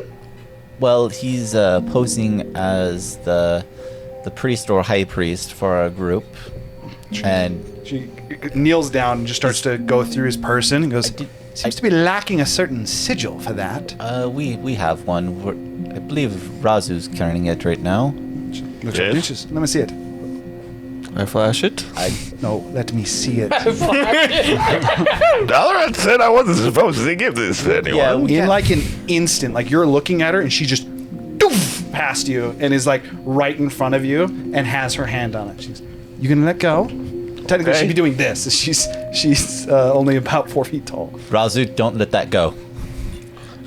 You're a dumbass. Razu, let it go! Do you let it go? We said we can trust her. No, wait, hold on. I cast Rage and I steal it. Make sleight of hand check. Ooh, he has man, some pretty this could damn be high the end of the perception. I miracle. don't know. He's got pretty damn high sleight of hand, to be fair. Your number to beat's a 34. He could have beat that, to be fair. As you go, you like cast the mage hand, and especially because she can see invisible things. as your mage hand goes, she kind of like looks at it, and then with her other hand, she just reaches up, seems to grab the mage hand, and the spell seems to almost like pop under her hand as the ring on her finger seems to flash. She quickly looks around the room, looks over to you, and she goes, "You're good. I'm better." And she takes the badge and starts to inspect it for a moment. She goes, this is real. Yes? I thought they were all fakes. Maybe you're not quite as bad as I thought you were. She just like tosses it back to you as you like kind of haphazardly try to catch it. She goes, I just wanted to see it. And she walks back over to Rickshaw and she says, so unfortunately, it sounds like he is necessary. What's your plan when you're done? Not to kill him? Do you leave him? Ultimately, If you kill him, can I we're eat going him? to find his grandfather. Actually, I'm not overly attached to him. We're grabbing a thing. He works for a guy named Mollis, from which the used aisle. my father for If you a kill him, corpse can I eat to him? fight me. I'm particularly not very fond of him. So we're grabbing his grandfather. We're finding a thing on the aisle, and then we're heading back to town. And, Here. I mean, No, we'll have to go I to the don't think Coliseum. we have any other plans. Cool. Here. Okay, I'm not gonna lie. I didn't care about the full plan. I just wanted to know what your plan was afterwards because based on that, I'm going to take him when you're done. Why? Sure. Why are you just letting this happen? Rickshaw has been nothing but helpful to us. Because he works for Kind of Mollis. smiles over at you, and she works for starts to Miles. talk, and then Saga's actually the one who chimes in. And she says, So before she says anything, there's a history behind these people. I assume. Rickshaw, And- if you want the simple answer that I can give you, and this is coming from who I believe was actually the closest friend to him when he traveled with us, he caused the death of like 200 people in 2 days. And that was just one of our excursions. We started to figure, there was this whole court thing, and he had like 12 people who testified against him. He's not a good guy. He's fun, and he's a good friend to have in your court. However, he's not a good guy. Didn't he serve his time though? Tell me, just kind of like laughs a bit. He didn't have a time. He was bloodbound to the island.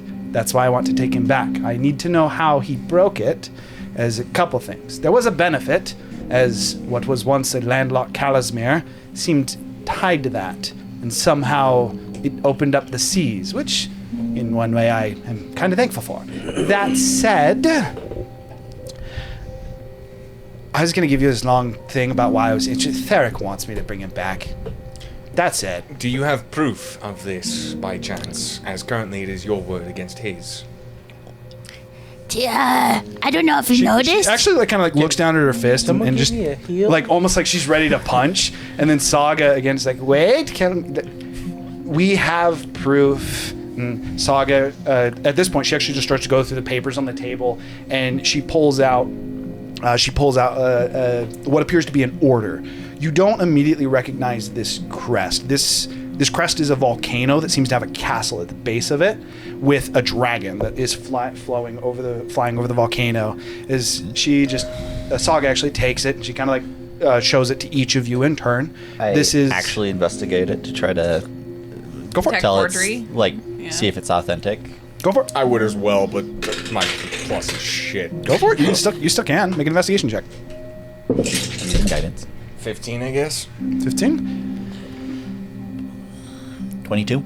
22? Okay. So both of you are able to determine the nature of the order. You're able to determine where it's from. This is effectively a official commission from what appears to be the King of Vortikal.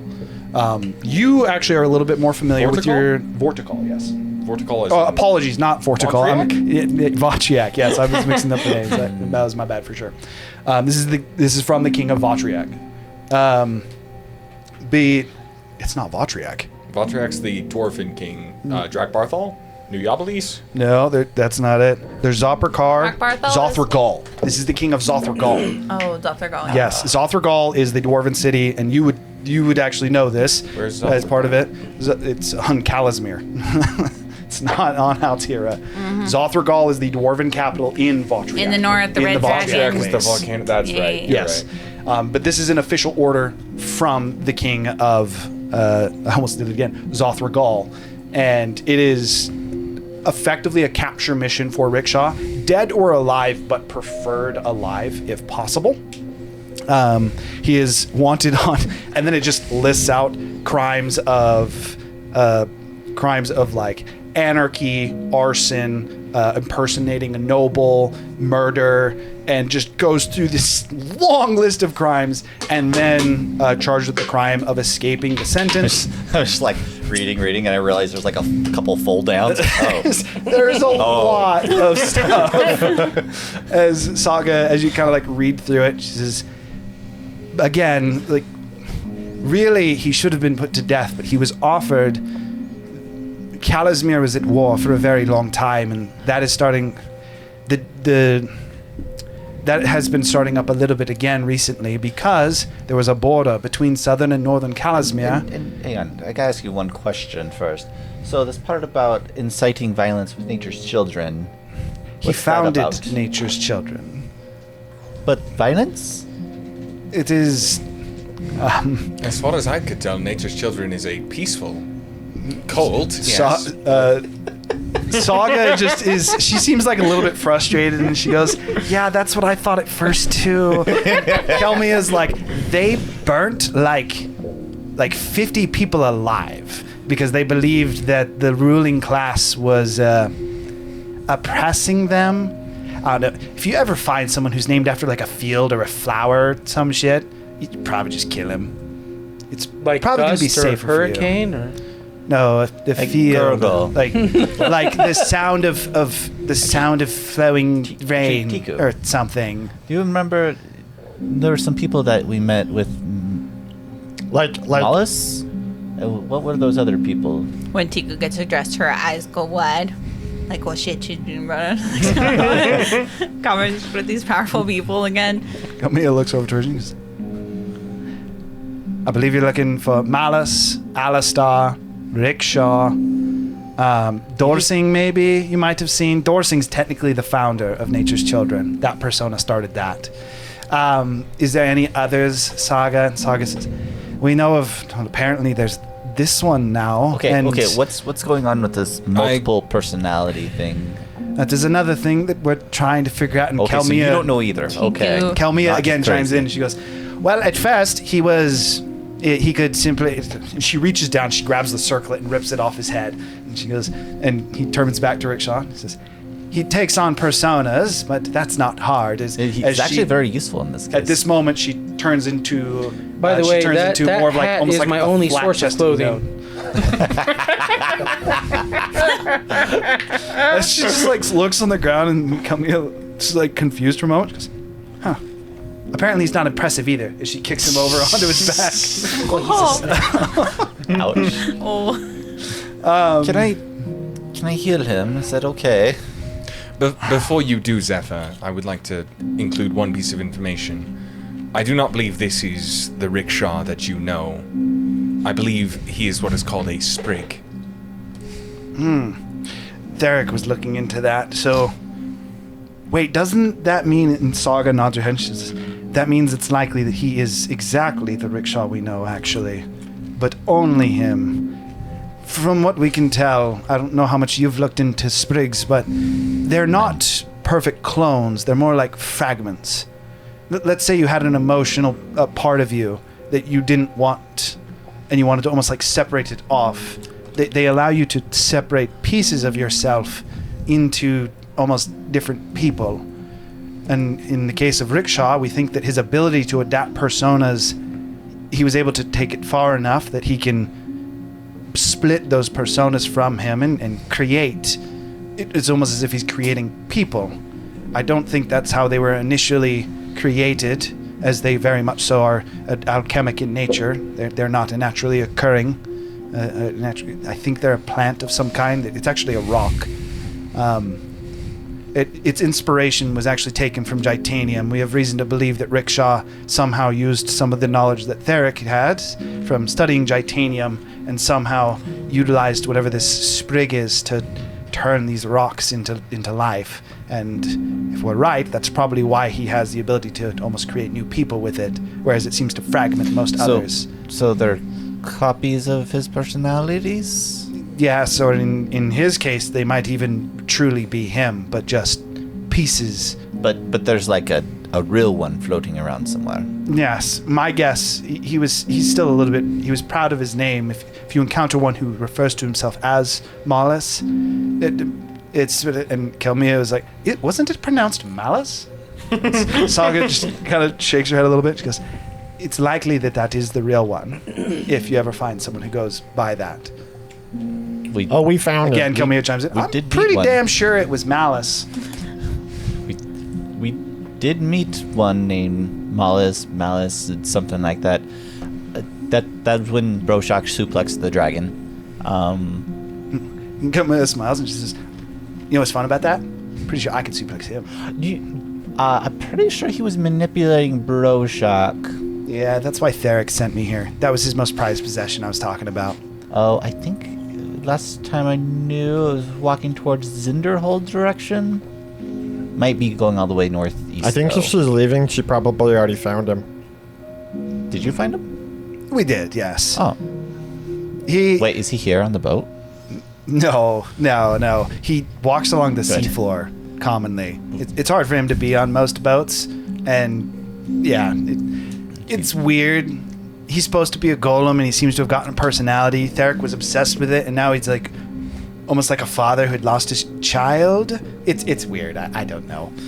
At this point, again, Saga chimes in. She goes, well, as far as what we're looking at here, Kelmia is looking to accompany you for more than one reason. One is she's actually quite good at infiltration herself. I don't believe you were actually looking to enter the Iron Core. And Kelmia goes, oh, no. I heard that there was the Hunters Guild. There's a creature near the volcano. Specifically, I'm looking... What, Hunters Guild? We don't have anything like that. She looks at Saga confused. She goes, are they only on Calasmere? And Saga goes, surprisingly, yes. And she goes, oh, you guys must lead the most boring lives. Oh, no, that's not true at all. We'll tell you stories on the trip. Whatever the case is, to answer your question on why I want to go, I've been looking for a serpent for quite some time, and I have reason to believe that I have information that I can gain. So I'll technically be on the Iron Core, but on the outer edges of it. Hey, we're also looking for a serpent, but later. We have more things to do. Was it blue? The serpent that I'm talking. And she holds out her hand, and a blue eye appears in it. Yeah, that one. She goes, what do you know about it? Well, we had a party member. He had it in his eye. That had, kind of. Is it the same eye? Just to clarify. Okay. That had an eye that looked like that. He was covered in a patch. And who is this party member? It was Cetherin. He ended up doing some unfortunate things, and we had to take care of him. Is that why I could see him? And she looks at Saga, and she goes, You did help maybe. Kirkle.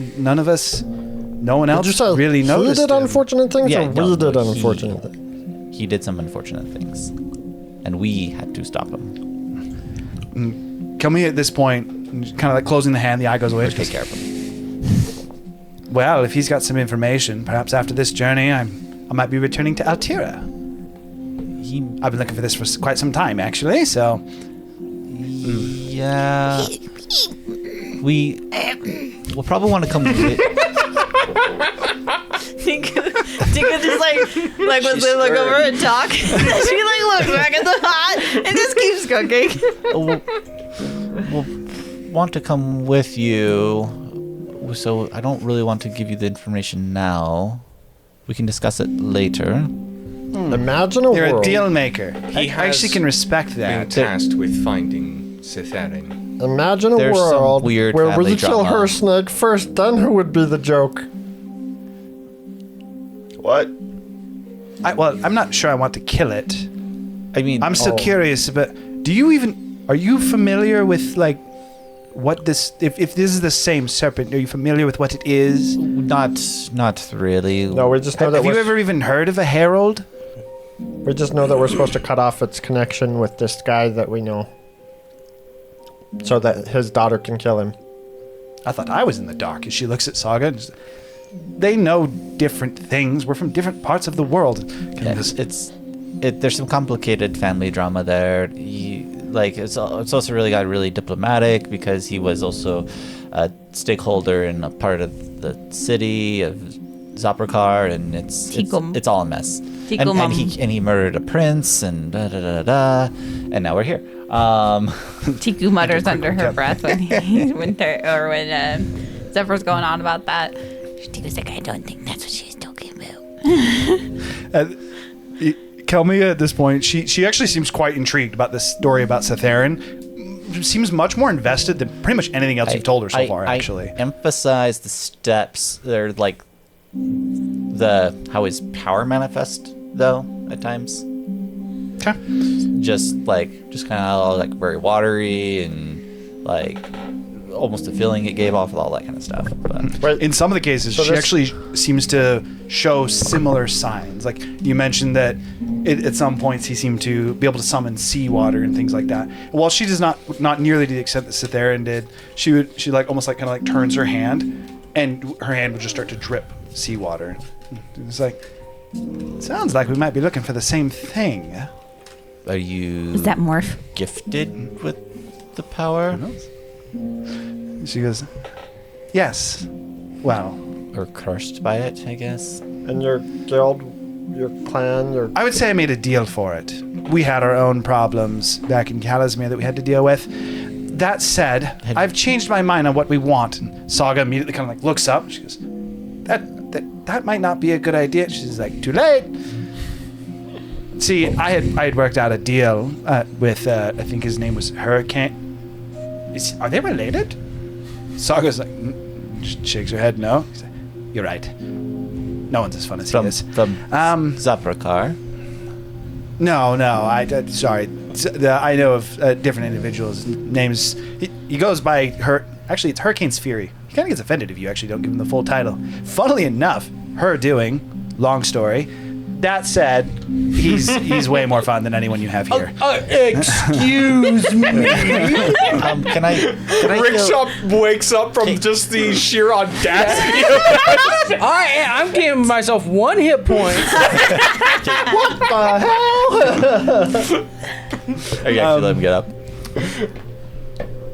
Roll a death save. If you go positive, you can wake up. If you are under 10, then no. Meanwhile, Kelmia Not busted quite. into one of the boxes of 17. Oh, I'll say you woke up to that. Like legit, like The you sheer heard was like audacity. blasphemous comment. Excuse me? butt naked. Her doing? That was the greatest prank of my life. Saga kind of looks at it and she goes, it was actually his idea. And he's like, you know, you're probably right. And then seems to almost like knock the air as she air punches you back to zero. At this point, she goes, you know, maybe he is a little bit fun. If nothing else, a little bit fun to punch. All right, with that, go ahead and tell Hurricane our deal is changed. I will help you get to the Cinder Isles and help you with this whole mission. But instead, it doesn't even have to be immediate. I'm not in a huge hurry. I do have some other business. When you go, I wish for you to tell me. At least give me information on where you're going. I may not necessarily accompany you, but I wish for details. We can do that. I don't know when we're going, but I think we already know where we're going. Oh, do tell. Zephyr said not to tell her yet. We're going to hold that information close to chest right now because we don't want her going without us. No I think offense. him and Theric might get along a little bit. Unfortunately. What's up? During this time, Tiku busted into one of the boxes of like fish and stuff and has been cooking up like a seafood. This is what you do to appease dragons. I would actually say that, like, in this time, as you've been doing that, Kelmia has, like, unconsciously been, like, moving over in the room closer and closer to the pot. Like, She's just saying like a mantra. This is how we don't get eaten. This is how we don't get eaten. This is how we don't get eaten. At this point, Kelmia says, because that's in her head because she I would was never say gonna- that out loud because that's also how you get eaten. I was going to bombard you with a series of questions to figure out a little bit more about what you're looking into, but the serpent tree piques my interest more. If you want to tell me more, happy to hear it. If not, if you're simply willing to give me the information I want, I'll take you to the Iron Core. Do we have a deal? You can wake him up now, too, if his decision matters. I just wanted to hit him again. Can you stop hitting him? I will, for now. I guess it's best I'm gonna get. I don't get closer to her. I just have Aerith go fly over and cast. Well, Cure she's on Wounds. the other side of the room. She seemed to punch the so air she to left- knock him left him back on the out. ground. Okay. All right. Yeah. I just go touch him. Cast Cure Wounds. Actually, I level would say it 1. was more of like when he gets back up, he was talking, and she's just like, and seemed to like flick the air and knocked him out. You would get back up with the Cure Wounds. As you like kind of wake up, you like look towards Kelmia, and she like winks at you with her finger like this. Just, seems your friends are on your side. I'm most curious to hear what you've been doing, but it seems that story is gonna have to wait a little bit. I mean, we'll have a couple of words. It's good to see you too, Kelmia. I did try to warn them. Can you put on some clothes? Oh yes, my hat, please. It's the only clothing I have. The Prime didn't give me any. She just with the circlet just kind of and just throws it like you like hold your hand up and it perfectly just like into your hand, almost with enough force that it like closes your hand on top of it. And then I turn back into my dwarf persona. And in this I am Otto Sarcophagi. You should probably write that down, Saga. We're gonna want to send that to Theric too. Oh, Theric, is he? Did he get my letter?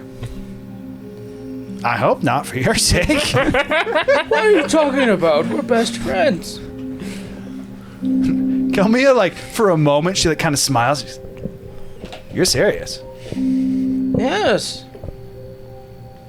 I thought he was like super smart. Saga goes, I think he is. Just maybe bad at social cues. Well, Maybe he's the part that likes Sarah. Or Derek. Oh no, Rickshaw always liked Theric. Theric hates Rickshaw. And I don't know why. I'm most curious to see what the response to that letter is going to be. That said, unless there's more things you want to tell me, I am dying to try whatever it is this kobold is making. I've never seen a kobold chef before. This must be something unique to Oh, Altira. her food is wonderful. She comes over to the food and she actually just kind of puts her arm on your shoulder. She's, Oh, wait, she's got like wait, a foot on you. stop, hold on. Did you put any of that seasoning I gave you into it? Do you think I want to die? No. Okay, it's good. It's actually interesting where Tiku learned how to cook. So she would cook for a dragon so no one would eat her on a daily basis. Hey! Literally trial by fire. I killed a dragon. Well, we fought it. Actually, I think it ran away here. Have you guys seen a white dragon around?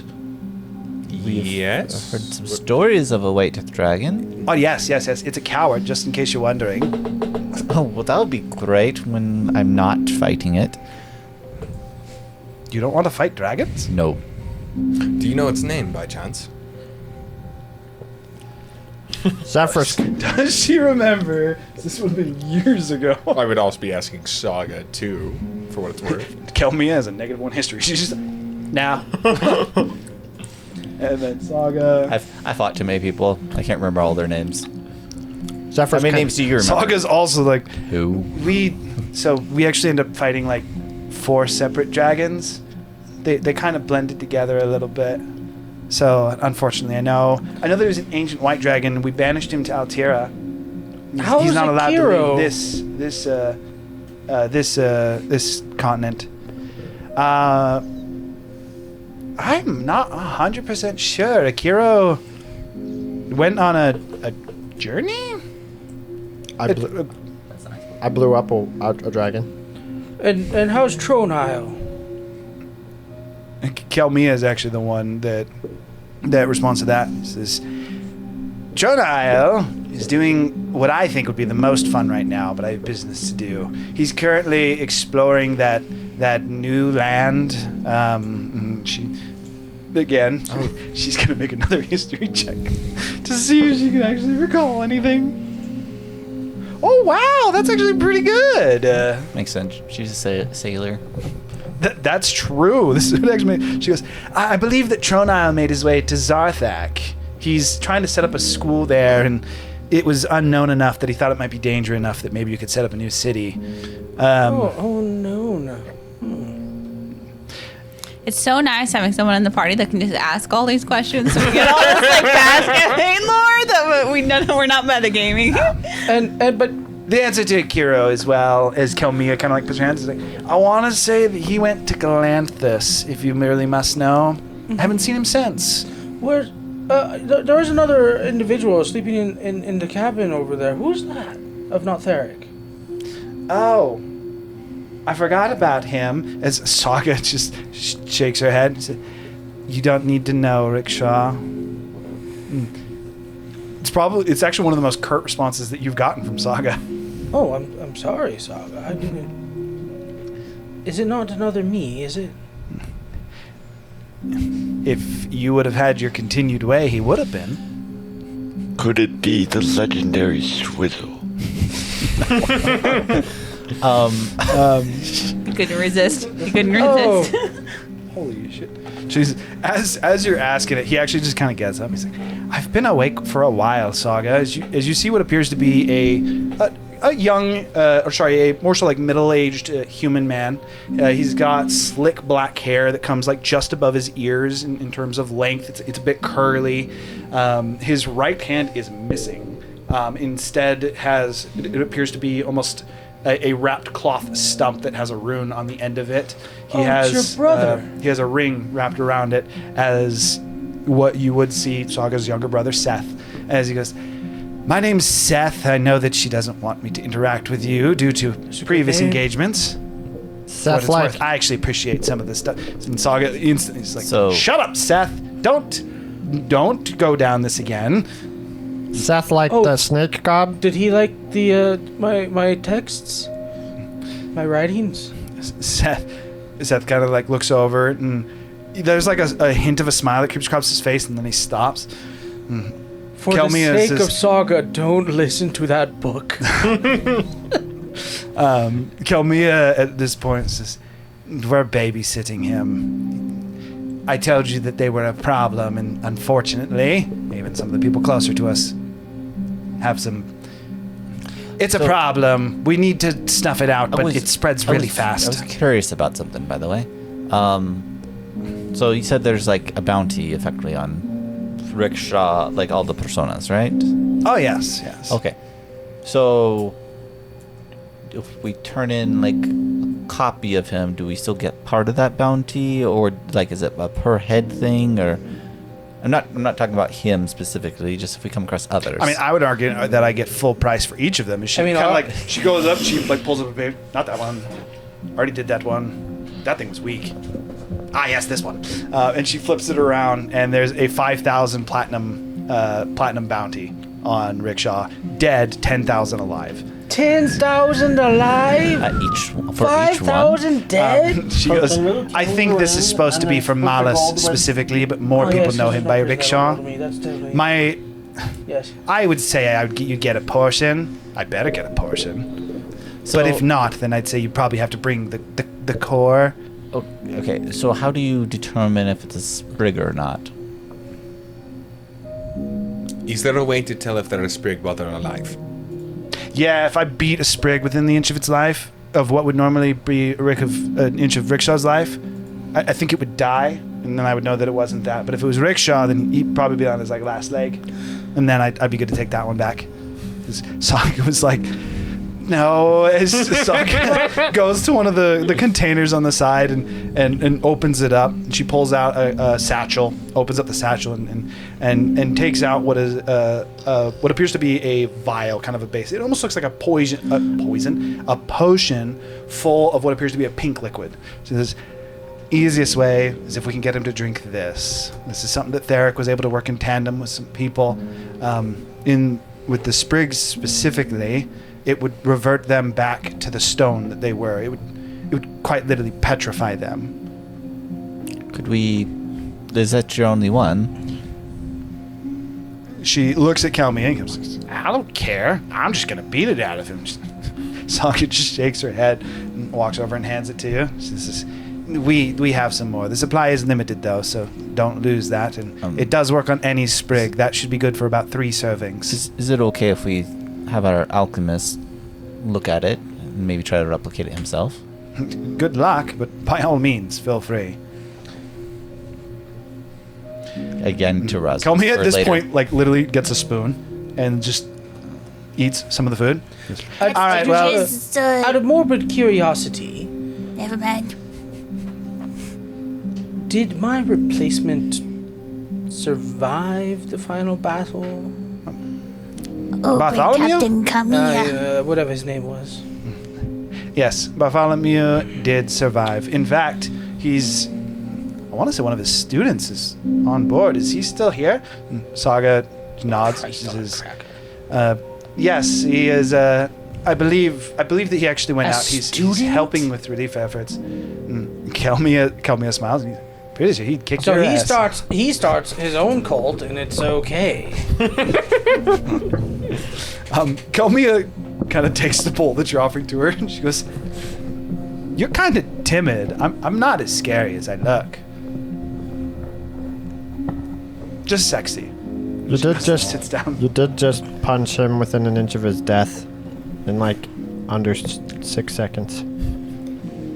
Literally came 4 points from outright killing me. She almost like kind of scoffed. She goes, please, it wasn't even 3. As she sits down and starts to eat the food Deku gave her, it's like she starts to. She goes, well, this is great, Kobold. What is your name? Tiku. Tiku, do you are you attached to them? Do you want to join my ship? My chef is currently on Colwig's ship, and Kill me. I'd appreciate it if you didn't try to poach our cook. Kind of like squints at you, like almost like a what are you gonna do about it? And Saga is like, Kelmia, please. They are a group and they have some information. I know, I was kidding. But isn't this wonderful, though?